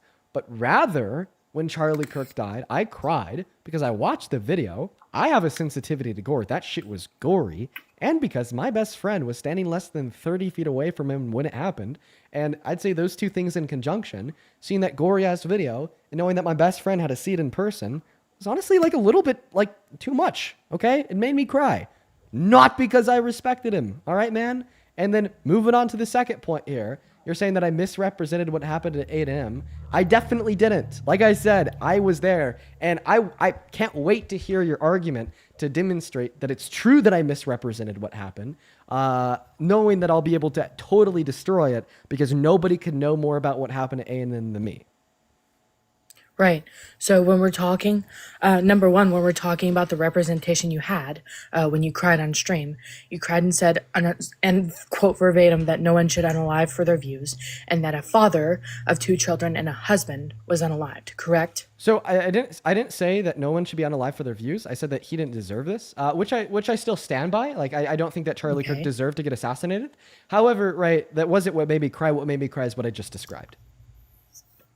Right. So then we get into exactly what Charlie said about Texas A&M, and when he was talking to you about how you were invited personally to have a discussion with him, right? Which is why he didn't want to withhold these college students at that college who attend that college from being able to debate him, as opposed to just dropping everything, right, and asking you to debate him out of college. I think that's pretty respectable, right? So him allowing these people to have a platform.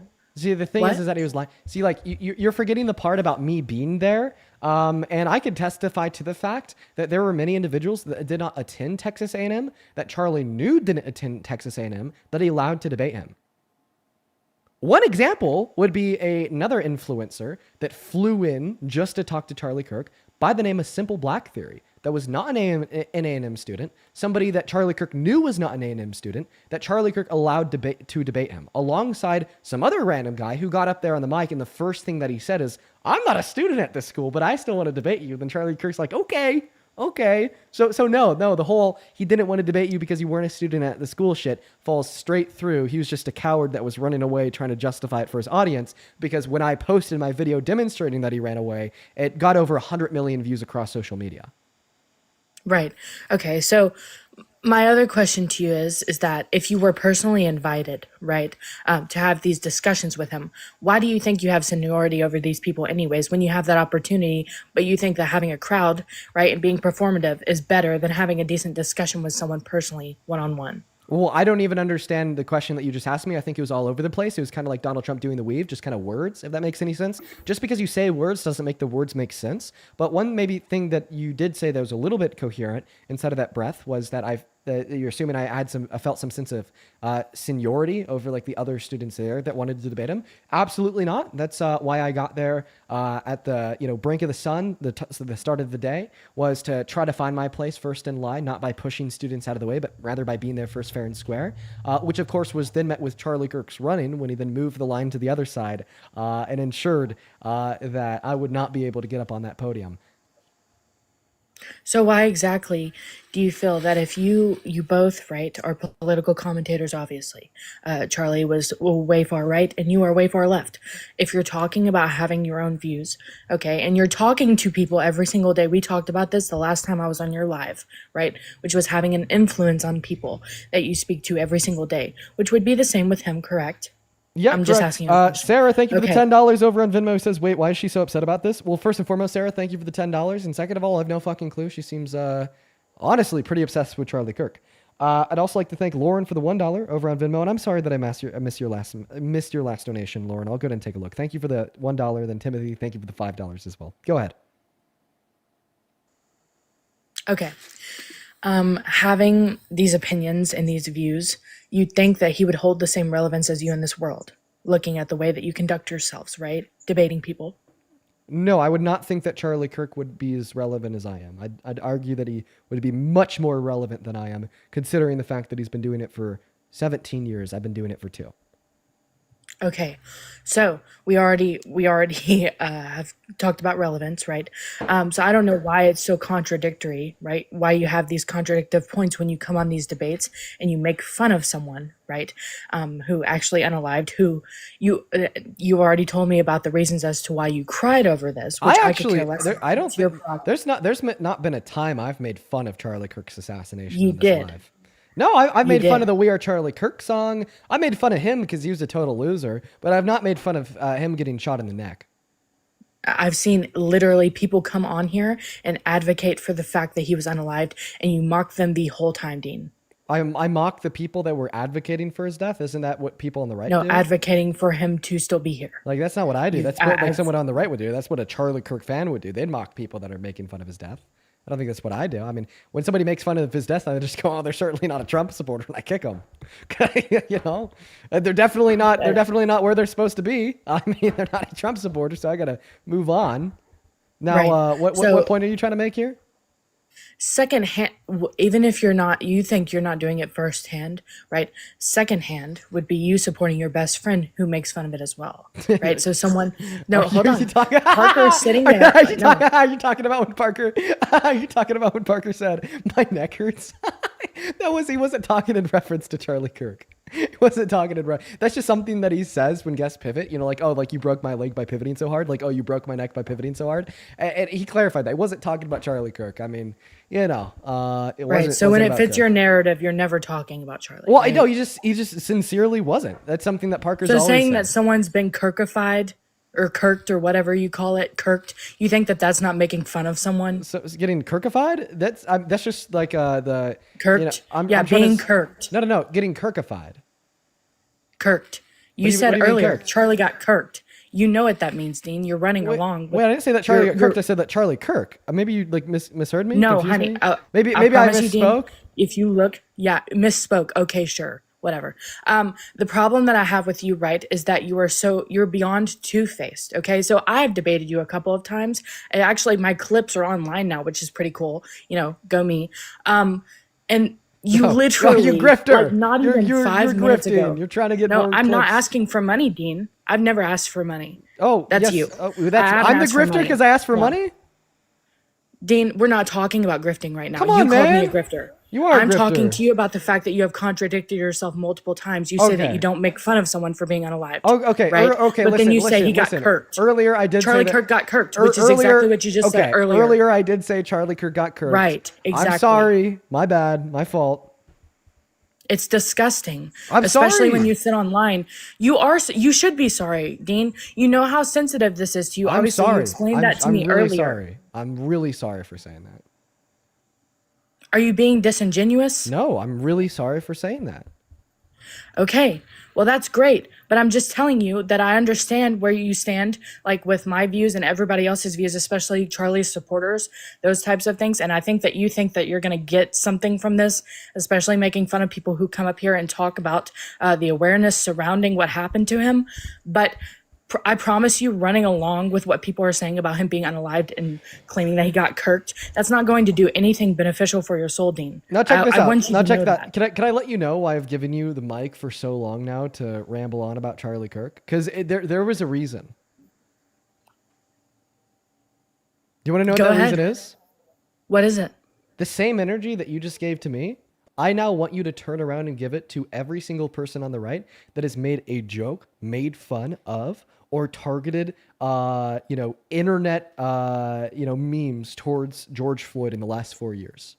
And I will give it to them. Then give it to them. Like, oh, yeah, everybody making fun of someone's unaliving is disgusting. And you should be thrown in jail. Oh, wait, so fuck.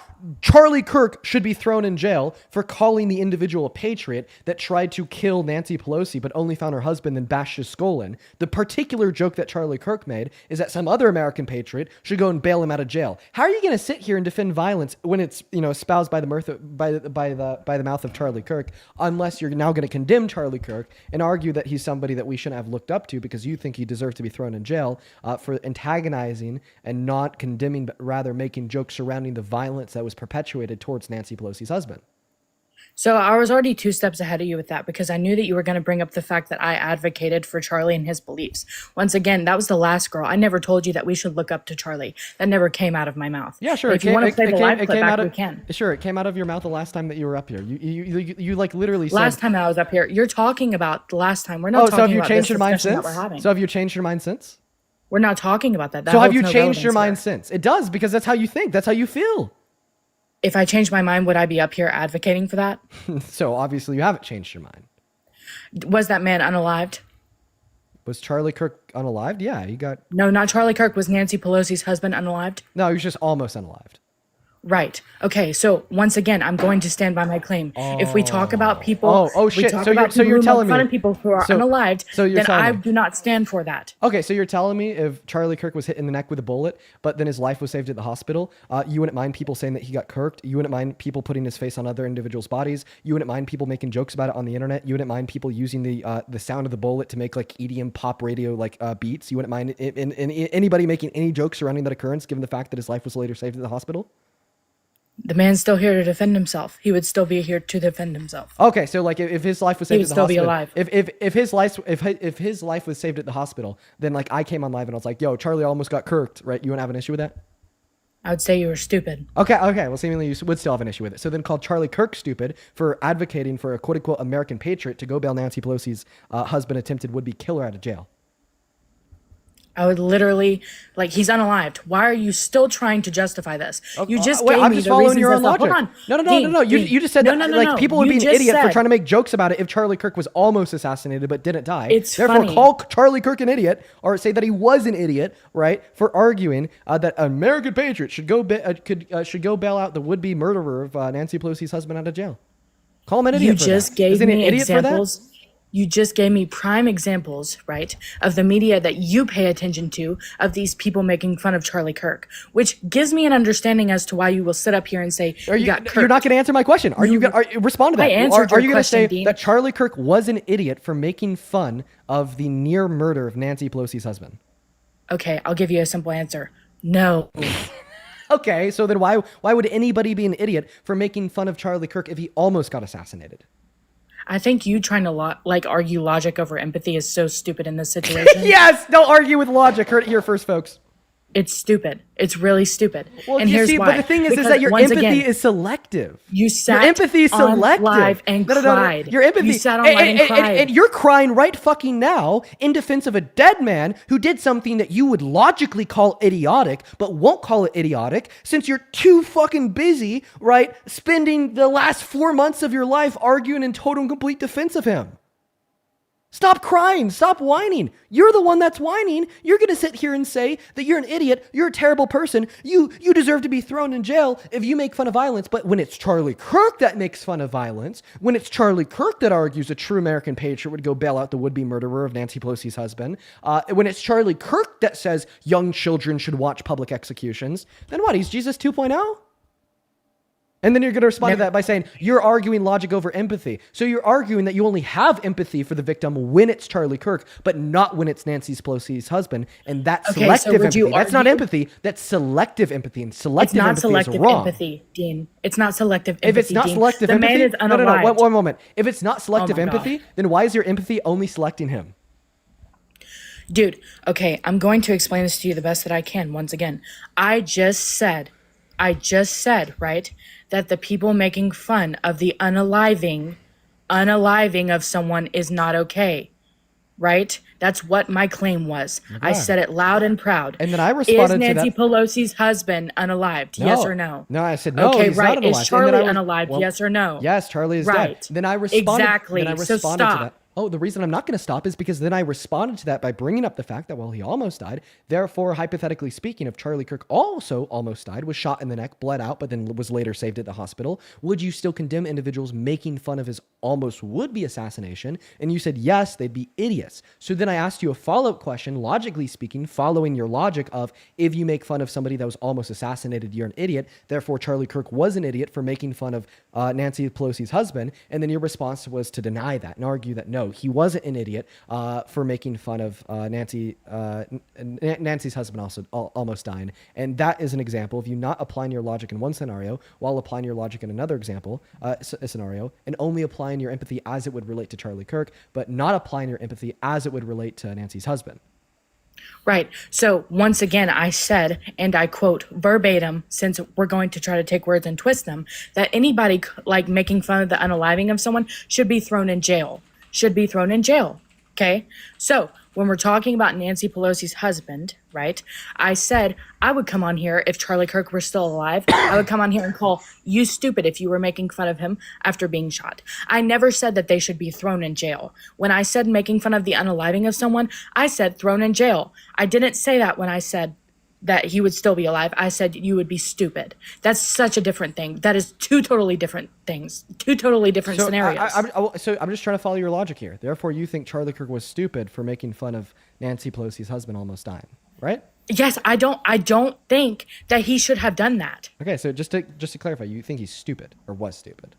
I would have called him stupid for that claim. Wait, yes. wait, then also you think that individuals should be thrown in jail for making fun of his assassination? 110%. Then what should happen to individuals for calling for his assassination? What do you mean? If you think an individual should be thrown in jail if they make fun of his assassination, what should have happened to the individuals that called for his assassination? Called for his assassination when? I don't know. Let's just imagine somebody on that same day as Tyler Robinson, right, was like, oh, Charlie Kirk deserves to be assassinated. He needs to be executed. Hang him. Like, what should happen to somebody like that? Was he assassinated in this scenario? No. Just somebody saying that he deserves to be assassinated. What should happen to them? The act of which this happened, right? Him actually being unalived and people calling for. We see this every day. Okay, yeah, we see this with Donald Trump. We see this with just answer my question. People answer my question. For the people that Okay, will say the answer is Charlie no. Kirk The answer deserves is to no. be assassinated, he needs to be assassinated, calling for his assassination, what should happen to them? Under your view, what should happen to them? They should be ridiculed. They should be ridiculed? To what extent? I don't know. They shouldn't be saying that. That's all I know. But I'm not going to say that they need to be thrown in jail. If an individual were to argue that Charlie Kirk should be assassinated, should they ever serve as president? What do you mean? Like if Biden said that Charlie Kirk should be hung, should Biden be impeached? A lot of people say a lot of stupid stuff. I don't. You're going to try to argue the whole Donald Trump's true social shit. And I fucking am, you idiot. Yeah, you're gonna sit here and say, deflecting. oh, if somebody celebrates Charlie Kirk's assassination, throw him in jail. But if somebody calls for the assassination via the means of hanging of 7 Democratic lawmakers, then make him president? I'm not stupid, Dean. I Yes, already you know are. where You are pretty stupid. I'm not stupid. A little bit. You literally, I got on here once again. I literally claimed, right, that you shouldn't be making fun of Charlie Kirk. Don't deflect to my president calling You're for the assassination of other people. You are trying. Don't You're trying to deflect. justify this by saying that our president. What am I right, trying to holds the same justify? elements What am as I? What am I someone. trying to justify? You're trying to justify Specifically, it by Chloe. using these Chloe, examples. what am I trying to justify? You think it's okay for people to sit here and make fun of someone who's been unalived? Oh my God, no! What I'm trying to demonstrate. Oh my God, yeah. Okay, let me clear up the demonstration. No, and bringing up Charlie Kirk calling for the execution of Democrats. Okay, I'm not trying to make an argument to demonstrate that it's justified to make fun of Charlie Kirk, right? Regardless of what my thoughts are on that, the reason why I'm bringing this up is to demonstrate your own hypocrisy. You can't say in one breath if somebody says Charlie Kirk got kirked, they deserve to be thrown in jail, but in another breath say that if Donald Trump, the president of the most powerful country in the history of the human race, says these Democrats deserve to be executed via the means of hanging, he deserves to be president. I feel like that's such a hypocritical double standard. I absolutely believe it is significantly more preferable to make fun of Charlie Kirk's assassination than for the president to call for the execution of Democrats. Okay, so I'm going to ask you a question. Do you agree? Do you think it's worse for the president to call for the execution of his political opponents or some random no-name 14-year-old on Twitter to make a joke about Charlie Kirk? It's not some random no-name, Dean. It's you. You with 4 million followers. Oh, wait, okay. So actually, that's actually even a better question. So which one is worse? Donald Trump, the one leading the country of 340 million Americans, calling for the execution of Democrats, or Dean Withers saying Charlie Kirk got kirked? I think they're both disgusting. Which one is worse? I think they're both disgusting. Which one is worse? I think they're both disgusting. You're not answering my question, though. I'm not asking you if you think That's that my both are answer to your disgusting. question. Which one is worse? They're both disgusting. Is one relevantly more wrong than the other? I think they're both disgusting. But Dean. is that's one worse that's than the the answer other? you're gonna get. Because here's what you do. But is one worse than the other? You take this. No. And Is you one show worse the than people the and other? You're like, I won this debate. Chloe, I did just this, answer my and you're question. Is gonna one try to worse than the justify it other? once again, and you admitted, Listen, right? is one on worse this than the other? live, you admitted that No. you Chloe, said he got kirked. Chloe, is one worse than the other? They're both disgusting. That's not what I'm asking you, Chloe. You're running from the question. Catch up. I answered your question. No, I didn't It's ask not you. If you hard. so my question was not, do you think they're both disgusting? My question was rather, is one worse than the other? Great, and I answered your question. Okay, what was your answer? They're both disgusting. And then repeat the question I asked, and then explain how that's an answer to it. Okay, the question you ask is one worse than the other, and I said they're both disgusting. But how's that an answer to the question? Because you asked a question, I answered it. Okay, but how is that an answer? Because from my perspective, that's not an answer, because it's not telling It's a me if you multiple think that one choice, is worse than Dean, the and other. I chose the one that said they're both disgusting. Okay, but how does that inform me an answer to the question, is one worse than the other? Because I answered it. Not that hard. But I'm arguing If you that that's can't not take an my answer. answer and apply that to your daily life, I don't know what else to tell you. But I'm arguing that you're that's not a an very answer. intelligent man. I'm arguing that that's not an answer. You're a very unintelligent individual. Okay, awesome. Thank you for your opinion. So I is don't one, care. is one worse than the other? They're both disgusting. But that's not an answer to my question. Okay, so hey, But, can I Chloe. ask you a question? No, you can't until you answer no, mine. Is it worse for the sitting president of the United States of America, the leader of 340 million Americans, to go on Truth Social to argue that these Democrats should be executed via the means of hanging, which then led to thousands and thousands of calls and death threats directed towards these representatives, with thousands of people saying that they were going to kill them, they were going to kill their children, they were going to kill their wife, they were going to kill their children and their wife in front of them, leading to thousands of Americans all around this country, right, honing in and targeting individuals, echoing the sentiment shared by those Democratic lawmakers, just simply saying that maybe Trump is a threat to the Constitution, maybe, right, if the military is given an unlawful order, they shouldn't follow it. Is this worse or not worse than somebody saying Charlie Kirk got kirked? Is it worse for someone to be alive or unalived, Dean? I'll answer your question if you answer mine. Right. Is it worse for someone to be alive or unalived? Somebody saying Charlie Kirk got kirked didn't kill Charlie Kirk, idiots. Oh my God, now answer the question, completely irrelevant. That wasn't even my question. You said, is it worse for somebody to be alive or not I'm not going alive? to answer yours. If you can't tell me whether or not it's worse for someone to be alive or unalived, then I don't even know what I don't even know what to answer now. Well, so I don't know. It's if I had to assume here, it's probably worse for somebody to get murdered than not to get murdered. Right. Okay, so when these people are sitting in their houses and Charlie Kirk is sitting in a casket, which one's worse?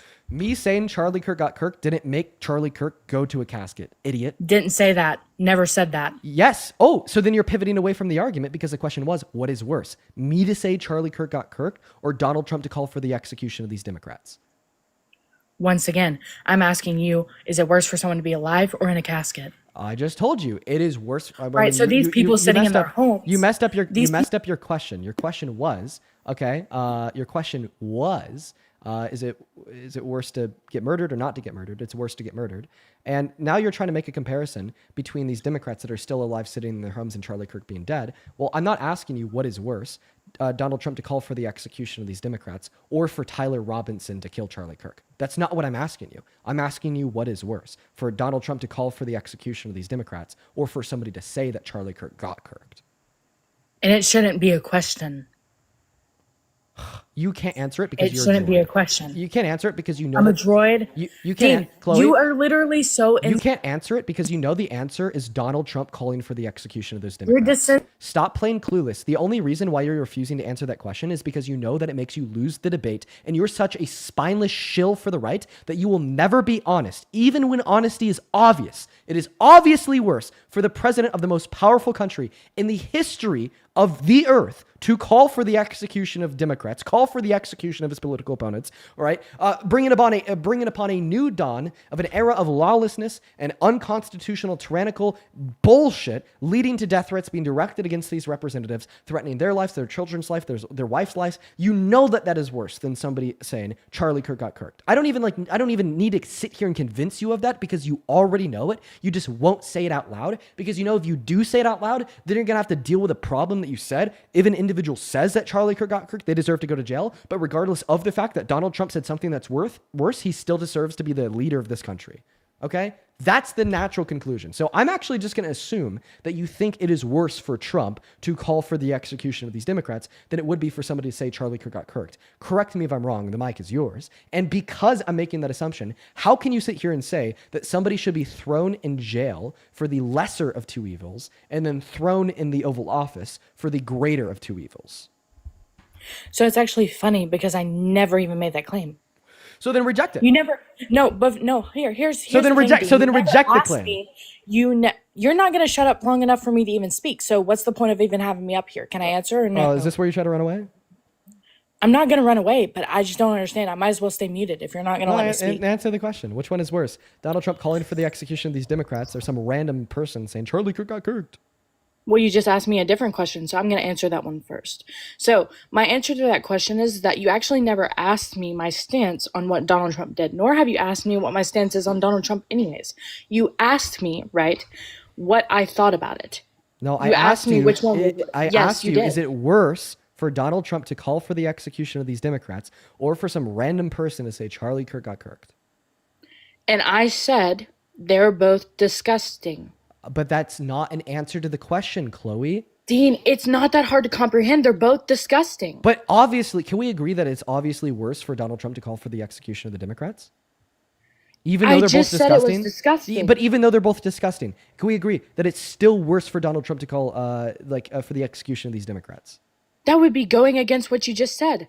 You would be weighing empathy. You would be juggling empathy right there. Wait. So you can't argue that one action is worse than the other? So tell me what was worse, Hitler committing the Holocaust or a white lie I told my teacher in 4th grade? Because they're both wrong, right? Oh, and because you can't measure the wrongness of wrong actions. Therefore, yeah. Oh, they have no relevance towards each other. Oh, guess what? You are weighing empathy. You are weighing the wrongness of moral actions by saying that it's worse for Hitler to commit the Holocaust than it was for me to tell a white lie in 4th grade, right? That's not wrong. You can't do political. that. So everything okay, it's not political. So when it's about things that are wrong in politics, then they're all just as wrong. So you can't say that Kamala Harris was worse of a person than Donald Trump? This is so funny. Oh my God, get clipped! Get 360 no scoped! I'm in a bot lobby! No, you're just I'm in a fucking bot lobby. Yo, Okay, dude. so you would agree. I got the bot set on the fucking recruit difficulty right now. Yo, dude. Oh my God, you're getting cooked, Chloe. So just to clarify, because you don't think that you could argue that one political action is worse than any other political action, therefore you think that Kamala Harris was just as bad as Donald Trump, right? No, we're talking about unaliving here, Dean. We're You're talking actually about being we're someone actually being not called. talking about unaliving. Yeah, we were, right? So the question you're is, we're talking about Donald somebody Trump calling for the somebody ex- else's unaliving, so Oh calling my for the God. execution, compared to somebody saying Kirk got Kirk, clueless Chloe.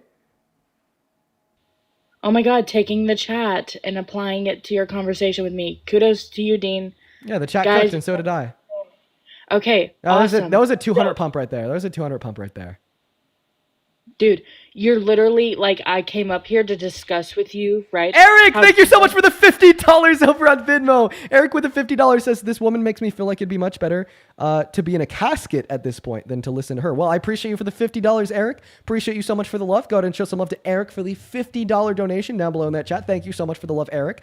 Jenny, thank you so much for the $50 over on Venmo. I appreciate you for that love, Jenny. Jenny with the $50 says, I can't keep commenting on TikTok. It's making, let me go ahead and read the rest of your message. I can't keep commenting on TikTok like it is making a difference. I just seem crazy. Here's a donation for the good work that you do. Oh, thank you so much, Jenny. Thank you, Eric and Jenny. And then Crystal, thank you so much for the $15 on Venmo. And Mason with the $5. Thank you guys so much for the love. You guys are going crazy today. As well as Sarah, thank you for the $10 over on PayPal, who says, for putting up with Chloe in all circles she's talking. Yeah, no, Chloe's fucking clueless. I mean, she's obviously like low IQ. Like, she's obviously unintelligent. It is like obviously like an unintelligent take to suggest that you can't comparatively, like question the wrongness of one action compared to the wrongness of another, right? It's obviously like insane to suggest that all actions in which occur inside of politics are just as wrong as one another, right? This would be like arguing that it's just as wrong to be a Nazi as it is to be like a left-leaning centrist. This is like arguing that it's just as wrong to be a Nazi as it would to be, right, like a moderate Democrat. This is arguing that it's just as wrong to be a Nazi as it would to be, right, like even a leftist, right? Since those things are all political, therefore they're just as wrong as one another. This is like arguing that we can't clearly distinguish between the wrongness of particular actions due to the fact that they're all just as wrong as one another. Like, there's no way that you're going to be able to sit here and convince me that it was just as wrong for Trump to take healthcare away from 10 million low-income Americans as it was wrong for Biden and Harris to pass the PACT Act that funded the VA by $900 million. Like, just drop the bullshit. Obviously, you have a small brain, but you still have one. And even with said small brain, you should be able to recognize that no, some actions can be worse than others, you idiot. Political unaliving, Dean, not just political. That's what I said. But okay. Now you're saying that all political unaliving is wrong as one another. Well, the question that I asked you in one circumstance was Donald Trump calling for political unaliving, calling for the execution of his political opponents. But then in another scenario was just saying that Charlie Kirk got kirked. Saying that Charlie Kirk got kirked doesn't kill Kirk. Saying that Charlie Kirk got kirked isn't a call for political violence. Saying that Charlie He's Kirk already got kirked, unalived. And the right, reason as to why right, he is it because political of unaliving? political violence, Dean. You're not understanding. So like, answer what my is wrong question. with- Answer my question. Is it worse for the president of the United States of America to call for the death of his political opponents, or for somebody to say that Charlie Kirk got kirked? And I'm going to continue to say it's disgusting, both of them. So is it okay? Let's take this one step further. Is it more wrong for Donald Trump to call for the execution of his political opponents, or a 14-year-old on Twitter to superimpose Charlie Kirk's face on somebody's body? Both disgusting, Dean. Next question. Wait, so you think a 14-year-old Kirkifying a picture of, I don't know, just let's shoot a random name out here. Fucking Arrow from the Arrow, or like, I don't know, Iron Man. So you think a 14-year-old Kirkifying Iron Man on Twitter is just as wrong as Donald Trump calling for the execution of his political opponents? Both disgusting, Dean. Next You're question. an idiot! Oh my God, you're so insufferable. You're so insufferable. You're such a fucking joke. You're a joke, Chloe. And I hope that you know how big of a joke you are. You are, just give it up. You're such a disingenuous, clueless individual. You know, I feel like right now, let's see here. Chloe's getting deaned. That's what's going on right now. You just got fucking deaned, dude. You're so spineless, Chloe. Come on. I'm going to laugh in your face for suggesting that it's just as wrong for a 14-year-old on Twitter to Kirkify Iron Man and get 2 likes as it would be wrong for the president of the most powerful country in the history of Earth to call for the execution of his political opponents. Would you say that's selective empathy, Dean? I'd say that you have selected dumbness. No. Answer my question. Would you say that's selective empathy? What? If we were to Whoa. say that it's selective empathy, right, for you to take away the relevance of one situation, right, and the empathy towards that situation, and not apply it to the other one? What? Is that selective? Well, I'm confused on what you're asking me. So you said in this situation, right, in this hypothetical, that someone on Twitter, a 14-year-old on Twitter, making fun of Charlie Kirk for the unaliving, and Donald Trump calling for the unaliving of these people, right, these government officials. You think that that's selective empathy too? Because I'm not gonna. You're obviously not empathizing with the situation as much as you are with the other one. So it's that's obviously selective empathy, yeah. So it's obviously not selective empathy to argue that it's worse to nuke the globe than it is to steal a candy bar from a grocery store. It's not selective empathy to argue that it's worse for the president of the U.S. to call for the deaths of his political opponents than it is for a 14-year-old to Kirkify Iron Man on Twitter. So what's the selective empathy to you, Dean? What's your definition? Only placing your empathy in one scenario or some scenarios compared to other scenarios where logically it would also apply. Right. So in these two situations, you don't think that's selective empathy? No, because we obviously have good reason to think it is worse to nuke the earth or to have the president call for the execution of his political opponents than it is to steal a candy bar from a grocery store or to have a 14-year-old That was not your initial Iron Man argument. on Twitter. Right, there we go. Okay, so you think that someone making fun of someone who's already been unalived, if this was anybody else that wasn't on the right, do you think that you would have a different approach at this or no? No, I'd argue that it is significantly worse for Donald Trump to call for the execution of his political opponents than it is for a 14-year-old to go on Twitter and, make a meme about George Floyd.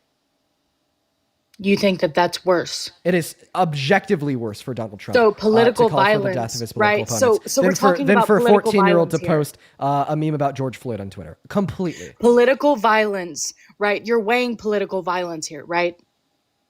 You're weighing political violence. If you want to call, you're trying to weigh political violence. If you want to call both of those two things political violence, which I disagree with, that's fine. And yes, therefore, I would be weighing political violence. That's crazy. So you don't think political violence on both sides, they weigh the same? Absolutely not. Are you insane? Like, obviously, right? Like one form of political violence that would be genocide is significantly worse than another form of political violence that would be like, I don't know. Let's see, what's like another form of political violence? The assassination of Charlie Kirk. Let me just get this straight. You think that you're going to weigh genocide and Charlie Kirk's unaliving. You're going to say that genocide is worse. Yeah. You would put those in the same category and you would weigh them and you would say that unaliving a man, not that genocide is any less relevant, okay? I think they're both disgusting, but you're going to weigh those. Yeah, genocide's worse. I'm appalled. I'm appalled. Are you crying? No, I'm not crying. I haven't shed a tear. You're appalled because I think that the Holocaust is worse than Charlie Kirk's assassination? No, the fact that you weigh them is disgusting. I'm a disgusting person for arguing that the Holocaust was worse than Charlie Kirk's assassination. Oh my goodness. Golly, dude. Oh my. Can you agree that the Holocaust was worse than Charlie Kirk's assassination? I can agree that they were both disgusting and horrendous. Yeah. Oh my God, but can we agree that the Holocaust was worse? There were more people unalived, yes. But was it worse? I'm not going to weigh the two. You're not going to tell me that. You're not going to tell me. You're really not going to tell me that the Holocaust was worse than Charlie Kirk's assassination. No, and you screaming into the mic is not going to change my mind. Would you argue that me screaming at you is political violence? No. Okay, what would be like a form of political violence? To say that you should lose your right to vote? Saying that I should lose my right to vote? Yeah, would that be politically violent? No, I don't care about voting. I'm a conservative woman, Dean. Anything that I would say, you would absolutely freak out about. You're doing right now. Do you think that women should be able to vote? Yeah, we are able to vote. But do you think that they should be able to vote? If it had been taken away, I don't care.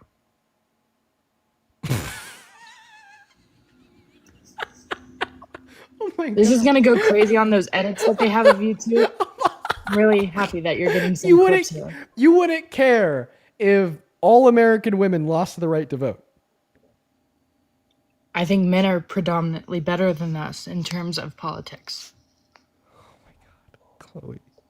Chloe. Chloe. Dean, Chloe. Dean. I'm not better than you because of what's in between my legs. I'm better than you. I never because said that either. And you're not worse than me because of what's in between your legs. Okay. Okay. I not at all. I mean, I am better than you, not because you're a woman and because I'm a man. Okay. And that suggestion is incredibly misogynistic. So just to clarify, why do you think men are better than women in the context of politics? I think that men are driven, not by feelings but facts. So you think that men are more logical and women are more emotional? What's your evidence? Yes, that's why we have maternal instinct. That's why we're able to empathize more with people. And I'm seeing this checks out right here. I mean, you trying to weigh the two situations is disgusting, honestly. Okay, it's really so gross. check this out. So actually, no, it is not true that women are more emotional than men. And I'm going to go ahead and just describe to you precisely how. So first and foremost, 92% of all violent crimes are committed by men. Violent crimes are an incredibly emotional and irrational reaction to external stimuli. If women were more emotional than men, then why do men absolutely dominate women in the field? Okay, another male-dominated field would be self-unaliving. Self-unaliving, of course, is very sad, but still yet, it is one of the most emotional reactions that an individual can give. 72% of all self-unalivings are committed by men. Another field that men dominate in would be reckless driving and drunk driving. Reckless driving and drunk driving are not rational. They are irrational and emotional. Men absolutely slam women at it. They account for like 75 to 85% of all of them. And then when we look at fields that are driven by reason, logic, such as education, women absolutely slam men, getting better grades, more degrees, so on and so forth. Not to mention that when we just look at the raw data, women score higher on average on IQ tests and EQ tests. And because of that maternal instinct that you just pointed out, evolution actually gave women thicker spines on their dendrites in their brains to be able to better deal with and handle pain and stress compared to men because they can give birth, not saying that they have to, which of course has led to the conclusion that on average, women are actually more emotionally intelligent than men. And this is why we see women deal with stress better in empirical fields, such as surgery. Only like 15% of surgeons are females compared to the rest who are males. However, females in surgery outperform males in surgery. The American Medical Association did a study on this, and they concluded that if you're operated on by a woman compared to a man, you're significantly less likely to experience negative postoperative outcomes or death compared to if you were operated on by a man. And those are the facts. See, the fact of the matter is you have internalized misogyny. The fact of the matter is you don't have the facts. The fact of the matter is you won't be able to refute the argument that I just gave you. And the fact of the matter is, unfortunately, you've fallen a victim to the propaganda. And hopefully in having this conversation with me, and I'm able to help pull you out of that, because it's just a lie as old as society itself to assume that women are more emotional or less logical than men. For all the reasons that I just gave and more. W women in the chat. Yeah, W women. I'm not trying to take away the relevance of women in this world, but you yourself just stated that women were more emotionally intelligent, correct? Yeah, more emotionally intelligent. Okay, so when I say that women are more often driven by emotion, which is true, right? That's only because of the argument. Hold on, Dean, just wait. That is simply because of the lack thereof of support that we have for men and their emotions and how to regulate those, right? So a lot of the time in society, you can say that even looking at our past and our history, that men are definitely the perpetrators of many things, correct? Yep. You just gave me those statistics, right? So do you think that that is due to the fact that men are more emotional or less emotionally intelligent, or is it because we have neglected men's emotions and how they go about it because they are typically the protectors? Okay, so if it's because men are less emotionally intelligent innately, which, by the way, there exists some evidence for that, that being found in the fact that women are able to deal with stress better than men because of the thicker dendrites in the context of their anatomy, well, then, of course, that'd be to blame on the men. And then even if that second argument were to be true, that men are, not as good as dealing with their emotions compared to women because of society and the system that exists inside of it, well, who set that system up? Well, clearly, obviously, if it's the patriarchy, is that what you're referring to? Who set that system up, Chloe? Obviously, men. Oh, so men are to blame for indoctrinating men into thinking that they should drive with their emotions. Got it. No, it's not really that. They should act with their emotions compared to logic. Got it. No, that's not at all what I was No? saying. You No, just that's not at all what you're saying? like you literally did not answer. So any I mean, it question. kind of seems like the outcome of the conclusion of the debate here is that you think that women are better at regulating their emotions than men, but somehow men are better leaders. So you think that better leaders have less regulated emotions? Yes, 100%. Because when we're looking at things, I mean, you're talking about the patriarchy, you're talking about the leadership in which men possess, and not so much anymore because women are. I mean, we're living in a time where So Hitler feminism was is pretty prominent. really bad at managing his emotions. Was Hitler a good leader? Why would you even ask me that? No, Hitler was not a good leader. Okay, and a really big reason That's a why is stupid because question. he let his emotions lead, right? What about Mussolini? Was he a bad leader? Dean, you're not going to give me these examples and think that you're going to Chances are that you don't even know who Mussolini is because you're very uneducated. You're very uneducated. You know, how about that? Dean, Who is Mussolini? the point that I'm trying to make here. Who is No. Mussolini? You're not going to question me about history here. Okay. We're trying to have a conversation about the leadership in which men possessed, right? When we're talking about the colonization or the conquering of the United States of America, when we're talking about the Native American. When we're talking about the Native American, not conquering. we're talking about the people on Native American soil, right? I can agree with you here, right? We're talking about stolen land. When you're referencing stolen land, you don't really understand the logistics there, right? So when you're so trying you to couldn't make contradict what I say when I say conquering. So you couldn't make an argument that men are better at leading than women. So now you're talking about the quote unquote conquering of indigenous Americans. I'm trying to make a point here, but you're not letting me. Yeah, make the point. God willing, Chloe. You just really hate me. Anyway. Yes, I think that you're a terrible person. I also think that you're very unintelligent. You think that I'm a terrible person? Why do you think that, Dean? Well, one of the reasons why I think that you're a very terrible person is because you're willing to ignore fact to like assume that you're right. Like the most recent time you did this was when you told me that individuals with a lower level of emotional regulation are better at leading, right? Because I was able to prove to you that that's something that men have, and that obviously would counter your point that men are better at leading. So you're willing to just disregard the fact that it's like obviously commonsensical that no, people with a lower level of emotional regulation are going to be worse at leading. There's a bunch of historical examples to demonstrate that this is true. But I think that you're a terrible person because of instead of just acknowledging reality and conceding, you just like rather said, actually, people with a lower level of emotional regulation are better at leading. And you did this before too, right? Like when I brought up the defeater to your argument that like not all political violence is the same. I said, well, do you think that like the Holocaust was worse than Charlie Kirk's assassination? I think that you were a pretty terrible person because, right, you just couldn't concede that obviously the Holocaust was worse than Charlie Kirk's assassination because that would require you being wrong. And I just don't think that you're an individual that wants to be wrong because I think that you likely have a large ego and this is very damaging to you. This is very damaging to who you are as a person and very damaging to the way that you treat others in the world around you. I mean, I literally just argued with you that we should not be weighing empathy. So how me being empathetic, right, and not disregarding different situations, why do you think that makes me a horrible person? Arguing that the Holocaust is worse than Charlie Kirk's assassination doesn't disregard Charlie Kirk's assassination. If anything, it disregards the Holocaust to argue the opposite. Right? To say that it's just as wrong for one man to be executed as it was wrong for 12 million individuals to be systemically raped, murdered, slaughtered, genocide, starved, forced into labor and concentration camps, so on and so forth, disregards the wrongness of the Holocaust. Right. Once again, I never said anything. I never took away the relevance from the Holocaust. Do you think that me Yes, arguing? you did. You absolutely did. Be weighing? Yeah. No, I'm asking you a question. By Do you arguing think that the two me things are arguing that just we as wouldn't bad be is weighing- taking relevance away from the Holocaust.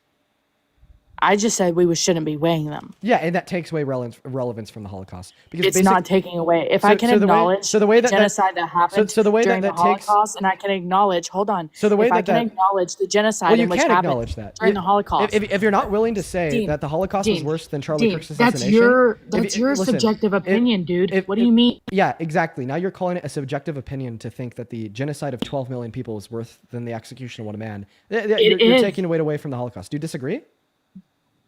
Yes.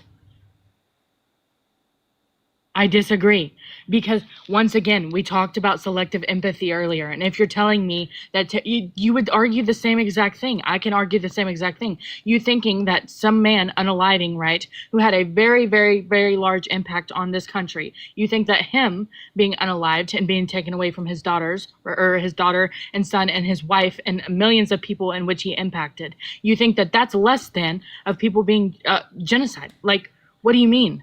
That's selective empathy, Dean, right there.